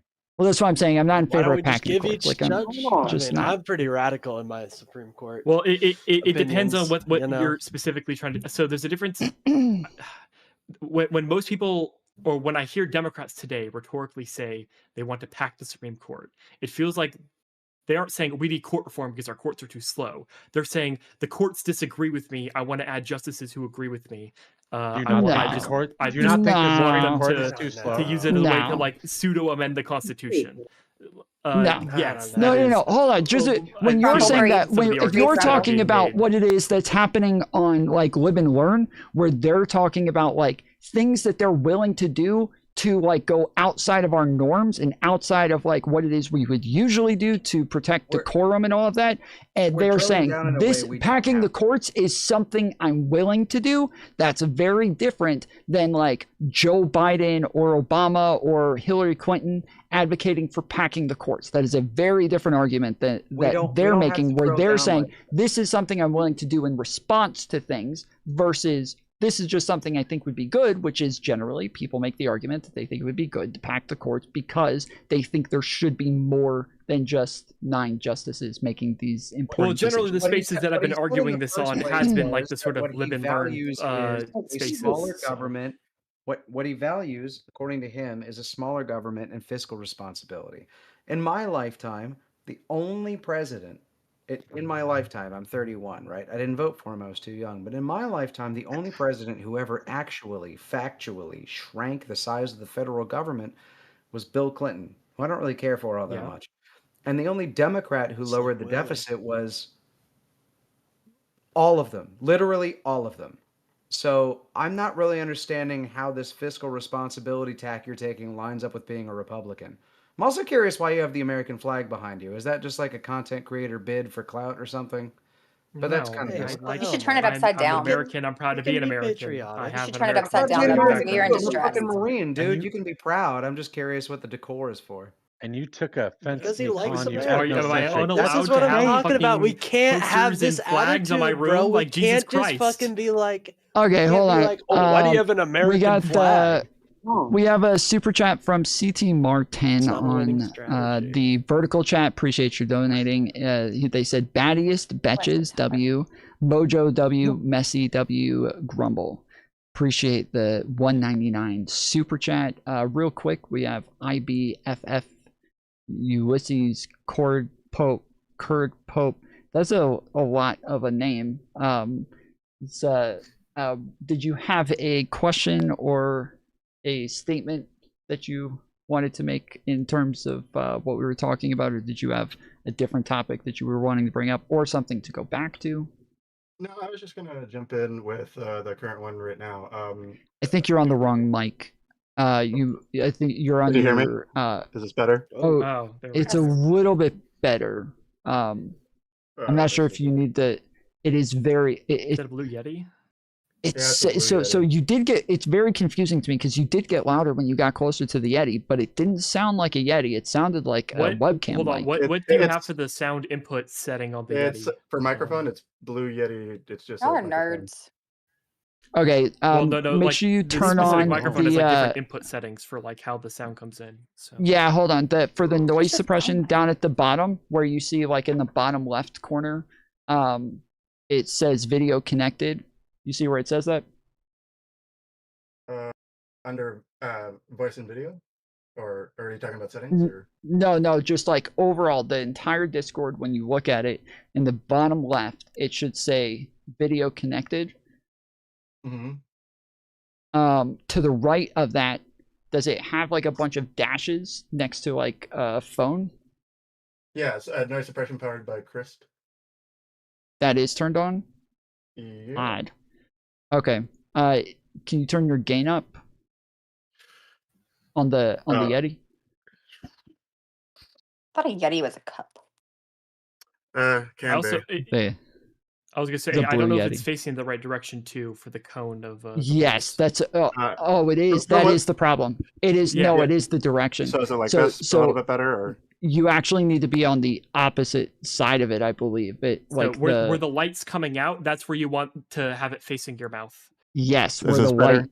Better. Yes, Yeah. yes, that's better. perfect. Jesus perfect, Christ. perfect. Okay, they said when I was looking at the Yeti, they said you have to speak from the side. Most people were like, "Oh no, you should be speaking from here," and I'm like, "What the fuck? That's not what people were telling me." So It depends Light- on which So setting when you they have say it like on. speak wanna from the do that side, again. it's like. So it's for the as one you, that but you want to have, speak to the side. so for Okay. the one that you have, there's different settings on there that are right Yeah, yeah. above the gain. The one that has two circles next to it with like a line through it, that's the one that you want for you to have that No. distance For from it. me now, it's this. As long as I have this sitting facing me, it's better. Yes, Okay. that's yes. Okay, all right, go ahead. Sure. So I kind of wanted to just fuck me, Tom. Thank you for making me go through all of that to forget. So I think North, Packing the court. We're packing you're in DGG Paul, right? The digital ground game. Digital correct? ground game, yeah. I'm Yeah. in the server. Yeah. No. Yeah, I'm one of the moderators. So are you actively going to be pushing for then Democratic National Committee people, like up and down the line? No, my primary concern is to establish a local Republican student organization to primary certain Republicans and to convince voters to abstain for populist Republican candidates. So we're trying to Kick 'em out. encourage, we're trying to create certain incentive structures to make sure that the right Republican candidates are elected. If they in the same way that a Republican probably shouldn't be voting for a communist because that's just not the values of like conservatism. I don't think a Republican should be voting for a populist. So the goal is to do like canvassing efforts and such to either convince people to abstain or to primary certain candidates. And I'm assuming Just so you know, that is the standard from liberals as well. Is that like a liberal would not vote for a populist for the same reasons? But yeah. Go ahead. Yes. Okay. Generally, I'd tentatively kind of agree.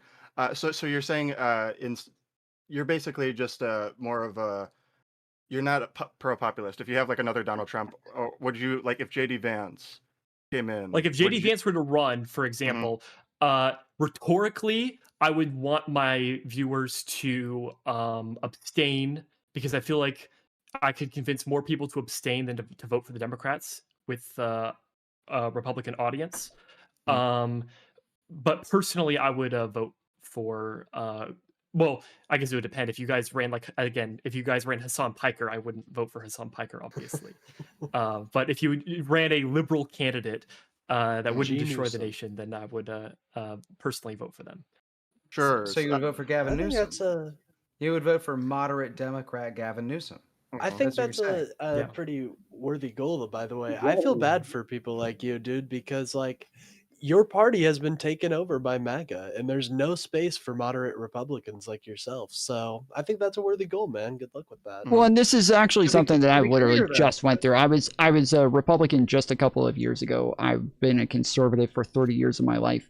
And this is something I went through for a while. And then I realized that actually the Democrat Party represents my beliefs and what it is that conservatives have said they believed in better than the Republicans have for the entirety of my life. They have been achieving those goals way better than Republicans ever even It probably tried. explains why we agree so much with each other, Tom. But another thing I kind of want to point out, when Trump was starting to take over the Republican Party, the Republicans who were able to recognize this, the first thing that they did was they decided to run away.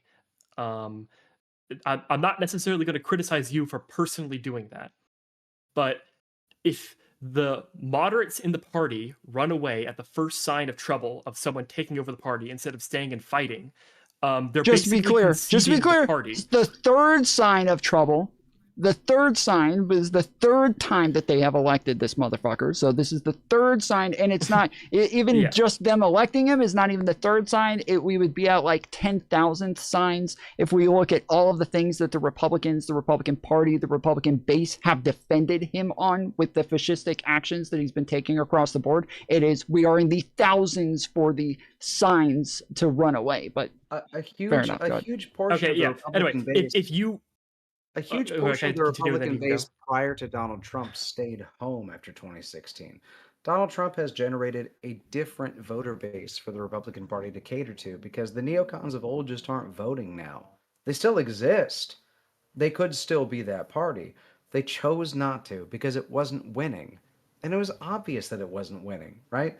If you wanted a neocon who represented at least the views that you purport to support, that would be John McCain.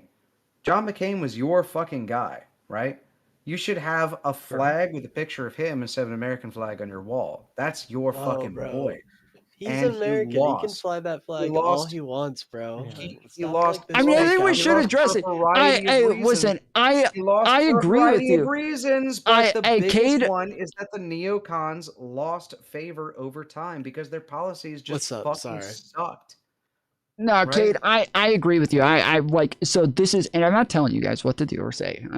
Do your thing. But with what Cade is saying, I 100% agree with him. This is actually like a massive problem for the Democrats, I think, is that Republicans, anytime somebody says, like, this is why I left the left, like, there's a billion fucking Republicans standing there with their arms wide open, ready to fucking suck this person off immediately. We have people just all over the spectrum who will still say, oh, I'm still a liberal. I'm not that woke liberal that the Democrats have become. And they can create just this massive fan base of people who are all going to shower them with love forever, like the Tim Pools and all, you know, the Tom, I have to ask you a Dave question. Rubins and all It's a these quick people. question. But I think with the Democrats truly like have an issue where like if people are on the fence about things or even moving in their direction or even just like saying things that would be beneficial to their projects, like that they're very An alliance of convenience.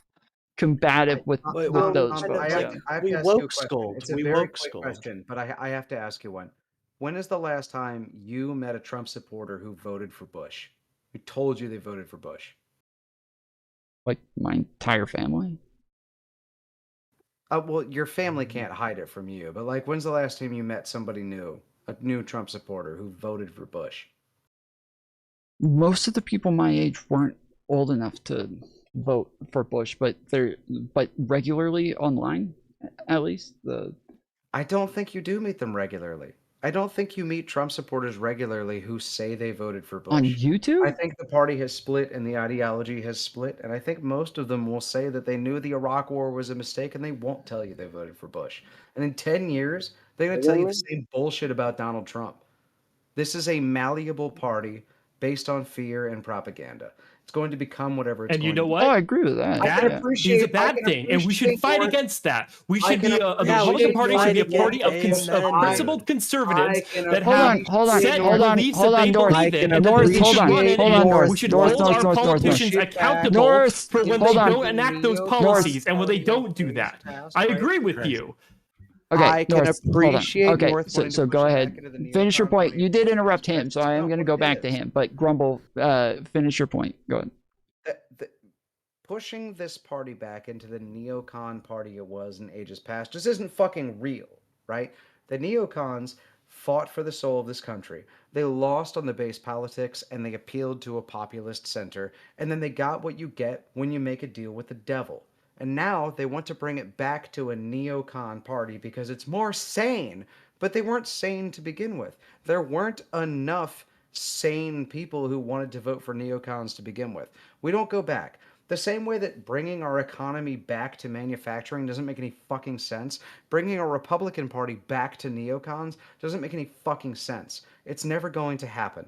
I can appreciate that this kid is taking his own unique angle on like trying to make his bid in online or whatever, but There is no Not basis just for what he's online. doing. See, The this is what movement I'm not talking going to go about. back You're to acting like you're neocon. fucking The way country's better not than gonna go him, back dude. to You're manufacturing. not I don't know, convincing We're not gonna go back anyone. to 2000. Bro, hold on, how do hold you on, think hold on, this hold is on, hold convincing on. anybody? Hold on, Cade. How Hold do on, you hold think on, this hold on, is hold on. convincing? Hold on, I'm hold on, hold on. sorry. I'm not. I'm sorry for I'm all of confused. us. You said that you were saying that in response to what I said, but I don't understand how that is in response to what I said. What did you say that I didn't respond to? I was talking about how like Democrats aren't like actually accepting of people who are like moving in our direction or are even like semi on board with us, where he says like he wishes he had voted for Kamala in the last election, like he seems to be willing to admit like the lesser of two evils thing here, and that like this is how I ended up being a Democrat, is voting for somebody like Joe Biden, even though I was still a Republican. I felt like at least he's the lesser of two evils here, but then eventually realizing there is no like other party that I'm like thinking of that exists out there. It is just the Democrats who advocate for all the things that I want, and so I'm just voting for them. Like that is the Democrats thing that are I was talking fundamentally about. different. Sorry? Democrats are fundamentally different, right? The funny thing is that like the Democratic establishment has to eat the shit of the left purity testing all of their people, and they also have to eat the shit of the left who will not accept anybody moving towards the left without getting the benefit of any of them voting for them. The Democratic establishment has plenty of flaws that it is more than fair to criticize. It's not like, I mean, I'm Nancy Pelosi's strongest soldier, but I'm not a big Chuck Schumer fan, right? The Democratic love Party will Schumer. accept anybody Kicking moving ass. left. It is a Big Tent party. Definitionally, it has to be.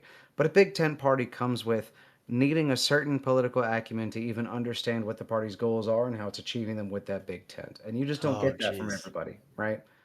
Okay, But what is You're the sitting what on is your the ivory thing that tower. North This is what believes? MAGA was What is the complaining thing that about. North hold on, believes hold that on. you think I doesn't?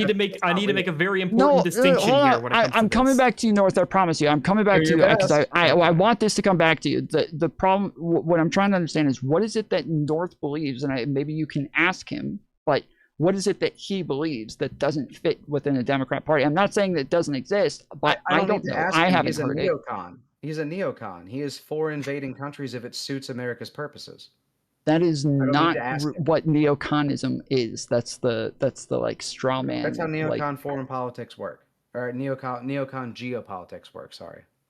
Well, you're just assuming his position, obviously. dude. You I did this don't with me, know remember? that You got a neocon. bad, Just to you be got a clear, bad- just to be clear, I don't know that neocon like characterization. positions have like been drastically different from what the Democrats at the time wanted, from somebody like Hillary Clinton to Joe Biden to other Democrats. I don't know that it was drastically different. So where we're saying like his beliefs don't fit into our party, what beliefs? Well, they want to invade other countries. Oh, but we agree that Democrats wanted the same exact thing. So it sounds like it does fit into the Democrat Party. Yeah, when these ideas emerged between the 60s and 80s, there wasn't a huge distinction between neocons and neoliberals, other than military interventionism, which neocons were always more in favor of, which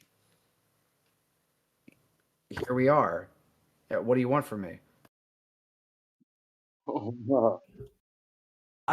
I personally want to see you a little more accepting of North here. It seems like he's willing to vote for a Democrat, and you seem to be woke Hold on. scolding him. I just want because like look. He's willing to say it. I'm not. Oh my gosh! Looking Don't for ever assume acceptance of disingenuity. me as like the honorary Democrat or something like that. My goal is not necessarily to build the base of the Democratic Party. Preferably, if I had the opportunity, I would rather vote for a principled Republican over for someone that believes in the values that I believe in over a Democrat. How do you Like feel about we should Massey? make this distinction clear. I voted for Massey. I think he's There we go. He's my local representative. I Fuck don't yeah, like dude. his Massey's foreign dope. policy takes. I think his American isolationism is bad. I think, but I do think he has principles, and I think he's Yeah, willing to stand just on not those for principles women. against the Republican Party. What is it about Democrats that we're so opposed to on a national stage? It's more of a domestic thing, really. I mean, I didn't necessarily like the Biden foreign policy. I thought he was a little bit weak on that. Because all the wars he like, started and all the countries he bombed? Or? No, not the wars he started. It's like for example, Biden was The open restricting borders? the use of certain U.S. weapons to prevent it from being used inside Russia. Trump came into office, and those restrictions were gone. I don't know if there was any reason why those restrictions should have happened in the first place. What were the restrictions? I don't. I think it was the red. U.S. missiles were not allowed to be shot into Russian Russian territory under the Biden administration. I don't think Biden. I think Biden kind of was a little bit too passive in the Israel-Palestine conflict. I think he could have probably taken a bit of a harder stance on that. So that's the last administration. The Obama administration, 2014 Ukraine, that was basically accepted as seen as acceptable under the Biden administration of them taking Crimea. He should have invaded Crimea. Hmm? Should he have invaded Crimea? Should Putin have invaded Crimea? No, should Barack Obama have invaded Crimea? Should Barack Obama have sought in UMF to invade Crimea? Since that's the same as the declaration war anyway. I think that in response to the invasion of Crimea, we should have drastically increase our support and building up of the Ukrainian military to instantly take it back. But this isn't Instead, a principled position between the Republicans and the Democrats, though. Like you're giving me issues that you have with like a specific person, but these aren't like principled positions between the Democrats and the Republicans. His question was about Democrats have with Democrats. Yes, but yes, exactly. Like his question for you was, what is it that you take issue with when it comes to Democrats? Like, what is it that you think separates you from being a Democrat? And you gave like criticisms of Biden that Democrats have of Biden. Well, I guess it depends on the Democrat. Like, I don't think you can characterize all Democrats in the same way. Well, no. There are ideological differences between like being conservative and being liberal, and then being a Democrat policy versus a Republican policy. Like, there are ideological and principled positions that are different. My takeaway from this is I that think you are very 21 and trying on ideologies like hats right now, and you'll settle into what you're going to. But if you cannot, if I was give trying me on a ideologies serious like hats, I would have probably abandoned my Democrats, principles a long time I think ago. that's where we'll wind up. I think our work is done here. I would have gone through the MAGA, tanky, fascist, communist pipeline. Oh yeah, that's a crazy pipeline. It's like a fascist, communist pipeline. All four of those things are utterly divorced from the Democratic Party. So I'm glad I saved us all from that. Okay, just to be clear, to say that populism and the Democratic Party, hold on, was populism part of Bernie that? lost, man. Bernie lost, yes. Yeah, Bernie Bernie we have had it was indulged within the Democratic Party of populism. Like, I think that should be acknowledged. Come on, dude. When you We say may have indulge, put our we're finger- talking we about may have put one our side finger in the literally voted for the fucking populist and the other side didn't. The populist on the Democrat side got fucking demolished. There's a total of like 5 or 6 populists in the whole Democrat House of Representatives, and you're sitting here saying that the left is too accepting of populism while the right is literally being run by populists. To be clear, I think the left is also too accepting of certain leftists, I guess. Generally speaking, maybe not the politicians, but they're definitely more accepting of their ideas. Like what? Well, I would agree with that to an extent. Like we're talking Hassan about is politics, the DNC and their engagement Yeah, with Hassan I'm to talking an about the extent. politicians But in general. Like the did Democratic kick Party him out. isn't Like who? necessarily going to be on their pro-capitalism stance. Isn't going to like denounce AOC if she were to advocate for like nationalizing a certain industry. If she were to do that. AOC I disagree. if AOC I was disagree. nationalizing industries or advocating for nationalizing industries, I'm sure that would divide the Democratic Party heavily. But she hasn't done that, so I guess neither of us knows. You're a Republican or you're tentatively not a Democrat because that could happen and that could go away, you imagine would be bad. What are you so Sorry, scared man. of? None of this fucking cuts it. Frankly, none of it even comes close. I think you're just 21. I don't think you're a Republican. You can't I keep don't think you're a doing this. Like libertarian. you I think you're can't sit on your 21. Well, you ivory can tower, claim whatever you bro. want. I still believe what I believe in. So I mean, I think it's more so. I mean, I'll tell you, like Jesus Christ. Tell If him I that was he's trying to go wrong. on the Tell him road, that he's if I wrong was in trying to his go on assessment. like the the Hang on, easiest road Mojo's trying to possible. talk. This would Hang be on. like the He's a worst very thing for me smart to man. do in the world. We can't Like hear you. Christ I don't know. Almighty. I don't know if that's true or not, but tell him that he's wrong in his assessment. Don't tell him that what he's saying is bad. Just tell him he's wrong and show him how he's wrong, because everything he's saying is correct. You're wrong. You can want to protect the kid all you want. It doesn't matter. He doesn't even know what the fuck he is. Wait a minute. what I Okay, said. I If just I got your can define the argument. principles that No, I my believe friend, in. if you're trying to actually win this election, you want to win, you want to beat fascism, right? Right? Do you want to do that? By the time the next presidential election Hold on. comes around, this kid's going to Okay, be a I fucking asked you a Ayn Rand question. I libertarian. asked you a fucking question. Fucking You need to libertarian. answer that. No. Do you want to beat fascism? Or are you Libertarians just like, are is this just like a cucks. joke That's to what they you? are. This kid is not the guy that's going to do it. He's not saying he's No, it's going to do it. He's convincing saying people. that you It's want to convincing build him and coalitions people with people like him. You don't. He's- I'm seem telling just you, It's not- he's a okay, hold on. Nazi. To He's a be Nazi clear, libertarian. what I want to he's going to go do read Ayn is Rand, and he's going to establish- get all fucking. Is to, Okay, that's my great. goal By is giving to this in- assessment- to institute giving this political power. assessment. That is my goal. I want There we go. principled Republicans Okay, hold on, to gain political power. just real quick. There are we, no we gotta principled we Republicans. do Your party we have a ran them lot of all out. people They're on gone. here. Hold on. We have a lot of people on here, but we do got like we do have a lot of times like two people are engaging with each other for a second, and then we have like 3 or 4 people talking over each person as they're talking. So we gotta I know it's hard to like get everybody in, and I'm trying to make sure that it's all spread around, but we gotta allow people to talk without other people talking over them the whole time. But I think the point that like Kate is making is that it's not about whether or not like the guy who's talking is right or wrong. It's that he's saying he is being dismissive in the way that he talks about these things. Like when he just says like, oh, you're just 21.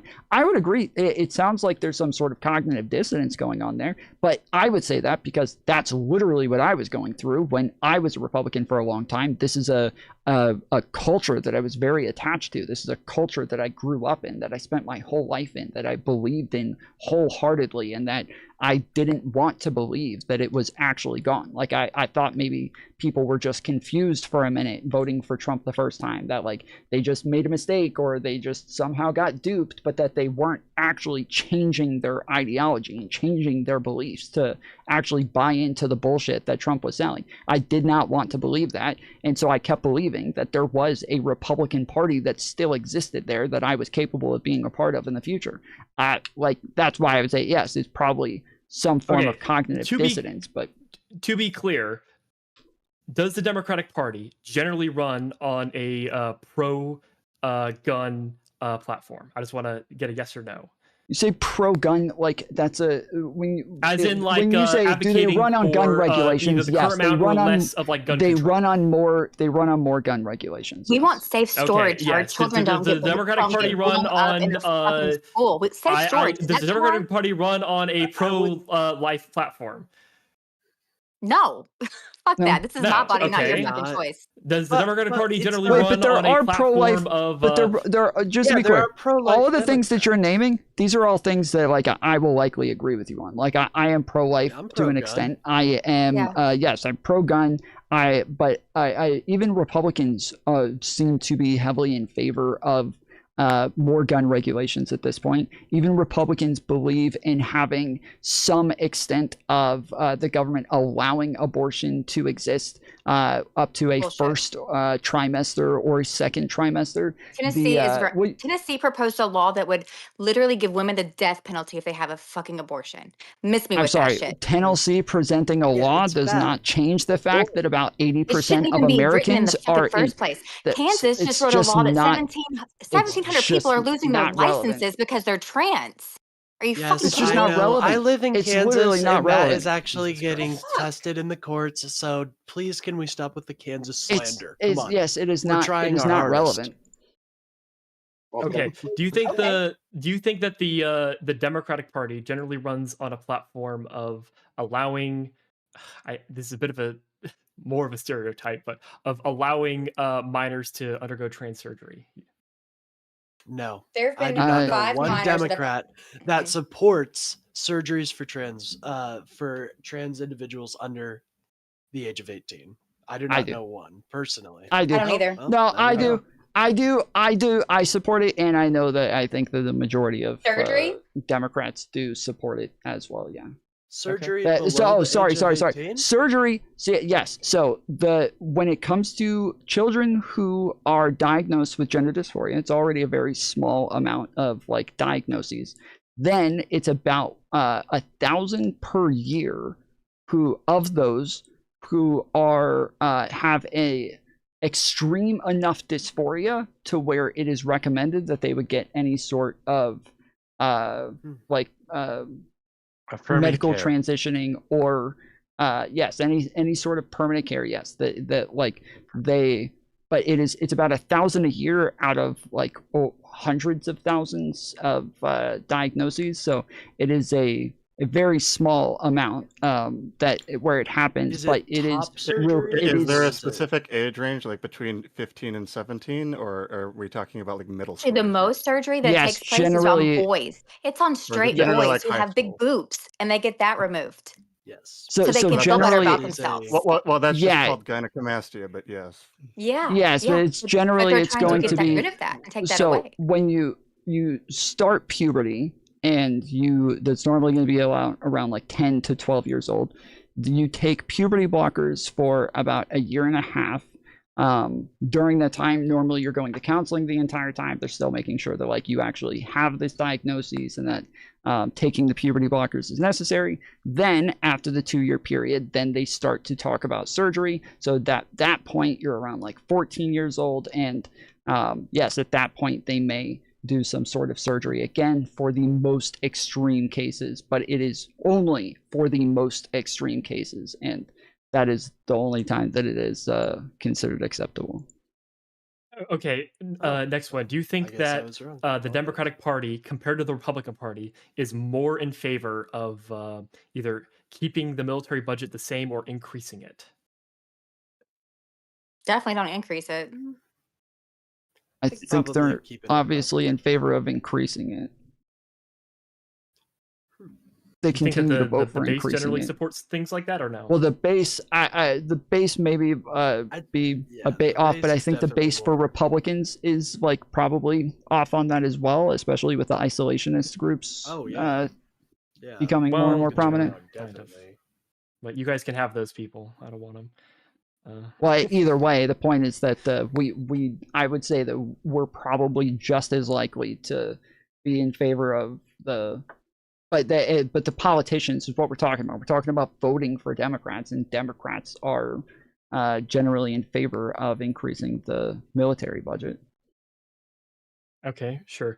Do you think that the Democratic Party is more in favor of expanding a federal social healthcare system compared to the Republican Party? Yes. Yes. Yes. And I mean, displacing that's the just private undeniable. industry We're for running for on healthcare affordability. systems. But this is Well, this is I believe in slim. a public This is option, slim. Just to be clear, it's about 90% of Americans who want some form of government-run healthcare. Or sorry, I'm wrong on that. I'm wrong. It's 76% of Americans want some sort of government-run healthcare. The majority of the Democrats want a public option over a single-payer option, but there's still a lot that's still like it's like 73% who are in favor of having single payer, but like 89% who would rather have a public option in the Democrat Party. But that is the majority of Republicans as well, who also want a public option. Donald Trump has been claiming that he has a healthcare plan 2 weeks. for 10 years now. So 2 weeks. What was I don't that think you can. shit I was don't talking- think you you can remember argue the State any of of the these Union? issues justifiably. By the way, not a single thing. That So yeah, there's the point is that the things that you're seeming to be like against Democrats on, I don't think you're actually against them. Are you against? I think the Republican Party healthcare is more being likely run by to the government? be accepting Hold of on, all hold of these on, policy positions. hold if I on, were to hold try on, to slow convince down, them. slow down, That's slow down, the slow down. position Hold that I on, maintain. slow down. Are you in favor of the government paying for healthcare or having some sort of government-run healthcare system? Federal government? No. I think No. a public option would be interesting for private businesses, man. I think that's Wait, what you- they need right now. You want states to do it? Does that mean Tennessee's going to have a worse I would be healthcare more in system? favor Wait, if hold the on, states would do Jesus it, Christ, yeah. shut up. Does that mean that Tennessee's going to have a worse healthcare system than Colorado? I guess it depends on how they run their individual system. We have more money. I guess Colorado I'm just has more uncomfortable money with the than federal Tennessee. government purely running it because when I'm thinking about like abuses of power, like God forbid, imagine if Trump was fucking elected and we had a healthcare system in which everyone, like the majority of Americans, were involved with a federal government run healthcare system. Like, Christ, imagine the budget cuts of just like one administration and how that would affect like the majority of the American population, or That happened using anyway that with medical data Medicare and like against like Medicaid. the What are American you populace. complaining about? My insurance went up $300 because they didn't extend the subsidies from 2021. Are you fucking kidding me? Well, the bigger problem here as Yes, well is so- that Democrats, while Republicans are the ones who keep complaining about their taxes and how much everything costs, it's Democrat cities, Democrat counties, Democrat states who pay like 80% of the fucking taxes. So it's really Well, then weird you to should me be that it's always the advocating for fucking that. So that means that Republicans the complaining Democratic about cities all and of the these things. Democratic states are going to get a better healthcare system than the No, Republicans. because if they No, all I don't pool live it in a together, fucking blue that's not state or true. blue They, city. when they all when they all pool it together, one, they're able to get more out of that, and two, they don't only want it for fucking Democrats. They want it for Republicans as well, especially the fucking kids whose parents aren't able to afford health care for them. Those They don't give a kids fuck about are the going kids, to get Tom. health care Be through the government. serious. Do you think that They don't there care about is the legitimate concern about power centralization with keeping it all within the federal government? I do see. I think that your no, there's concern, that single but- payer. That single payer. I agree with you on single payer. Public option is different, where now they have to compete with the private industry.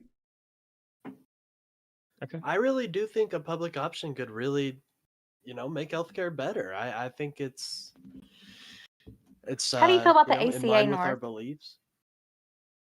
ACA, I haven't necessarily done enough opinion digging on it for me to have a good debate on it. I've heard from other people, which it's not exactly a good argument, that the ACA generally caused disruption in like the private healthcare industry, and that's why people were generally unsatisfied with like implementing the ACA.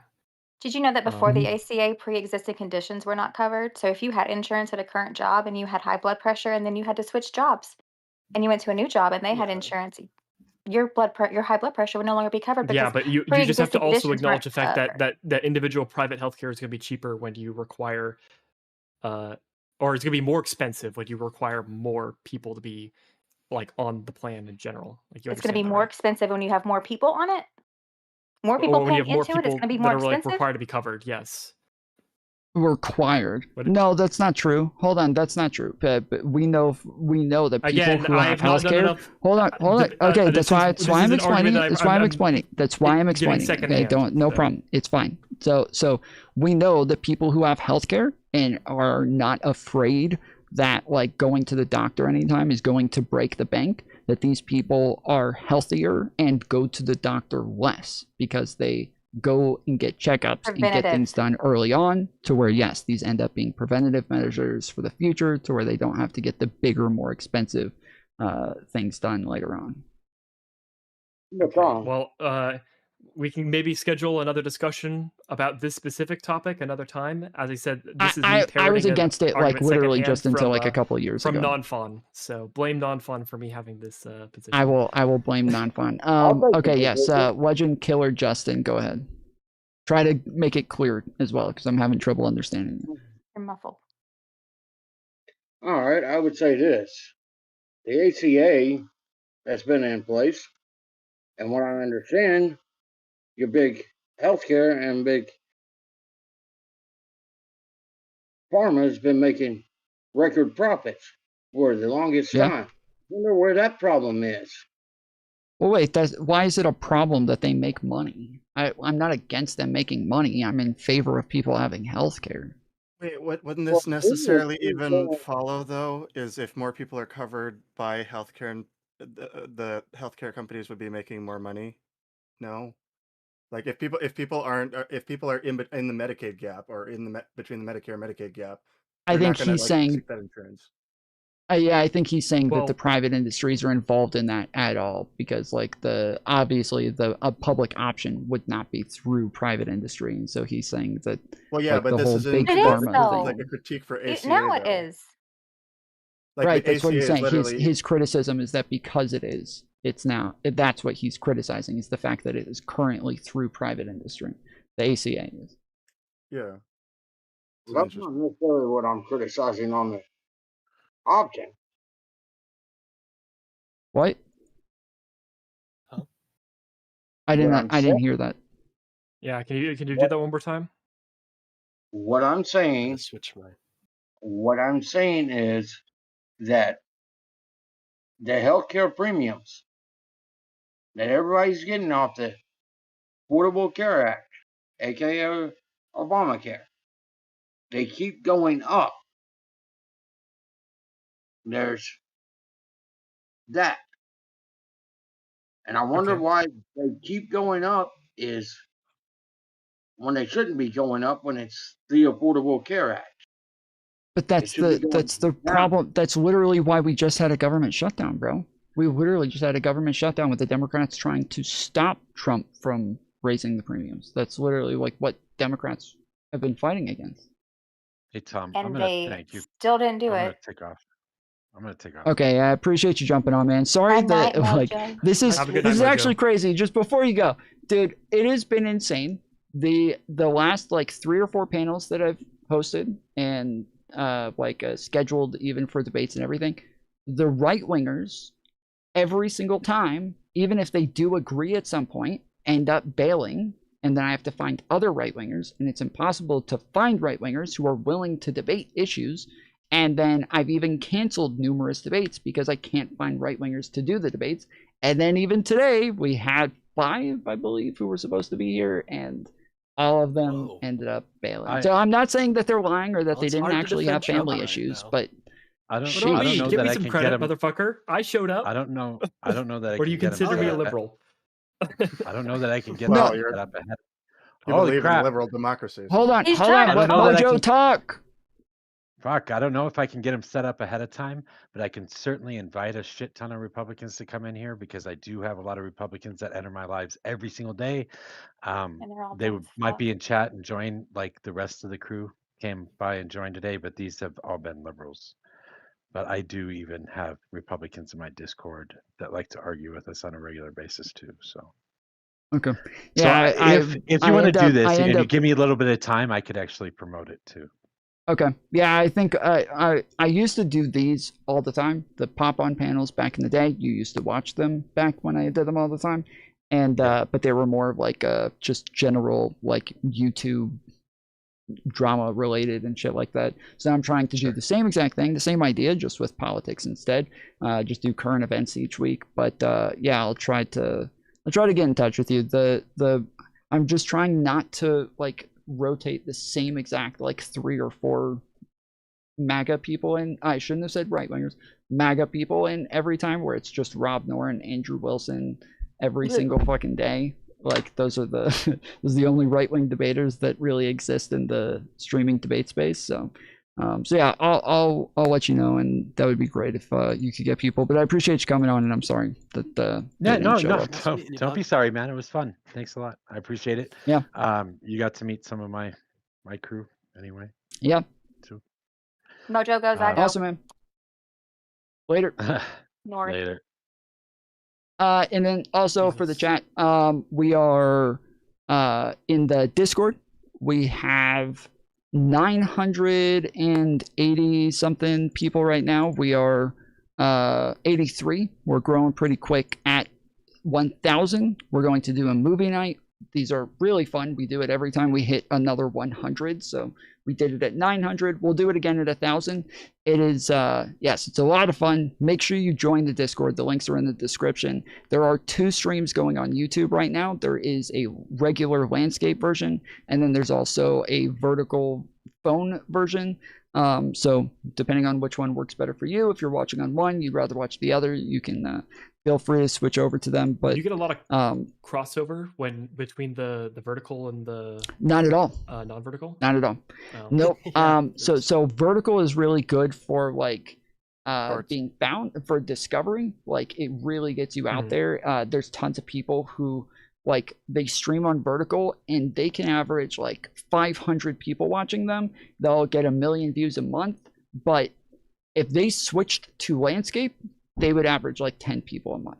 Like that is kind of Well, what I mean is you run both, so I figure you'd be the good arbiter on how it translates over from one to the other. Yeah, it doesn't translate. It doesn't translate to like regulars. It doesn't. So the problem is people who are in vertical only watch vertical. That's it. That they don't watch anything else. Weird. They don't come watch your videos that you upload. They don't watch your shorts. They don't watch. They don't like. I went a whole year streaming in vertical, averaged about like 300 people concurrent viewers for a long time, and then stopped doing it, and they never moved over to the other one. Never. They like I got thousands of subscribers off of it, and still none of them moved over. So yeah, it was it's kind of a waste, and it also really fucks with your analytics. The but YouTube short brain rot bullshit, you know, they only want to watch their shorts. Well, yeah, that's kind of. I do it for streaming because I'm able to catch some MAGA. They're usually streaming on the it's good for they're on the call-ins. brain rot train, so that's why I stream in YouTube Shorts. But I'm hoping to get a better computer here soon where I can do both. Like Tom yeah, it's does, very good for call-ins. Yeah, that's the main reason I do it is to get call-ins. Like MAGA, they don't really have like a great attention span, so I think that they're just scrolling through shorts all the time because that's about as long as their attention span is. But then your vertical live streams end up in the shorts feed. So you're just scrolling through one short to the next, and then you just end up on a live stream in vertical format. And that's how you get them. But and then you have to have like a tagline like Trump is hurting America that really triggers them, and then they're like, this guy, this liberal. Yeah. Trump is a fake but most of them, that's what I put on my thing. Like 90% of them will just spam like MAGA 2028 or some bullshit like that instead of ever calling in and just like, oh, this fucking guy, open borders, Kamala, communist. Like, I actually had usually I end up having good conversations where they're like, yeah, I actually agree with you on a lot of things, but I had this one dude that was exactly like that, like fucking just screaming at me. Very fun times. Well, the problem is that, like, yes, you'll either get somebody who just literally cannot debate. They cannot debate. They make absolutely no sense. They're incapable of, like, making a single coherent argument. Or you will get the guy who does what you just said, where they, they just equivocate everything. And they're like, yeah, I agree. That's bad that Trump does that. But the Democrats, but Hillary's emails, but Russia. And it's like, all right, motherfucker. Like, if you're going to equivocate every little thing. For all the conspiracy theorists, I feel so like, I used to be one of them, and it's right in front of your eye, dude. Like, and they're just blinders on. Please now. One moment. I'm switching over my headphones. Oh, no. My apologies. Sorry, Ulysses, were you about to say something? Yeah, no, this is like what you were just saying, Tom, is like this was the fun about Surrounded is like the two people that you were just talking about is literally what we see every time a Surrounded comes out. It's either it's an equivocation or it's like literally a spurging tangent of like just trying to insult the person or just like they've just lost their minds. You said Surrounded is done by Foot Jubilee. Oh, okay, Jubilee. Yeah. Jubilee. Yep. Jubilee. When I just Surrounded, I feel like is like the most like understood thing that Jubilee's done for a long time. Outside, you work with try Z? to do. Did you say a minute ago that you work with Z? Do I? No, I work. I thought you work said a little bit ago that you work with Z. I thought you said you were, he's with like, the with DGGP. National Ground Game. That's separate. Digital Ground Game is different than Unfuck America. Oh, Digital Ground Game. I thought you Digital said Ground Game, National Ground Game. Oh, okay. Well, sorry. technically, we're a subsidiary of National Ground Game. Oh, really? Okay. Under technicality. When did yes. when did Digital Ground Game start? That wasn't around a year ago. It may have been just I'd have to go back in the logs, but I think it was like 42 weeks. I'd have to look. Okay. because this is just the Discord right now. I can't like there's multiple sections of this that work in tangent. So you have DGGP, and then you have pragmatic papers, which is our literary arm. Somebody in chat said that Digital Ground Game is Destiny community based members, and that it's Digital Ground Game to be DGG. Well, he does interview people from there. So we have like a monthly thing where people will we push out like an award winner, and then he'll interview that award winner of the month that's literally gone out and done political action. So the last month was a man who was in Minneapolis, who was a photographer, taking pictures of the protests, and I even think he got some pictures of a person who got injured from a flashbang, I want to say. Did you say he took a picture of a black person? Oh my Based. goodness. Absolutely based, bro. No, What the fuck? But he did he Hell yeah, did man. a lot of good work on ground in Minneapolis during the ICE protests. So Destiny came out and like they interviewed Destiny, or Destiny interviewed him, and it's kind of aligned. It's pretty kind of aligned with Destiny, but we're trying to reach out, get like this is supposed to be for streamers to come in as long as you believe in liberal democracy and like being like liberal or like pushing for like Democrats. That's fine by us. North can come in too because he's at the very least he believes in liberal democracy and isn't a populist. I mean, if you I've guys been in a allow couple of your calls Mercedes before. in, I you're don't know if gonna you remember allow me. just about Oh, anybody. I in. do. I remember you were on Hutch's stream, and you've popped into the waiting section for the waiting room trying to talk to the motherfucker. I've been on a bunch of different streams. Yeah. Yeah, and Shout out, dude. talking with Hutch is a very interesting individual because I don't know if he knows when he would be ready for civil war. I think he has like conceptual ideas, but he just hasn't fleshed it out. I Wait, do you need to know that? I for the Civil War. Hold on. Wait. Hold on. Sorry. Hold on. Wait. Hold on. Wait. Hold on. Wait. Hutch is. I'm sorry. Talk about Minecraft. Hutch is an interesting individual because he doesn't know when he would be ready for civil war. Does that make one interesting? I feel like who the fuck knows when the fuck they would draw a line for civil war? It's like well because he's tentatively arguing against people who like or at the very least I feel like he's trying to make people understand that they're like their people are getting ready for civil war or something, or the actions that they're seeking would lead them towards civil war. Yes. To such a extent. Oh, you're talking about you're just talking Correct. about It's like the conversations couple about of like weeks. how like extreme we're supposed to be in response to Correct. So it would be like okay. Yeah. So it's kind of like so my curiosity was for him, his red line was basically the Constitution falls. And I basically had a talk with him about does the entire Constitution have to fall, or are there like pillars in here, like if your right to vote basically fails?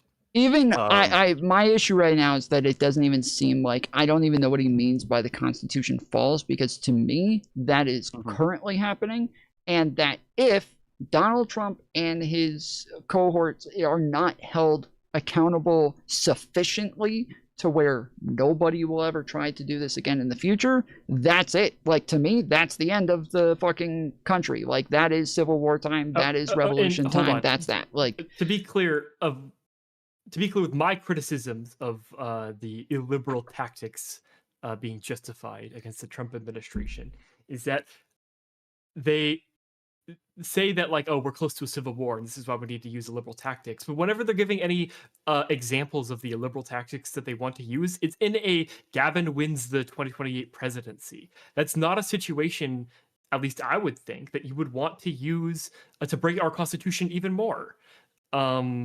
At least that's what Rashad hold on, was, no, hold on, wait. for. Nobody's And that's talking what about Destiny nobody. was also the one defending as well. No, they were not. No, nobody was talking about breaking the Constitution. None of them were saying that we should break the Constitution. None of them. I did not hear Destiny say this. I did not hear Hutch say this. I didn't hear any of the nobody said breaking the Constitution. They said breaking norms. To be clear, that is what Rashad was advocating for.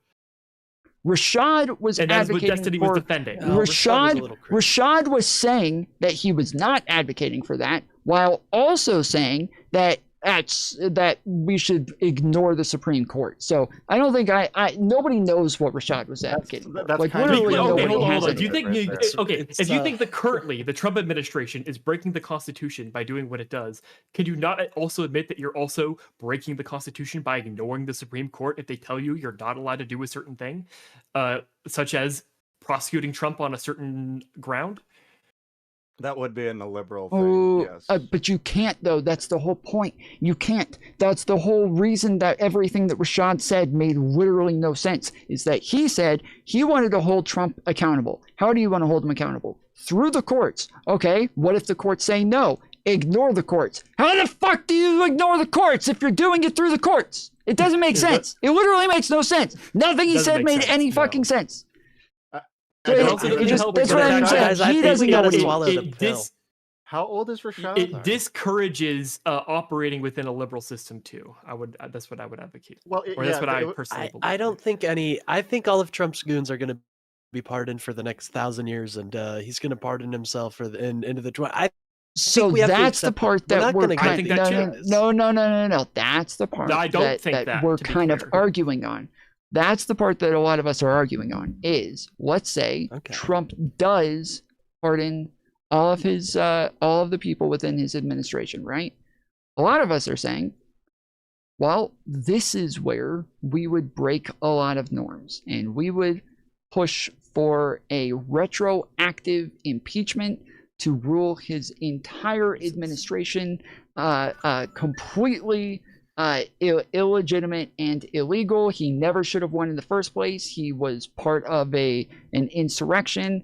Everything that all of his pardons, all of his fucking shit, put everybody from January 6th back in fucking prison, and then try him and all of his homies. Like that is the part where we would say, yes, we're going to take it like a step further. And if you have the majority in the House and the Senate, you at least have enough people to if you can get rid of the filibuster and then vote for things like this, then well, now you got the law that says that like this is perfectly acceptable and we're not breaking any laws. So you understand why people might be extremely uncomfortable with that?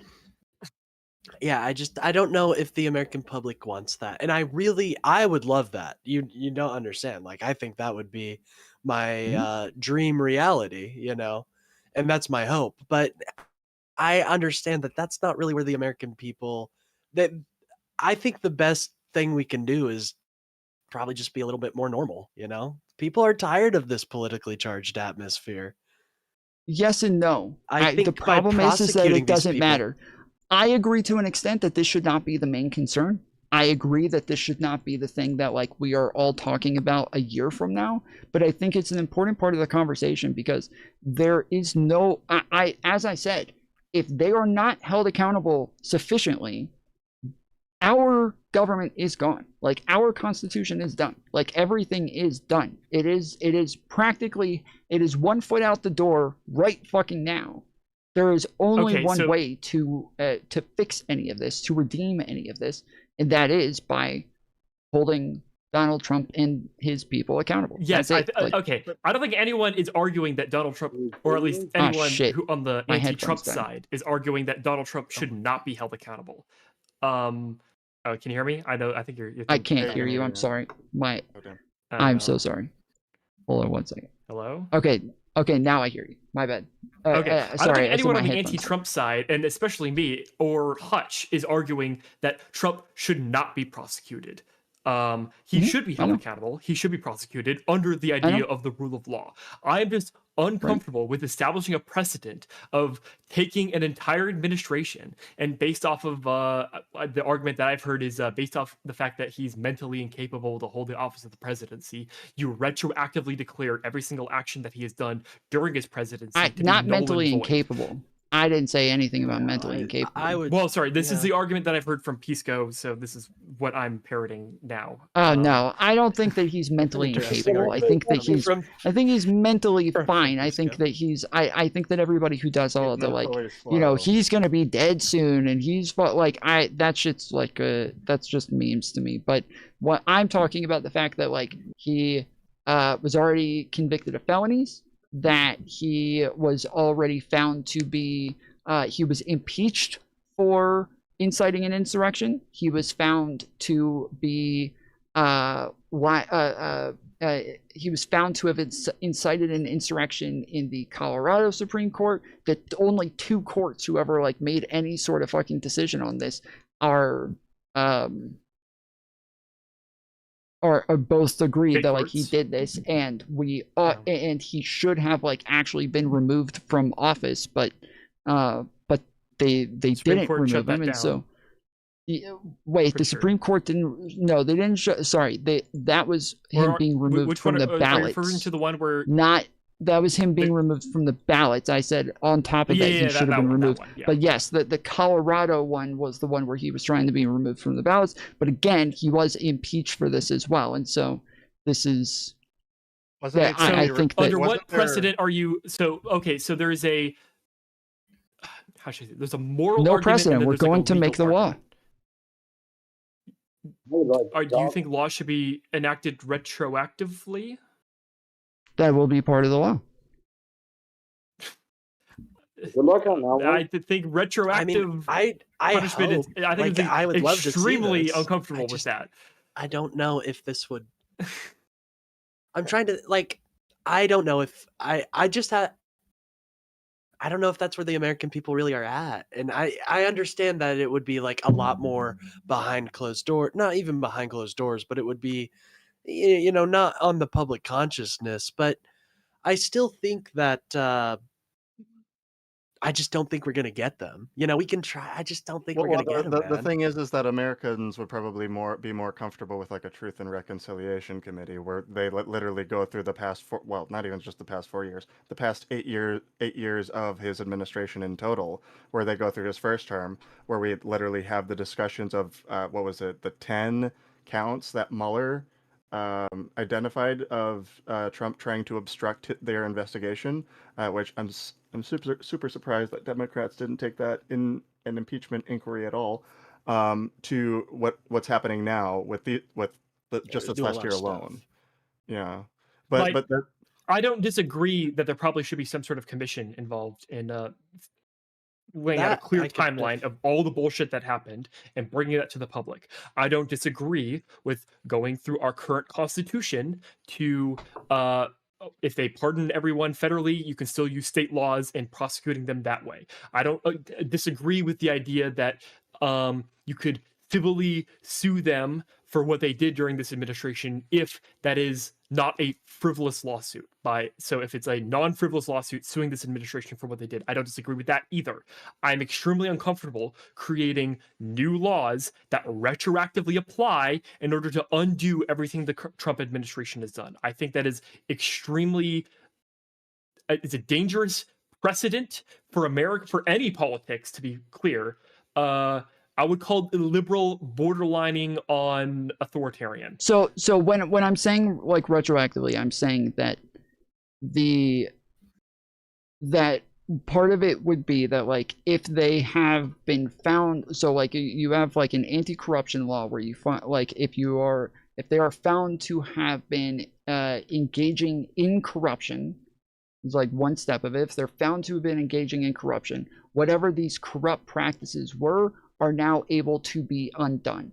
Part of that corruption would be pardoning himself and all of his friends. And so that would also be a way to undo this. But like when I'm saying like it would be part of the law, I'm not saying it'd be part of the law that we're just allowed to like do whatever the fuck we want. Like it's part of the law that like, yes, we're able to undo something that has been deemed corrupt by courts or by yeah, probably by courts, but maybe, you know, Congress, whoever, but that, yes, that would be part of the process. But this is, you brought up the 34th, or the felony count, or I mean, Trump being convicted. Yeah. I hate to bring back the Constitution, but ex post de facto law, we don't use those. They're against the Constitution. We're Wait, criminal. no, he was convicted before he was in office. I don't know what that. I don't know why you said. I'm probably about to head out, man. I'm getting tired, my Okay. brother. All right, Alright, yeah, appreciate I'm you sure hopping on, Nice- man. Yeah, it was dope being on here. I loved that. Next think I'm time, gonna be good. I hope to have an actual screen. So sorry about that. No problem. It's an Yeah, I'm intro. happy to work with. Like I said, literally all you have to do is just X out of your OBS, pull it back up, and it'll be fixed. All right, bet. Well, next time, look forward to my full face. You know what I'm saying? All right, Full cool. face frontal. All right, have a great day, guys. Good meeting y'all. Later. Peace. Have a good night. So, is there any limiting principle whatsoever when it comes to like wanting to hold the Trump administration accountable? What do you mean? What do you? In By what limiting sense? Like principle, when as in you like, say is there like anything that you limiting? believe Because you in said. terms of like your personal like philosophy and how Let me ask. politics should I be need like you to slow down, done? bro. I feel like every Okay. time I try to ask you clarifying questions, you answer questions that I'm not asking. But like Okay, sorry, jump in. I'm hopped up on 3 cans of Red Bull right now. So Okay. So I am too. I'm literally probably about to grab my fourth. I just finished all of these and. I don't need energy drinks. I've got 2 kids. They keep me up all the time. Okay. Shit, if I had kids, I'd That's need, your natural Red Bull. If you have kids, Red Bull. I need that's fucking crack. Okay, if I had kids, I would literally Bull be is smoking from- we're crack. not ready blood for of a parents, small okay? version of North yet. One day. But okay, so Just my one day. question was, when you asked it, you said limiting principle on you wanting to do this. So is it about the want, or is it about like the legality of the As in, of like, where we would draw the you lines? claim that you're wanting to reform the Constitution or introduce an amendment to undo retroactively what the Trump administration has done. Part of that you said was involved in taking away his pardons retroactively because you think that they are corrupt. What other things retroactively, or sorry, where is your personal limit on doing things or declaring things like retroactively? Is there any limit at all? Give me an example. Or are you just concerned on about the where- outcome? So one, I would think that like there needs to be consequences, and so I do think that like the outcome is important as well. But I do think that this is also just a general principle that like we hold in liberal countries, is that like we need law and order, and that if people are doing things that are unethical or that are like breaking the fabric within society, that like we need to do things to deter them, and just making it to where one cannot do this in the future, I don't think is close to good enough. Like the majority of the to be things clear, the Trump we administration is haven't doing even is gotten finding to loopholes through things that they already know they shouldn't be doing, and that like so that just filling those holes isn't good enough. The corruption is like the real problem there. We haven't even gotten into the preventative measures. So far, we're talking about just punishing the Trump administration. Okay, how should I word this properly? You claim that it is part of liberalism and the rule of law that if someone does something bad, that they should be punished for it. I think that is a misconception. Part of the rule of law. Wait, hold on. Wait. I'm sorry. I think you're confusing what I'm saying. I'm not saying we charge them retroactively. I'm saying that if we find that something, so let's say the Trump administration, he signs an executive order, okay? And this executive order is making it to where they're allowed to, like, there's some like arrangement where Russia now is buying things from the Trump administration, or from like a Trump business, right? And or they have to use Trump hotels or some shit like that, right? The like, if this is deemed to be corrupt, that would just be like automatically undone. Like, we don't need to go have like another executive order undoing that or anything. It is just like by like deeming it corrupt, it is legally undone. And so if they are found to have been engaging in corruption, one, so this is a thing that they could be charged with, but they pardoned everybody to avoid being charged for the corruption. Well, this would be part of that corruption, so those pardons would be undone, and then we would be able to charge them for the actual crimes that they actually committed, not like things that, no, we're not going to make new laws against like corruption, but there's corruption that they're currently breaking laws. Yeah, sorry. Hold on. Can I seek? I want to seek a bit of clarification Yeah, here. I'm still here. It's fine. When you say corruption, can we define this in more starker terms? Because the corruption for me is like, I hear everything from stock trading to like the fact that Hunter Biden, Yes, outside of his dad even being a vice president or even president, did corrupt things. So can you define that for me in more clear terms to like, what do you mean corruption? Well, as I said, it would be things that like we would already be considered that would already be considered to be like against the law.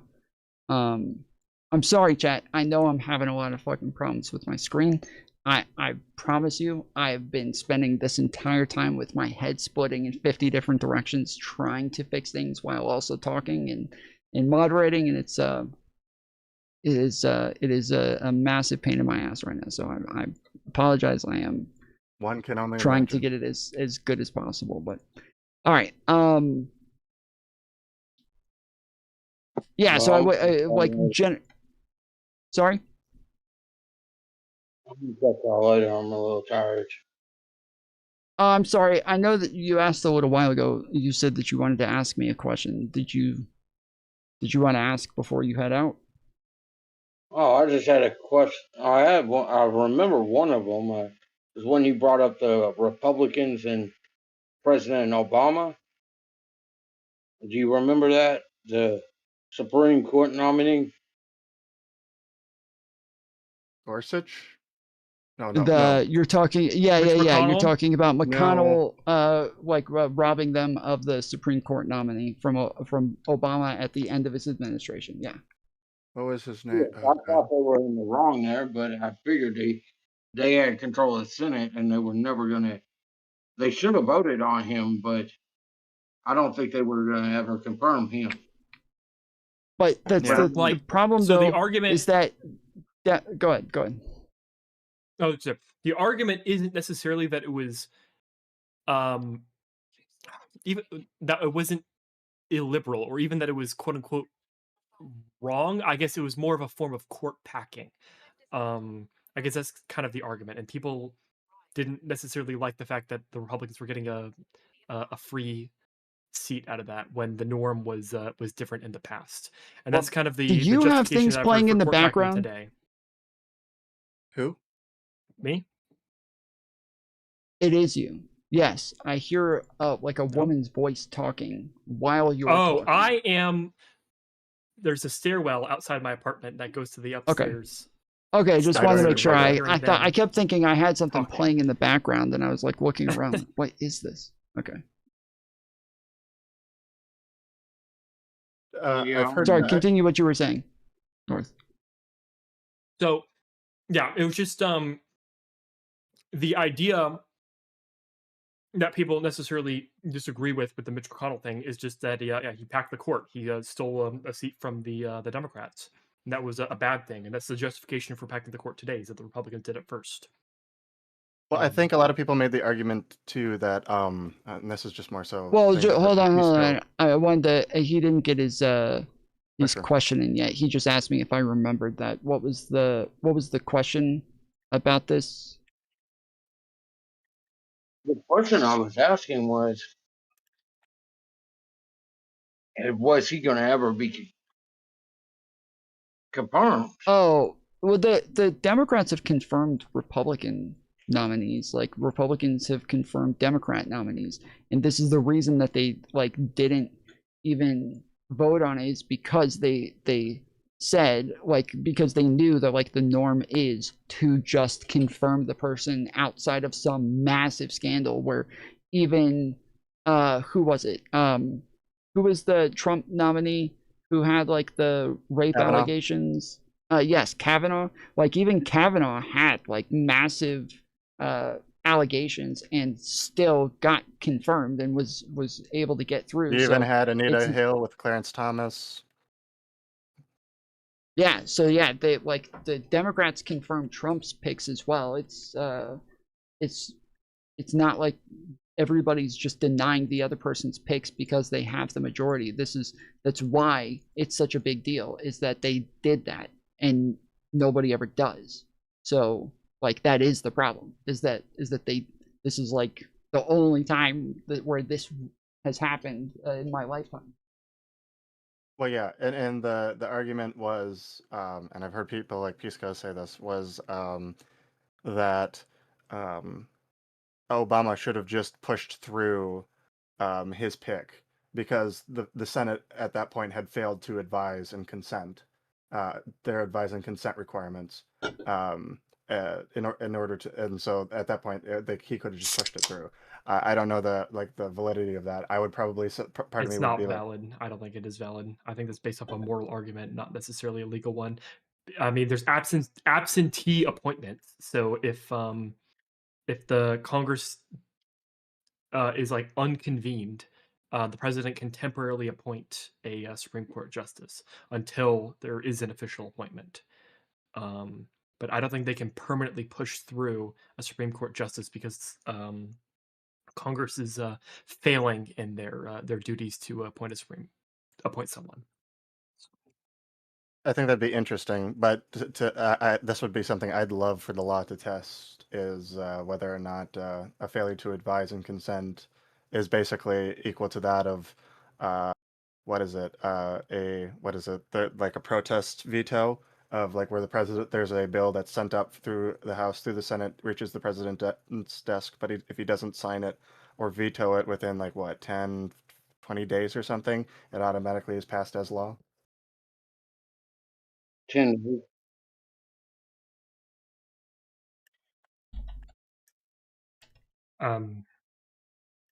Who's this But it directed was to? that Sorry.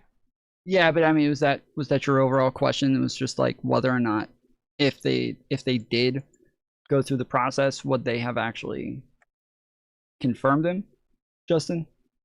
Yeah, because at that time the Republicans were opposing everything Obama was doing. Right. I remember that. I'm not saying it was right for the Republicans to do that. I disagree vehemently with them on that. They should have voted on him. It was a power grab. I think that was even Mitch McConnell's argument at the time, was literally they would have pushed him through if Hillary Clinton had won, because their thought was, hey, if we lose, we'll just push this motherfucker through. But because Trump won, they're like, okay, we've got it. Now we can appoint people that we want, and up came Gorsuch. I wouldn't be against creating incentives for Congress to force them to appoint a Supreme Court justice when an absentee position is opened up. That being like, imagine if there was a Supreme Court justice dies or retires, you just make it so that they're not allowed to pass any more either economic or maybe just like any legislation whatsoever until they get that done, and shrine that in the Constitution. Or maybe it doesn't even have to be in the Constitution. You can make it a congressional statute. I think that's what it is. Like part of just like how they do shit in Congress. I don't know. The same way that the filibuster is defended, even though it's not in the Constitution. But yeah, okay. So yeah, if does that answer your question? Yes. Okay. So I wanted to go back to what you guys were asking. So like if it turned out that like something that like we would want to put into law actually, oh sorry, later Justin, have a good night, man. If something that we were putting into law and like that this would, in order to be legally consistent, would include Joe Biden pardoning his son, I would not change anything about it. There's like it would just include Joe Biden as well. The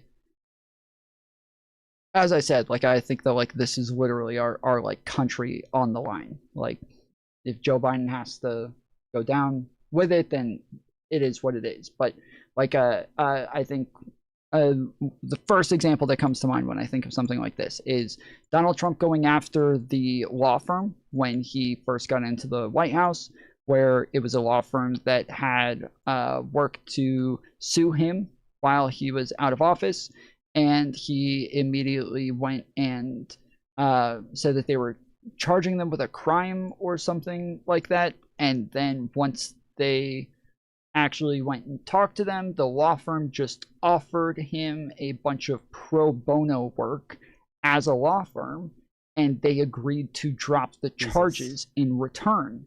That is like the most fucking corrupt thing I have ever heard in my life, and they announced it happily and openly. Same thing with the mayor of New York. I can never remember his name, but the mayor of New York who was charged, Eric Adams, who was charged with corruption. They like gave him a deal where if he backed up Trump on his immigration policy, that he would get all of his charges dropped. Like things like these are It just wasn't necessarily that blatant though, Tom. It was, and this is where it's kind of conspiratorial, but not really. We can take the leap of logic here to agree.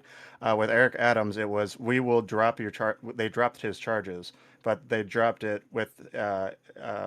So without they literally prejudice, at any time that he reneged on the deal, basically they would just recharge him. Wait, that on makes it more blatant, not less blatant.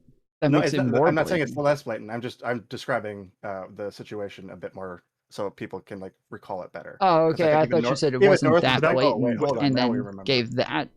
Okay, Yeah. I thought you said it wasn't that blatant and then gave that as the No. reasoning for why it's It not is that more blatant. I'm like, blatant. that's The same more thing with blatant, right? the same thing with the law firms. I don't think it was necessarily that they were prosecute. I think they were going to prosecute individualistic people, but I think with the law firms, I think they were trying to do what Biden tried to do with COVID, where if you're a company over X amount, you need to get the vaccines, otherwise they're fired or something. And they're taking that logic here and applied where they say anybody who has contracts with the government can't even that law firm can't even support, which is basically almost every major massive company out there, which basically would effectively bankrupt any like large law firm. That's why they had to like basically Wait, kill I'm over. sorry. Did you? I don't know if you ended mid-sentence or if I misunderstood. I thought you said they can't support. Oh, the government cannot support the law The firm? government basically said, like, threatened a EO or something that said that anybody who is has a contract through the government, that these law firms that he's targeting could not represent those as clients. Oh, okay. Which basically, like but any large law firm that like supports like Walmart or Sam's Club, anybody who takes like any sort of like money from the government through subsidies or whatever, they can't, or has a contract through the government. They like those law firms cannot represent them through that.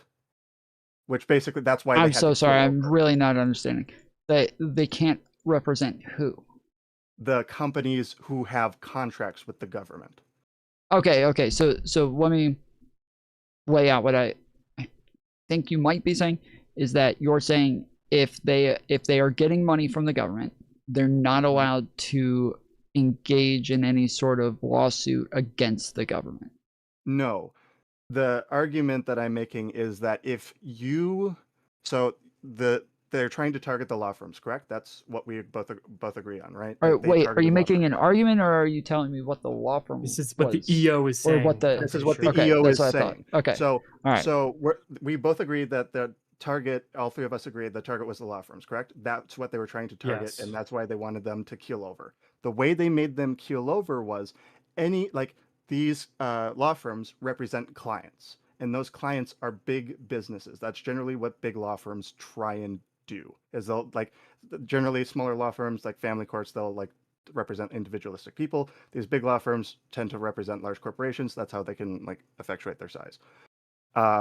In this case, the government said, okay, if you have clients that also take government contracts, well, we're just going to say if you have a government contract, those companies cannot hire that law firm specifically. And that's what basically made them fold, or most of them fold. I think that got rejected by the Supreme Court, or I think it's still in arguments.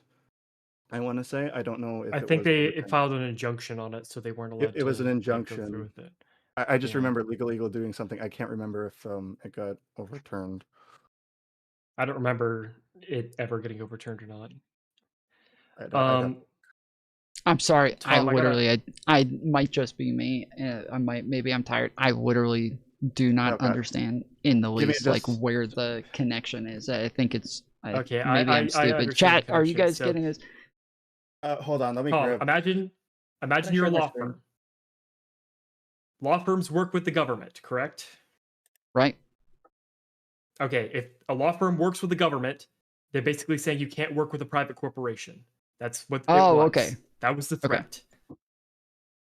Or a large corporation. Okay, so they were saying we will put Yes. this into law, and then they said, Well, that was the okay. EO. So, but that was generally to target that the law firm. Specific law firm. Yes, it was to get them to keel over to no longer go against them, I guess. Well, it was also to get pro bono work, as it ended up being at the end of the day. Oh, true. So when you say to go against them on what? It could have been anything from they hired people that represented, that were part of Jack Smith's indictments, to people who've tried to fuck him over in the past. This is Trump we're talking about. This is somebody who's anyone who's involved in previous lawsuits and all that, or previous prosecutions, or anything like that. They get specifically targeted. This was a use of force against his political enemies. Same standard shit that we've seen with he's done to other people. Except this time he's using the government to do it. Well, yeah. That's not. No, not this time. That is the thing that is pretty consistent with him, is that he uses the government. But he has the force of the government this time. Prior to this, he's been just doing a bunch of metric fuck ton of slap suits, which is just trying to get people to fuck off. Same thing with what was it, Bill Murray, the coal conglomerate, when he tried to shut up John Oliver when he did a segment on him. Okay. I didn't. Oh wait, you're talking about the guy who tried to use a slap suit on John Oliver for his. Correct. For he his and Trump are basically of the same slap breed. suits. Yep. Yeah. Okay. Yep. Yeah. But there's tons of examples of things that I think are blatantly corrupt from the Trump administration, and them using the government to pursue these ends. And so I think that these are things that I think would be pretty easy to convict on. Then on top of that, we could possibly, even if there are we can get deep into this, but if there are things within the Epstein files, there already seems to be a lot of evidence that Donald Trump may have had some problems with underage women in the past, and that him and Epstein both were, that, as Trump said, they have similar interests in women, or similar tastes in women, some of them even on the younger side. That if some of the ways that they went about excluding things from the files or redacting things from the files or trying to stop the files from getting through. We know that after the January 6th insurrection happened, there were a number of Republicans who said that they were getting tons of threats and that a lot of them wanted to vote to remove Donald Trump or after the impeachment, but that they were afraid for their lives and that they couldn't. So I would assume that if that is coming from the Trump administration and that, or sorry, Trump and his people, and that if that is a common practice, that similar things were likely used in the Epstein files. We know that Marjorie Taylor Greene said that he screamed and yelled at her to try to stop her from letting the Epstein files get out, and said that, or from her ever naming people who were predators in that scenario, and then saying that he said, if you do this, you're going to get a lot of my friends in trouble. And so, yes, like there seems to be, if that is a thing that he also used to coerce people out of getting this information out or voting on laws or any of these things, then I think like all of these things would apply. These would be examples of types of corruption that are already illegal that we could consider corrupt and then undo pardons based on that. I got a two-parter for you. Number one, if our Constitution is unable to properly prosecute Trump, are you more focused on, like, I think part of the rule of law is, I'm getting tired myself, you can tell.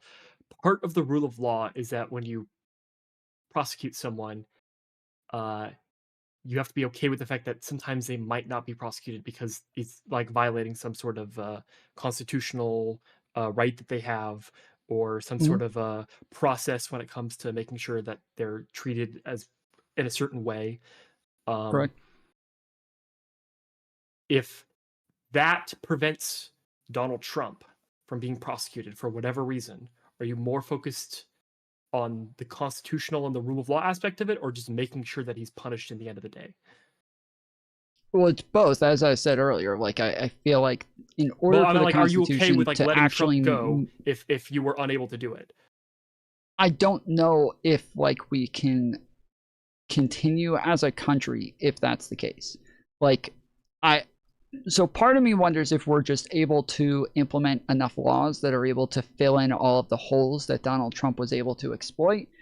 But on top of that, like a lot of these things aren't just holes, but like explicit laws that he's breaking. And I feel like if that is something that presidents now know that they can get away with, because the last time that I had this conversation, all the people are like, the lefties are like, oh, well, we already has broad immunity, so we already know that every president from now until eternity is allowed to just break whatever law they want. But that's not true. That's only like as far as like it's a part of their official duties, and a lot of these things aren't. And I think we can even outline what those official duties are in some of these things to get to like what corruption is and isn't. And but I don't think that the Constitution matters all that much if whoever's in the White House is allowed to just do whatever the fuck they want.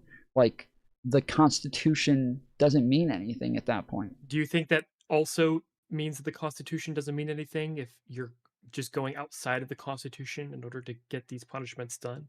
Because that feels like to me that both sides would have then abandoned the Constitution. Yeah, of course. And we are now ending in a scenario, the worst case scenario. Well, maybe not the worst case because there's civil war, but actually, yeah. But again, I'm not wanting to go outside of the Constitution. All that matters is power in the end. And that's sort of the again, the scenario I'm not wanting to go outside of the Constitution, which is why I'm not in favor of like packing the courts. Well, not for that reason, but I'm not in favor of packing the courts because I do feel like Republicans will take whatever norm that we stretch and they'll stretch it even farther. And this is like one thing that, yes, I think if we add 2 or 3 seats to the courts, they'll add 10. Like we give an inch, they'll take a mile. and I'm not in favor of adding new like irregularities to our norms from the Democrat side. I'm in favor of taking the norms that they are stretching and doing it back to them. And I know that this is one of the things that a lot of people like Destiny and others have a problem with, is that we're always responding, we're always playing defense, but that's because we're not the ones who want to break the norms. We're not the ones who want to be corrupt. We're like, that is the whole point. And so yes, we need to win votes. We need to get into office. Is why I said I don't think we should be talking about this a year from now. Like, we need to be focusing, Democrats need to be focusing on affordability and like giving Americans what it is that they need, so that we can be in power and we can be the ones to implement these things. But I don't think that anything that I'm suggesting is breaking the Constitution, if that's what you're Okay. Yeah. I just want to, because there's the Destiny argument. I just want to make sure whether you're for or against it, that being you temporarily go outside of the Constitution to punish the people that are involved in this, and that you again, return. I wouldn't be Or- against that.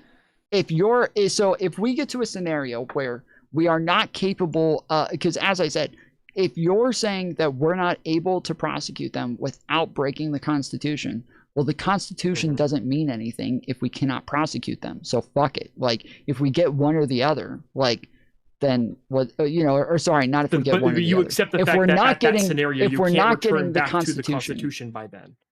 yes, but we can't either way is what I'm saying. We can't either way. That like, if there is no accountability, the Constitution doesn't mean shit, because it does mean exactly what you just said. It means that as long as you're in power and you're the president, you get to do whatever the fuck you want.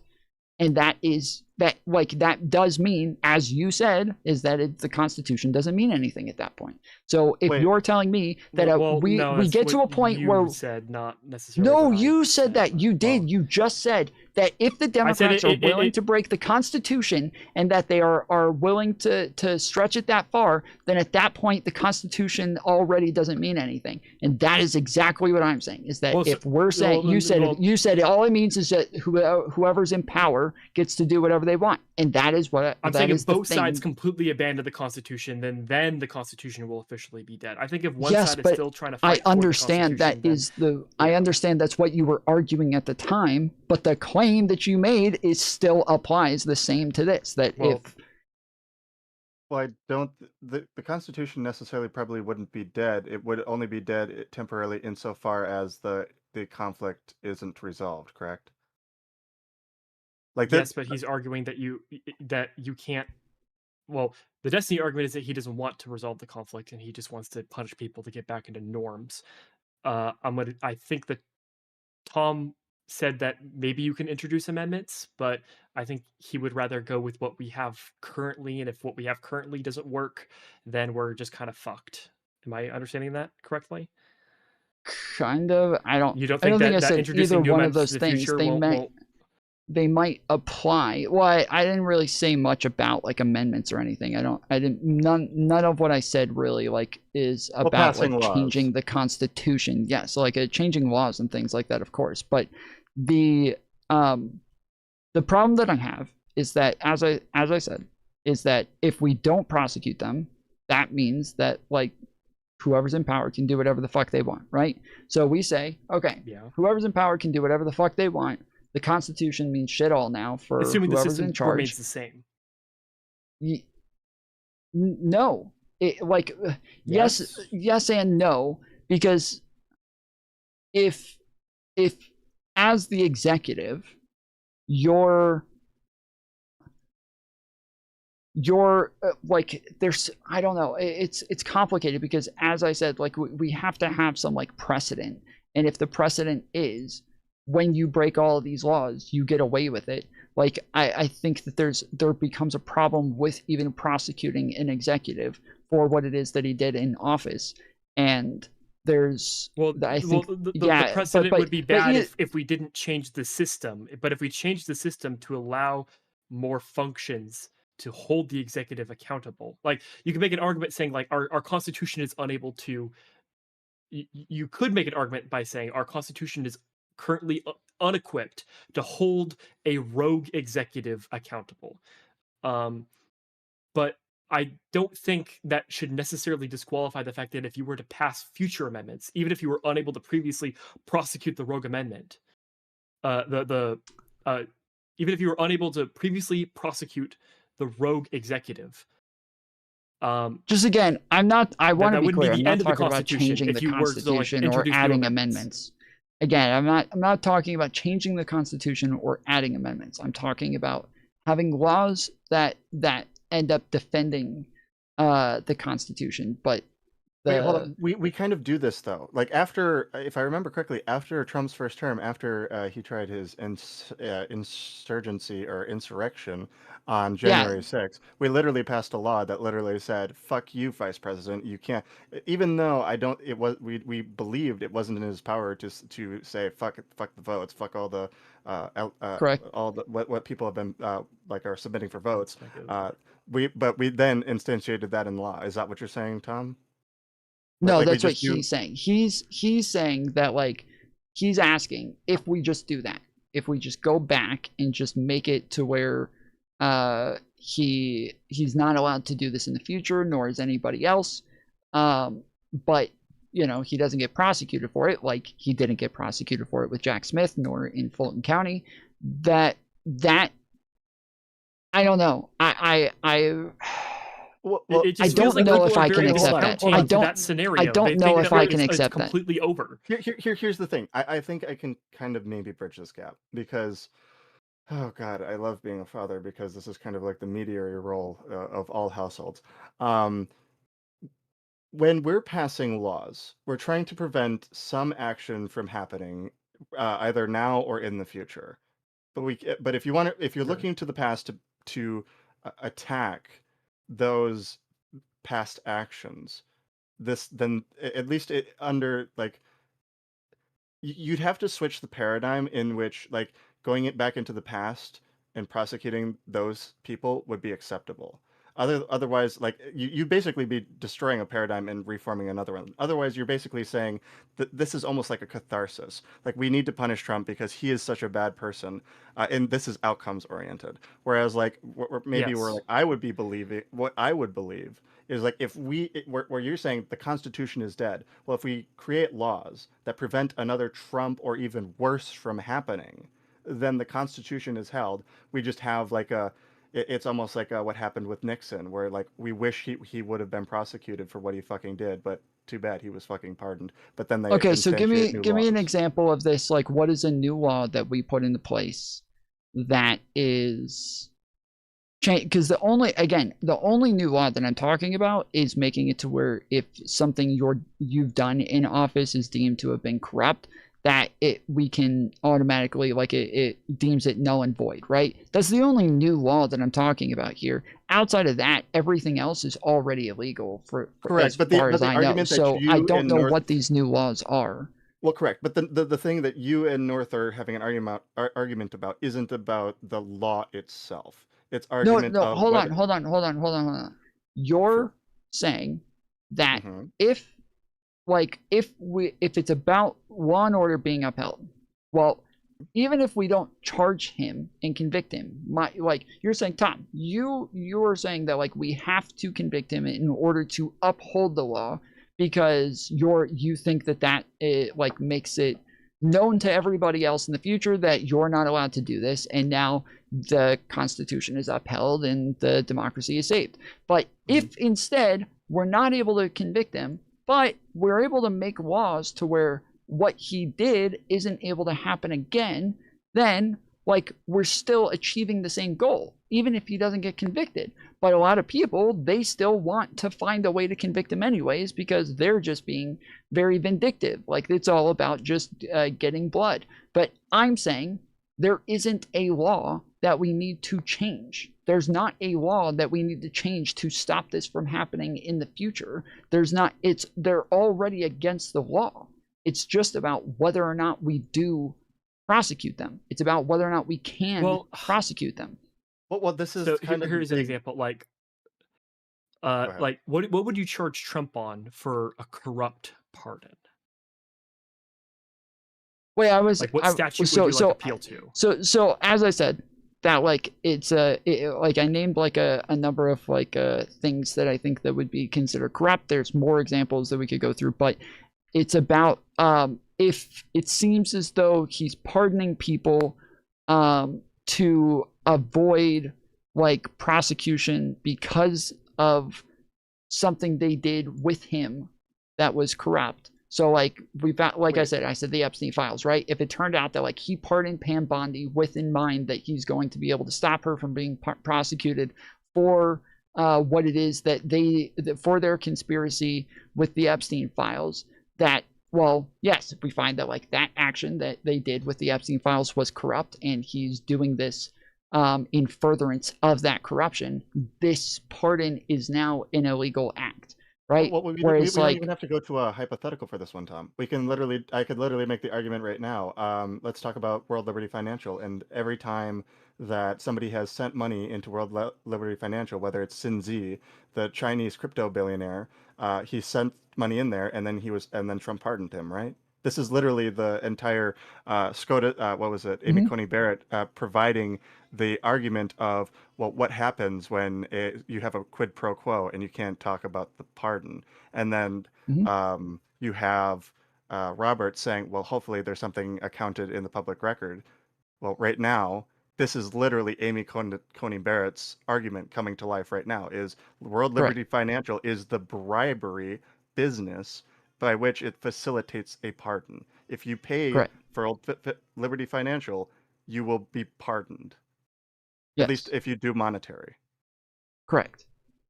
So exactly. So yes. So this is like, these are and that would be fine. But what I'm talking about, laws that we can pass though, are things that aren't necessarily covered. So right now it would be like stock trading or insider information trading, like how you had people coming through on prediction markets that aren't regulated. That's how there was like one account when Venezuela what was insider trading isn't against the law. So for government officials on prediction markets. Yeah, with prediction markets, you can basically have a Trump insider put $50,000 on when we invade Venezuela on like the 20th of so January. like what's the thing that everybody uses for what's the website called? Polymarket. Polymarket. Okay, so Trump goes and puts a bet on like Donald Trump will mention Biden's name 20 times in this thing, and then he goes and mentions Biden's name 20 times on purpose to make $1 billion. Like that's something like that. Yeah. Or we need to extend regulations on places that aren't being regulated. That people in Congress or their aides or even the president of the United States can take advantage of. Like right now, this is like arguments I have with people about like supplements. Supplements need more regulation. Same thing with prediction markets. It's a new type of thing that just isn't regulated. Just like AI. Okay. Well, we're getting a little away from the argument though, but that like this is my point is that like the things that they're already doing are already against the law, and the point is that there is accountability for that. It isn't like I'm just very vindictive and really want Trump to hurt, but it is that like if the precedent is that you can do these things and get away with it, then like we have a or you could just create an amendment that says the president is unable to have immunity for their official actions in Congress or in as the president of the United States. Well, no, you can't do that because literally the vigorous executive argument. So no. So again, so if it has to do with like things that are considered part of his official duties, like they have to have immunity for that. Like I do agree with the overall Supreme Court decision in that so you area. Agree with the vigorous executive argument. Yeah. Yes. What the part that I have an issue with is where they talk about like where this includes like anybody that he had conversations with that were that like they can't testify to those things, where like they ended up saying that Mike Pence wasn't allowed to testify when they had a conversation about how he should handle the alternate slate of electors, when Donald Trump's fucking job was never never includes him telling the vice president how to handle the alternate slates of electors or how to handle do you certifying the think that election. But like, do you feel yes, like that ever that where it clarified made it then, to or where what? he wasn't. No, it's just like that was a problem that I had with that part. But there isn't much that I think we can do about that in and of itself. But the things that we're talking about that are corrupt, I don't think that these are things that actually are like part of his official duties, and that these are things that are just blatantly for his own personal gain. And there's no argument outside of that. I don't like even like when this Supreme Court decision was made, everybody acted as though all of Trump's charges were going to get dropped. Not a single one of them got dropped. Not a single one of them got dropped from that decision. They said that the lower courts had to decide whether or not any of the things qualified under official duties, not just the ones that were already in motion at the time, but for any future proceedings against the president, that the lower courts have to decide whether or not this qualifies as their official duties, the thing that they're being charged for. And none of the things that Trump was being charged for qualified as his official duties. So, like, it is not as broad as people think it is. And that's the big hope is after, if he doesn't pardon himself, or if let's say he just pardons himself for the second presidency, the hope is that we just reappoint Jack Smith and he goes back after them after those cases. Because even though, from my understanding, even though they dropped those cases, I think they were dropped without prejudice. And they can still prosecute him on those things. But even if he does that, they're correct. So I even think like some of this stuff should be put into motion if we gain the majority in the House and the Senate. Like, put it in motion immediately. Like, immediately add like addendums. Like, you can't pardon somebody for just a broad array of time. You have to pardon them for a specific crime that we are implying that they did commit, and like things like that. Like, there has to be like specificity You don't believe there in like universal pardons and Well, no, right, it would probably be like the one that Biden did for his son, where it says like this, 10 years from 2014 to 2024, but any crime committed at any point, blah blah blah. Yeah, I think that like we need more specificity. And even have them admit it in the presence of a public statement too, right? Like maybe, like, I mean, that's the reason why plea agreements are such a good thing. Is like these people will then come out and they'll actually like say, this is the things I did wrong. This is why I'm being prosecuted. Blah blah blah. I'm very sorry for my action and conduct or whatever. But instead of that, just say I'm being pardoned for this. It is true. Like, instead of it being implied that they are guilty, actually, I would even say actually, I would even say you can't pre-pardon somebody for something they haven't been convicted of. Like, that was the intent of pardons. It was meant to be a type of like charity from the government to people who they believed had changed, and it was supposed to be just like a show of good faith to the people, and like, hey, like, yeah, we're the I think it's also part of like chief, separation of powers. It's you don't want a judiciary who can convict anyone without any ability of like undoing that, depending on the circumstance. What would you think? Sure. Oh, go ahead. What would you think of what if we? Because I was listening to Loner Books and Hutch having an argument, with their like 3-hour argument like 2 or 3 days ago, and it was what if we tried to swap the DOJ being independent? Is this something that we all can agree on is very important for us to do? That is something else that I would actually add in, is that yes, like there needs to actually be like rules on the books adding separation between the executive and how about DOJ. this? The person who is appointed to DOJ is like basically it is appointed by a consensus of the Supreme Court instead. No. I don't know, because they're already approved by the House and the Senate, like their appointment. Oh no! I'm saying they are nominated by the Supreme Court, and then it goes through the House and Senate. No, the Supreme Court. Yeah, but I if they're don't think part the of the Supreme Court is meant to be like executive, political actors like that.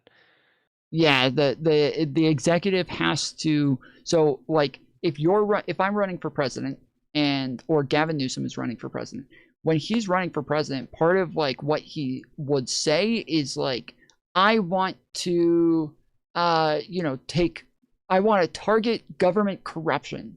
And during my administration, we will take any corruption within government very seriously and prosecute any bad actors and blah, blah, blah, right? Like, he has to find somebody that is good at prosecuting government corruption, somebody that specializes in it, somebody who's spent their career looking into government corruption and, things like that. Like, it has to be part of your political agenda that this person is capable of carrying out the things that you're being voted in to do, but that doesn't mean that they're a political actor. And so that is like the part that people have a problem with, is that like Pam Bondi with the Dow right now, like she has become Dow's a over political actor. 50,000. Well, it's actually under 50,000 now. So Thank you for that it's, amazing Oh, true. Goku reanimation. Thank you so much. Oh, God. But to get back, like, you guys understand that I am saying, like, I'm not saying like I just want somebody punished. I'm not saying, well, regardless of whether or not it has the outcomes, like I just want blood. Like, I'm saying, like, this is these are ends that I believe are justifying the means, and that These are things like that'll we heal I the mean, nation. personally, I think if you want to have like someone at the head of the DOJ or of any department, just increase the amount of votes that is required to pass someone in. That way, you need to have more bipartisan consensus. That way, you don't get like a partisan hack if you get like 51% in Congress. Well, yeah, but this would be, we would literally have to go back to prior to the revocation of the blue slip rule. That McConnell decided to, the reason, if I remember correctly, it was any appointments that Obama wanted to do for circuit court judges. They basically had, Yeah, I'm basically familiar revoked. with the ruling. Yeah, but I would agree with you, that would be great. But at the end of the day, that's just going to be very different, because it's going to depend on makeup Couldn't you and like who's enshrine that in the asking. Constitution so that they can't like arbitrarily change it based off of Senate rules? If possibly. The only issue that I have with all of this is that I don't know. We've been living in like the past 10, 20 years, or at least my entire fucking lifetime or conscious lifetime as a 28-year-old. The gridlock that we've seen in Congress. It's like the government right now is like a blood clot, and it's been a blood clot for like 28 fucking years, and I have no trust right now unless I see something I think you can remarkable create change the incentive country. structures to make sure these go forward. Like, you can make it so that, as I said before, if you are supposed to be nominating someone from empty position and Congress can't decide something, then you just make it so that they can't pass any more bills, and eventually that's going to put enough pressure on by their constituents to the representatives to do something, whether that eventually leads to a government shutdown or what. Well, again, I just want to, like, it seemed like the accusation earlier was that I am like, it sounds like I'm just trying to like punish Trump, but you guys, you do understand that I am saying that like there general is consensus a. of the community. Yeah, I Okay. appreciate you. I agree. advocating for I remaining within agree. the Constitution. Yes, I agree with that. And even though Hutch has like talked about how he's like, farther down the spectrum of like remaining in favor of norms, when he kept saying that he was okay with packing the courts, even that is, like I said, something that I'm not in favor of. So I think, to me, even he's like farther down the spectrum than I am. I think he wants to pack the courts to reverse a lot of these massive headache rulings that people have, or at the very least to refine a lot of these rulings. So like Chevron deference, I think, would be one of the ones he wants, or like even this executive, the executive to have general immunity, to sculpt it in such a way that it's not so broad. Like this is this is why like I cited Amy Coney Barrett in specific here, with like, because World Liberty Financial is literally Amy Coney Barrett's entire argument come to life, and this isn't, and like Roberts has a fucking stroke and doesn't even will say, "Oh well, I hope it's in the fucking public record," but he doesn't address how you can't talk about the pardon itself in that capacity, because even real to quick, admit that would fuck it up.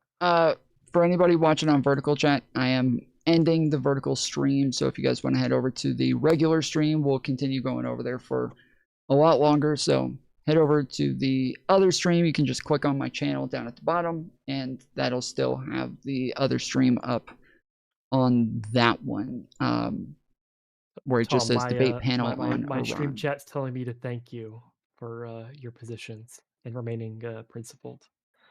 Well, you're welcome, chat. I am always happy to be fair. Fair and balanced. This kind of leads me into I said a while ago I had a two-parter question, and we've been on this whole thing with the first thing that I talked about. Do you think that adopting this rhetoric of we need to punish Trump no matter what might end up hurting? This is me arguing for you, not that it necessarily affects me with my political project. Do you think it might help hurt Democrats if they run on this rhetoric and they are unable to achieve it in the same way that Trump ran on things like America First and he's disillusioned his voter What base rhetoric? by not achieving that? What rhetoric? Rhetoric as in like we need to make sure that Trump is like prosecuted. Oh, they can't. Like, They should not run on that.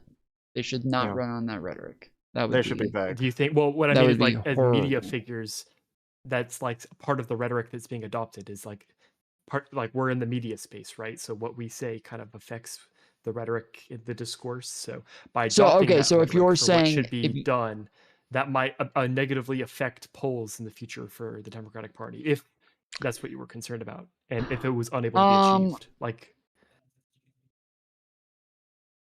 maybe, possibly, I'm not sure. It's hard to tell right now. It seems like yeah, it's really hard to tell right now. Like, especially with independents being such just a large portion of the voter base currently, it's hard to know like what it is that they'll want or what it is that they'll be in favor of at any time. And so yeah, it's just I have no idea. I mean, what do you think, Ulysses? Restate the question. so. Do you think If you are doing this running sort on of the stuff, rhetoric talking of like about like hating Trump, or if like even like Repeat pundits are that real talking quick. about You two talked at the arresting same Trump? time. Well, I was just saying, if we're trying to arrest, if pundits keep talking about trying to arrest Trump or punish him, do you think this is going to hurt Democrats getting elected in the future if they can't achieve it? Pundits or the nominee? The party. The party itself. Okay. Oh, As if the they party itself will can't be negatively achieve it, affected. yes. Oh, yes. If they can't achieve it, yes, of course. Yeah, if the that's part, the- if they shouldn't do it blatantly, they should be very cryptic. One of the issues Again, that he's I've talking had, about pundits. He's talking about people like us, like yeah, I'm sitting talking here about talking the about media space. So the media if someone space itself. like IRI or Destiny or the Soy Pill were to talk about or Rashad, we're to go online and say this is what needs to be done. If we don't do this, our constitution is dead. We need to abandon all norms. We need to pack the court. And if these things don't happen, do you think that might negatively impact Democrats in the future? Because that's just. Do I think it might? Yes, I think it would, because it would feed ammunition. Like unironically, you're just giving me an optics argument, in which I'd say optically, if you want This to, is an if you want, argument, yeah. well, obviously, because and if you want me to, listen, as a real-time strategy guy, I am. Wait, again, his in question all is optics. if we don't achieve it. That's the part that I missed as well. He's saying if we don't achieve actually a Yeah, punishing if you don't Trump, achieve it, will but it negatively you're affect it? using this as part of your rhetoric as online media figures, that might disillusion people with your political cause. Do you think that'll happen?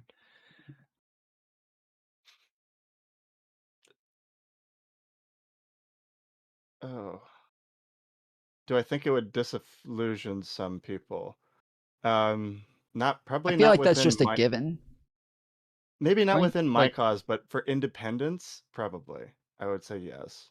because at that point, like the only people that's the thing that I would because basically people within your party or at least your viewer base would just be like, okay, this is like arguing out of catharsis or arguing like these are people that are like like are sharing like some sort of like cathartic feeling, whereas like independents, they're not like levied down by this we need to punish bullshit. They're just more I focused think. upon like plate issues.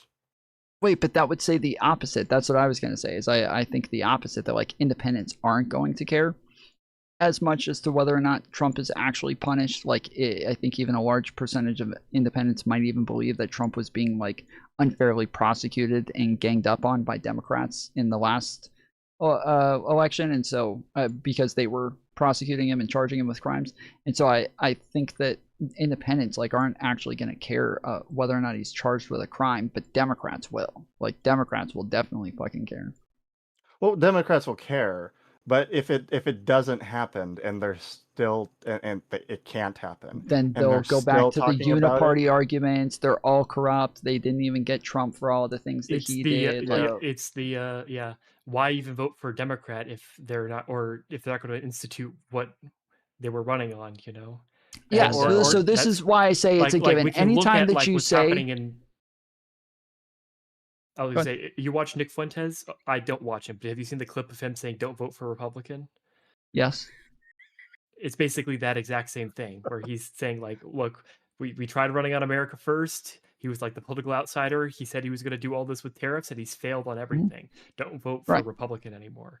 I yes. actually, what's scary is I actually kind of agree with the Just to be clear, tactics that this Nick is Fuentes again, wants this to is use not to gain just Nick political power, Fuentes. but This is like this is the left is doing this as well, where they keep calling us like the do nothing Democrats, and that the Democrats don't actually do anything, that it's a uniparty. The Democrats are just there to like help Trump get all of his stuff done, and help Republicans and just stand by watching them all the time. Like this is already an argument from those people. But I think that anytime people don't achieve the goals that their constituents expect them to achieve, then yes, it's always going to be a negative. Always, like always. It's just that's the people are voting for you to get the things done that they believe you're going to do. And this is part of the problem with the populist left right now, is that they consistently tell their viewers that the majority of Americans want single payer. This is a thing that they've been saying for like a decade now. The majority of Americans want single payer, and the Democrats just won't do it. They just won't even try. They won't give it to you. The majority of Americans want us to stop funding Israel. The majority of Americans are against Israel's existence, and against Zionism. Like they pump all of this fucking crazy shit into people's heads that are just not true. They're just not. They're just wrong. And some of the things that they've said for a while have recently become true. But the like the fact that the majority of Americans don't want us to fund Israel, that is a thing that is like we just got to the majority recently. But this is a thing that they've been pumping into their viewers' heads for a long time. Kyle Kalinske, Hassan, Crystal Ball, the serfs, and like the leftist mafia, the Majority Report, all of these people have just been lying to their audiences, giving them this idea that Democrats just aren't doing what the voters want. And they're just wrong. They're just blatantly incorrect. But now all of those people are disillusioned, and they say like they're not voting. I don't know if you say you watch Hutch, so I assume he talks about this, but I don't watch Hutch. I started watching him due to this recent drama with the okay, well, so the leftists refuse to vote for Kamala. Online leftists. Well, yes, I'm familiar with this argument. Yes. Okay, so yeah, all that is what they're doing again with Gavin Newsom, and all of this is happening because people like them tell everyone that the Democrats aren't doing the things that people that they're all voting for, and so this is what you're saying. Like it's not something that Gavin Newsom's going to run on. It's not something that he's going to be like putting on his website's platform or anything. He's not going to have the slogan like lock him up or anything. We're not going to be chanting that at rallies.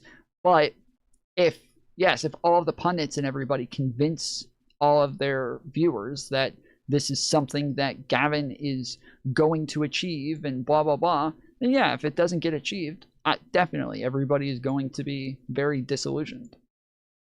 Well, another thing that I have an issue with the rhetoric, specifically around Gavin Newsom, is you can look at how Gavin Newsom operates in like interviews and in real life, and you can look at his, the Gavin Newsom press office on Twitter, and one of these is what people like, that being like the fighter, fuck you, 20 or not 20, like Xbox, gamer insults against the against MAGA.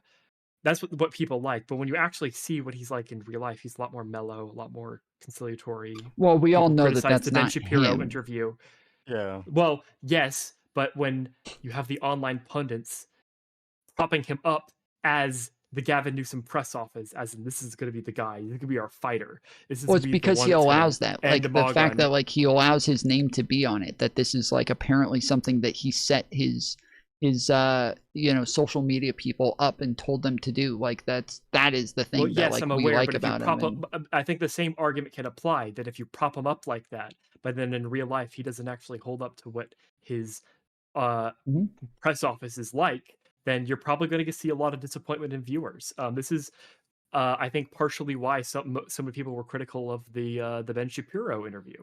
I thought the interview was fine, but I came into the interview with the expectation that that's probably what he wasn't like in real life. I think a lot of people were charged up and expect him to be a lot more hostile, and he wasn't. Wait, And I real think life, that we've ultimately harms just to you be in the clear. end. Just to be clear, it's not about real life. It's not this like problem with people not knowing what he's like. This is a series of events and a pattern of behavior from Gavin when it comes to his podcast. He had Charlie Kirk on 6 months ago. He had what's the big populist right wing guy? Ben Shapiro. There's another one, I think. Ben Shapiro's not populist, but No, he's not a populist, but he's willing to God. play ball with populists. Are you talking about guardrails will hold? Don't you know? the alt-right guy, the one with the slick back gray hair, Epstein's friend. I know who you're talking about. Oh fuck me. Not C. Breitbart. Bannon.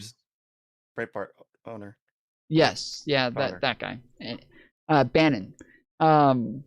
So yeah, so was it Bannon? Bannon, yeah, Steve Bannon. He had Steve Bannon on, and in all these conversations, like he was very, very timid, and like they would say like outlandish, crazy things, and he would just sit there and nod his head. And, oh, interesting. He got in a lot of trouble because one of the things that I think Charlie Kirk said was like, one of the reasons that people aren't going to vote for Democrats is because you guys are trying to push trans people into sports. And Gavin said, yeah, I understand why like a lot of parents see something like that, and they're like, I understand their concerns. And he got a shit ton of pushback for that from Democrats, the Democrat Party. He got even Hakeem Jeffries came out and denounced him saying that on the podcast, as well as tons of other Democrats. Like, it was a huge deal. And this has just been a long kind of pattern of behavior from him, where he has on right-wingers and then just kind of irresponsibly platforms them. So I haven't seen the Ben Shapiro interview, but I'm just saying, it's not as if people just found out what he's like when he's just having a casual conversation with people. We've seen him in tons of podcasts. It's his podcast. He's not going on their podcasts. This is his podcast where he's having them on. And we've all watched it a lot. But I don't think that necessarily discredits my point, though, is that when you have people who don't usually watch his podcast, people who are primed in a certain way with how their expectation of Gavin as a fighter, but Sure. then they eventually do see what he does. in Sure, real I'm just life, saying that the Ben Shapiro that can hurt podcast was not his, part of that. numbers. But yeah. Well, yeah. Ulysses, think, you have any? I think one of the things is Thank you for putting me on the spot there, North. Thank you. No, You're welcome. I think this is like if like somebody was like consistently perusing Twitter, uh, and oh god, I'm gonna age myself so fucking hard. But this is back like when, if somebody was just looking at Wendy's tweets. When they were doing the day of roasts, and that's all they saw of Wendy's was just those roasts, and then somebody goes up to the CEO, and they're like a nice guy, and it's like, wait, hold on, I thought you were gonna roast my fucking ass. What's going on here?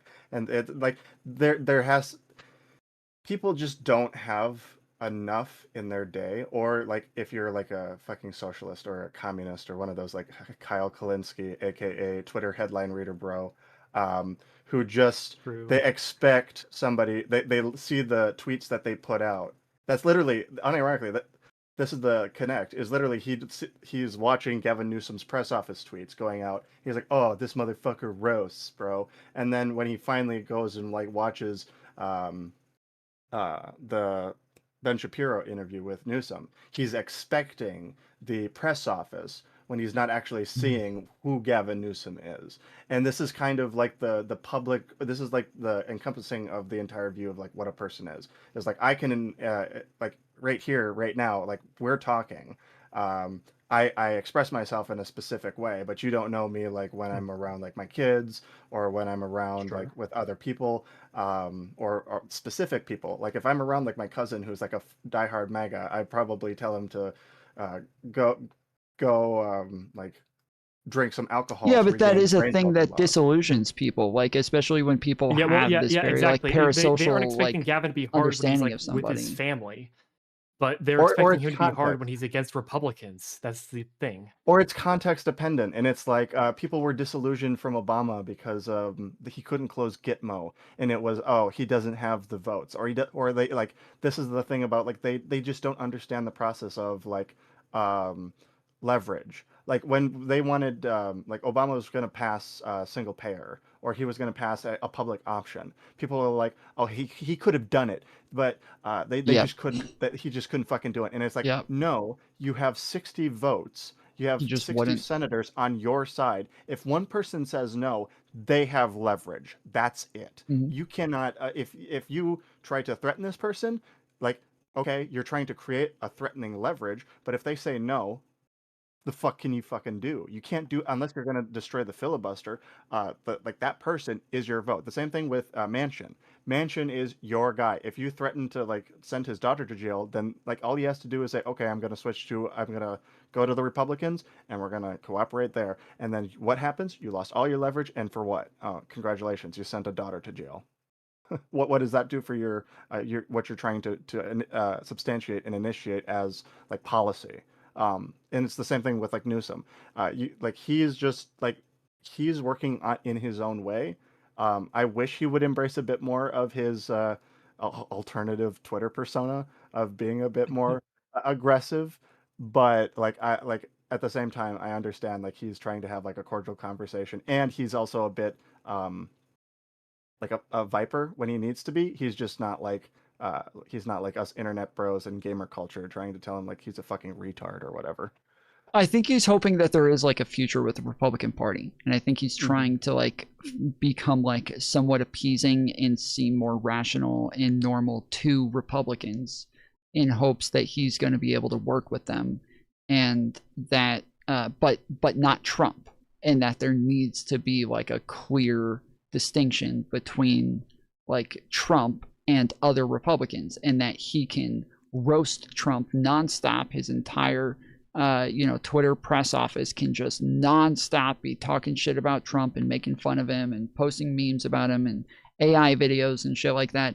But then he can like turn around and still get along with other Republicans because there's a distinction. They are not all okay, Donald like I Trump. can understand that. I accept that. I think that's probably generally a good thing in a politician, having the ability to cross the aisle to work with the other party. But when you're selling him as the guy of he will end the Republican Party, everyone in this administration needs to be prosecuted and barred from office in the future, like you're setting yourself up for disappointment and failure in the future. That's all I really want to get at. Well, just to be clear, I don't think anybody's selling him as that. I think that they're saying that's what they want, but I don't think Projecting anybody's onto saying him what they want. no. I wouldn't. Well, yeah, I think yeah. No. I'm literally saying the opposite. I'm saying they're not projecting that. They're saying this is what I hope he does, but they're not saying Gavin is going to do this.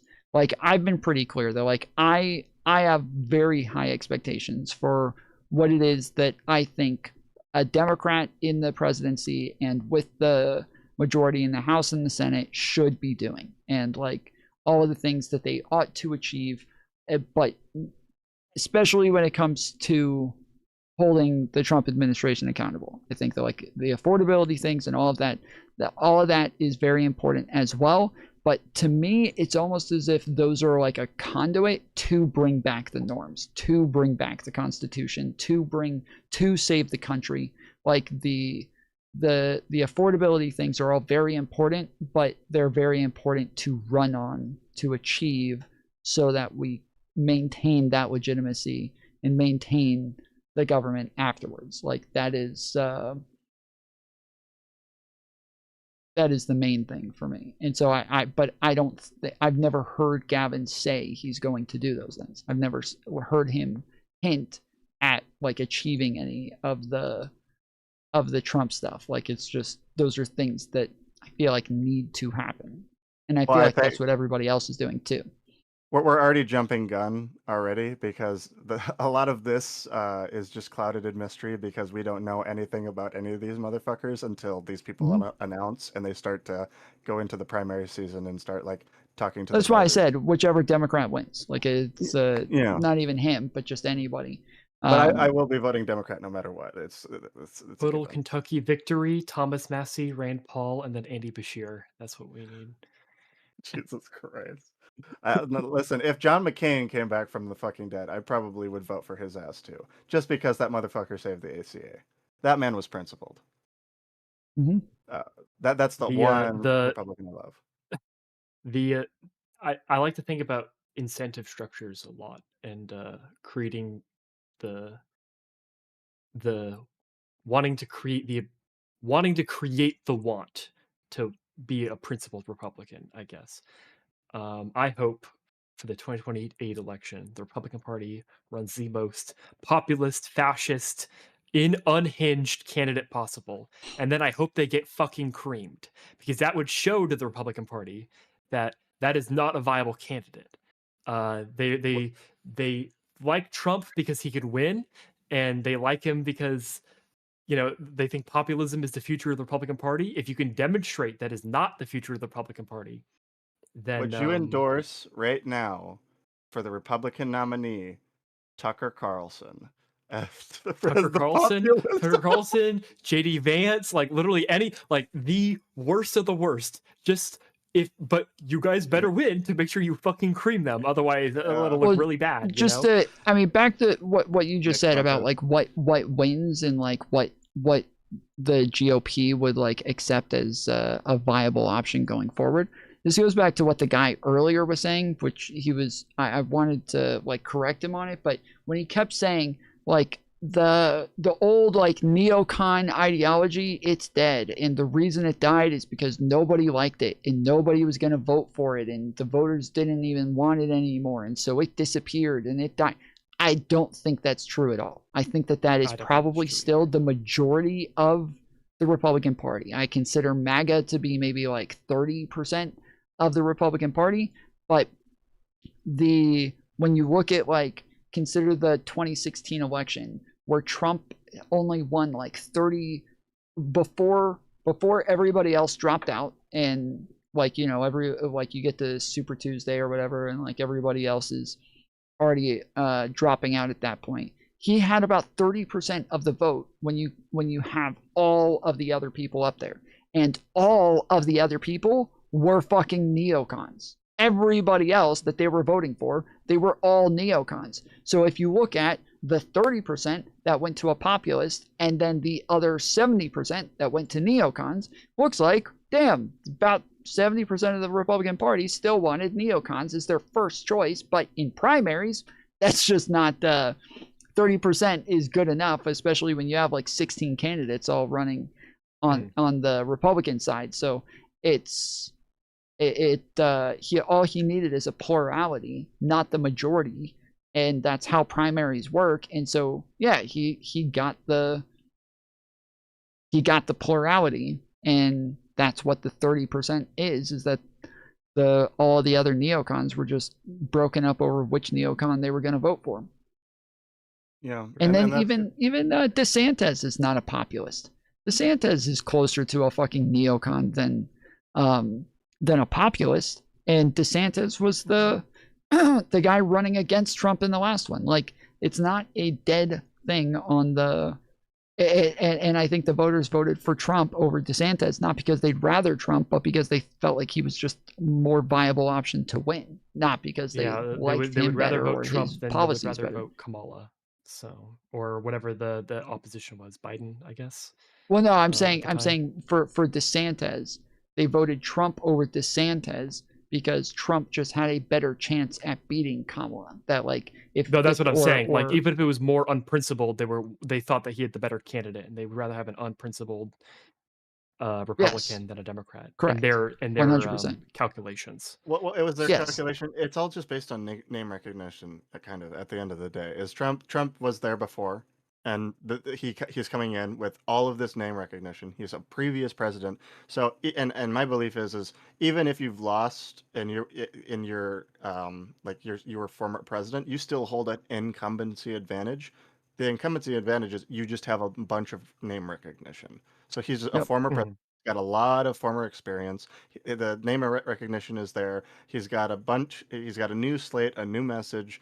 This is just something that he was. It was the same thing, I think, with like the when he was running in 2016. He had a lot of name recognition in a lot of the reality TV show financier space as the apprentice guy. And just a lot of people clung on to that message. And then he started spewing Well, populism. but that's why he was viewed as the more viable option. Like, you're just explaining why they all looked at him and said, even though I wouldn't rather his policies, he is more likely to win because of all of those other things. And so Yeah, and that's the thing. Also, to be clear, he was funny. He was entertaining. People like watching him on TV. Would you rather vote for the guy that has boring, principled positions, or would you rather vote for the guy that's funny, is willing to call the other person a retard on national television? You know, and I think people kind of made that calculation. When it's in a popularity contest, people are willing to vote for the guy that they think is more charismatic. Sure. I mean, I think Am I wrong? at the end of like Trump's first term, I think Republicans were sick and tired of him. Like, they really were. Well, by the end of, I mean, that's for his first term, getting nominated for his first term. Yeah. Okay. Well, okay, sure. I thought we were comparing him to DeSantis, but DeSantis only ran against him in the last two elections. My brain is a little. DeSantis has the charisma of a fucking grapefruit. Let's just be honest. I've listened to that man, and it's like, how?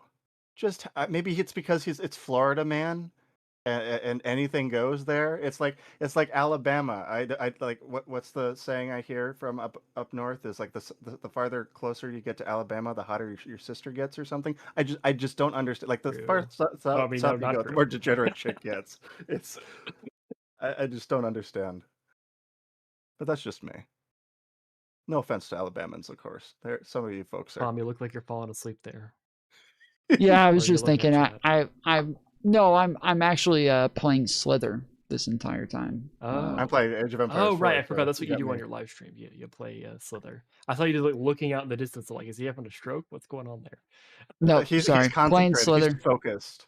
Yeah, he's playing Slither. Sometimes I play Arc Raiders on stream as well. God. I'm Age of Empires right now. Maybe I'll switch over to Helldivers later. Who knows? I'm playing a lot of Squad. I love Squad. Oh God, no! Play. Are you Wait, really is that into... Wait, is Squad the Arc Raiders PvP game?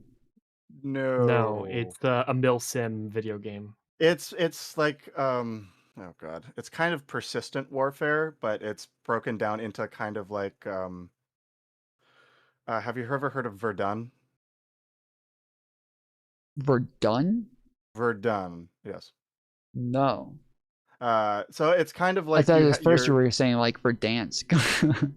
no. Verdun is kind of like trench warfare, but it's more modernized to where you have to take these objectives and you have to keep pushing and keep pushing, and eventually you'll like capture something. It's kind of like Battlefield when they went into like conquest mode, where you had to like capture specific areas and you keep moving up and keep moving up, and Like eventually a capture the flag sort of thing. Mm, Or Kind of. I don't kind of remember like Hold on, let me. Conquest. I can quickly Battlefield explain Rush. Squad. Battlefield Rush, kind of. So imagine like Call of Duty, except instead of you know, doing actual Call of Duty things, you have to work with a squad in order to like just defeat the enemy. Everything's based around voice chats and like command structures. And there's So logistics involved too. yeah, there's logistics involved too. So it's like you don't spawn on like a predetermined point. You create a hab, which allows you to spawn in on to capture an objective, and then everything's based off tickets. So if you die, then your team has one less ticket, or if your vehicle gets destroyed, that's like 5 tickets.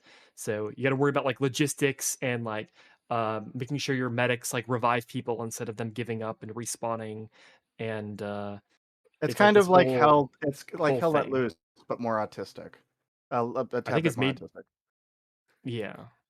Have you ever I like it actually? because of I like being a squad leader and telling people to go rush the point. Well, yeah, no. Have you ever heard? It's in the same vein, but it's way more autistic, and you need a group to play. Have you ever heard of a game called Foxhole? I have played Foxhole before. I'm familiar with Foxhole. Foxhole is for the mega autistic, on like persist like these game like Foxhole Wars will last. I think the maximum lasted 2 months straight, like IRL 2 months, and it's literally what if World War One never ended, and it's not like it's not American German or anything. It's like there's the wardens and then there's the colonials. And it's over this like fictional battlefield, but it's an amazing game. But in order to play it, you have to have play in a group, and you have to be really autistic. And everything in that game, outside of static structures, is built by players. It's an amazing game, Yeah. but you have to have like a really big time investment to play it. Damn. Yeah, that sounds like it. But all right, I am gonna head out. I really appreciate you guys coming on and hanging out, and we'll Do you likely want us do to this shout again out in on the the way out, future. or? Yeah. I was just about to say, if you guys want to let everybody know where to find you. You can find me at YouTube, youtube.com/@NorthIsLive. I do live streams occasionally. Still working on my first big video essay project, which is explaining why Trump is not a conservative. Ooh. Hopefully that'll be out within. I wanted it released like a week ago, like 2 weeks About a ago week actually. ago. I've been working on this for like a month, but it's a whole thing. All right, Ulysses. All right, Tom, can I shoot you just a link to the Discord, that because I'm going to just shout out that because I'm not a YouTuber by any means. Yep. Is that fine? If you want to post that in the chat. So I'm my name is Ulysses. I am a moderator and an organizer for a place called Digital Ground Game. I also head up as moderator out of an old Discord server known as Blue Politics. For anybody who remembers that old fucking server, still active. But right now we're just focusing on organizing people out in the real world. We're trying to get people to door knock. We're trying to get people to organize to get Democrats elected. One of the things that I'm focusing on right now as a Wisconsinite is on April 7th. We have yet another Supreme Court seat that has been vacated by a Republican. So it is up to us once again on April 7th to push out, shove out, and tell Republicans to fuck off. And to stop them from being able to possibly gerrymander again. So that's my thing. But for Digital Ground Game, our main focus is these upcoming midterms. Right now, it's either Wisconsin or March 3rd, or is it March 2nd for the Texas primaries that are coming up between Crockett and Tallarico. But yeah, if you really want to, click on that link, join the Discord. We'd love to have you. If you have anything from photography to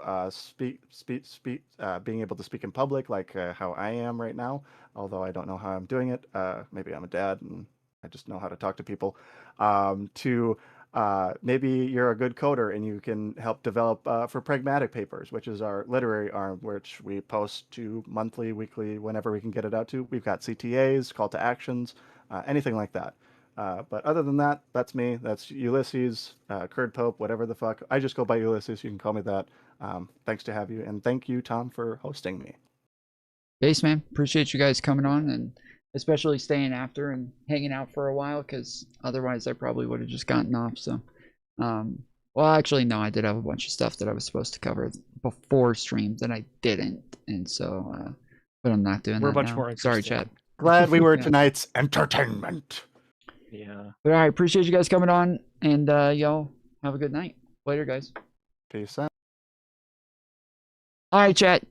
Make sure you join the Discord. If you're not in the Discord yet, join the Discord right now. Link is in the description. We got to get up to 1,000 members pretty soon so we can do our movie night. We got to hit it. We got to hit that 1,000 member mark.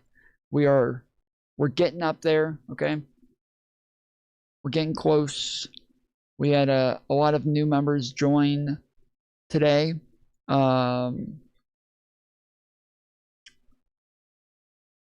Dang, yeah, we had a lot of new members. So we had North at +41, Ducks Heuristic, Junior Form Yoda, Madame V, I guess is Crystal HS, Stargazer, Revel, Joy Crew, Jim Sardonic, Grumblebee, Frost God, Mexican Regio or Mexicano Regio, Bonjo, Grumblebee again, CS, nice CS, welcome, appreciate it. Blossom, Mr. Wise Guy, Ulysses, and he was the last one to join. So appreciate you guys joining the Discord. We're at 982 members. We got to get a lot more. Link is Discord. He didn't send it to me yet. Oh wait, he sent it to me in another thing. Okay, I found it.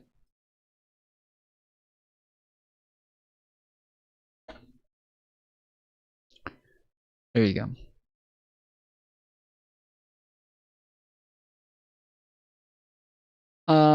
But yeah, appreciate everybody joining and hanging out. I hope I didn't miss any super chats that are super.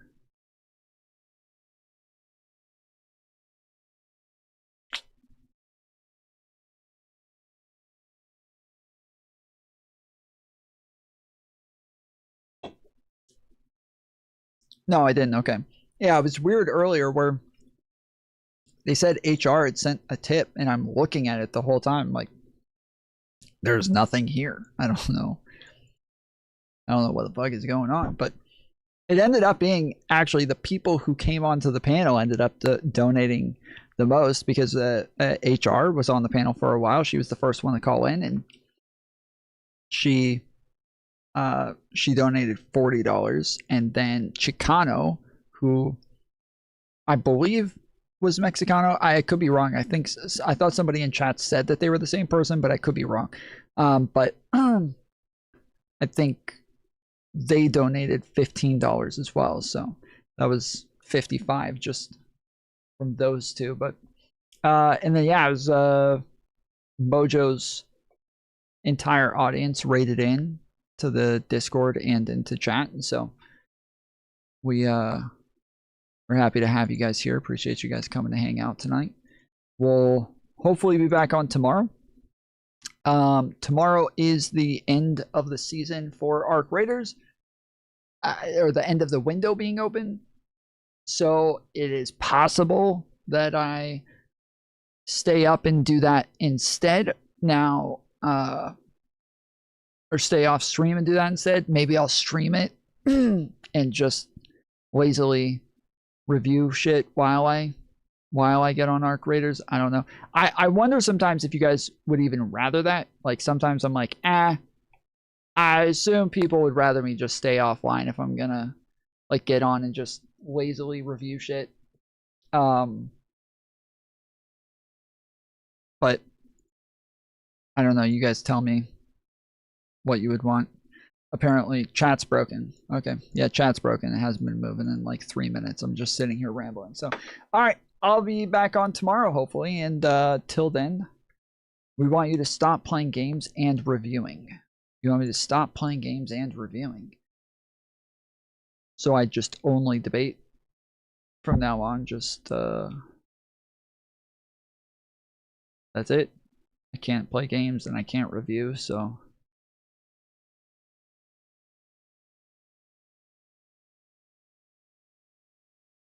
Well, I'm not going to stop playing games.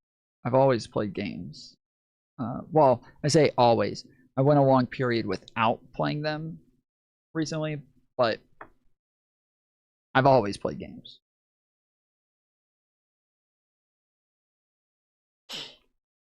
I prefer you review like you want to be doing it. Right, so exactly. So that is why I take days off lots of times, because one, I don't have things that I want to review or that I'm interested in at all, where I don't think it's going to be good content. And then two, the things that I want to review, I even like if I have things that I could go over and could talk about or could research or could, those would still not be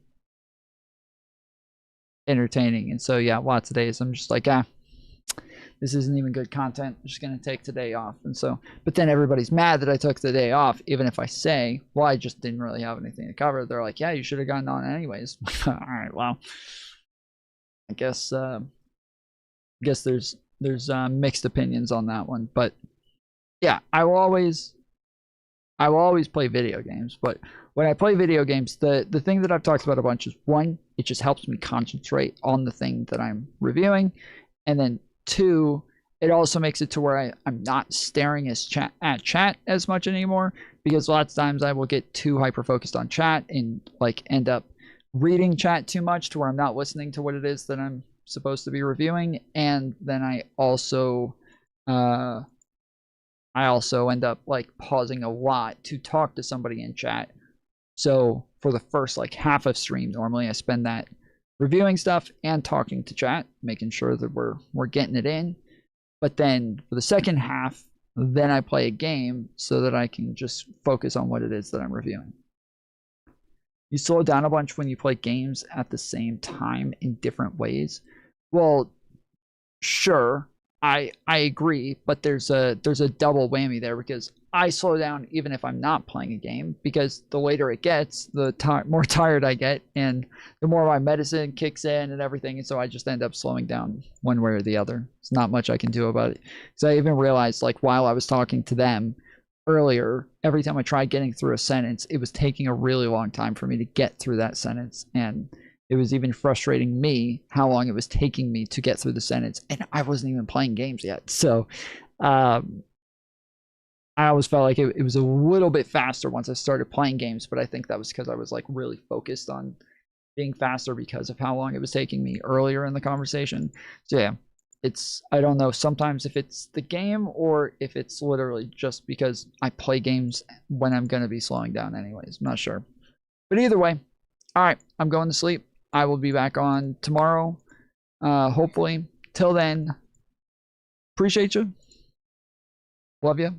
Hang out for just a second. Leave a comment on the stream. It really helps push this in the algorithm. It makes it to where more people seem to find the stream every time we get a lot of comments on a video. Every single time, if people comment, we get a lot more viewers and a lot more subscribers and a lot more people show up to the next stream. So if everybody here just hangs out for a minute, when we end the stream, go to the hit refresh and then go to the comments and comment something about the stream. It pushes it even more, and even more people will interact if you actually say something about the topics that we talked about or the things that we debated, or something relevant to the stream, not just Thomas Fair or Thomas Bald or something like that, but something that's actually relevant to the topics that we're discussing.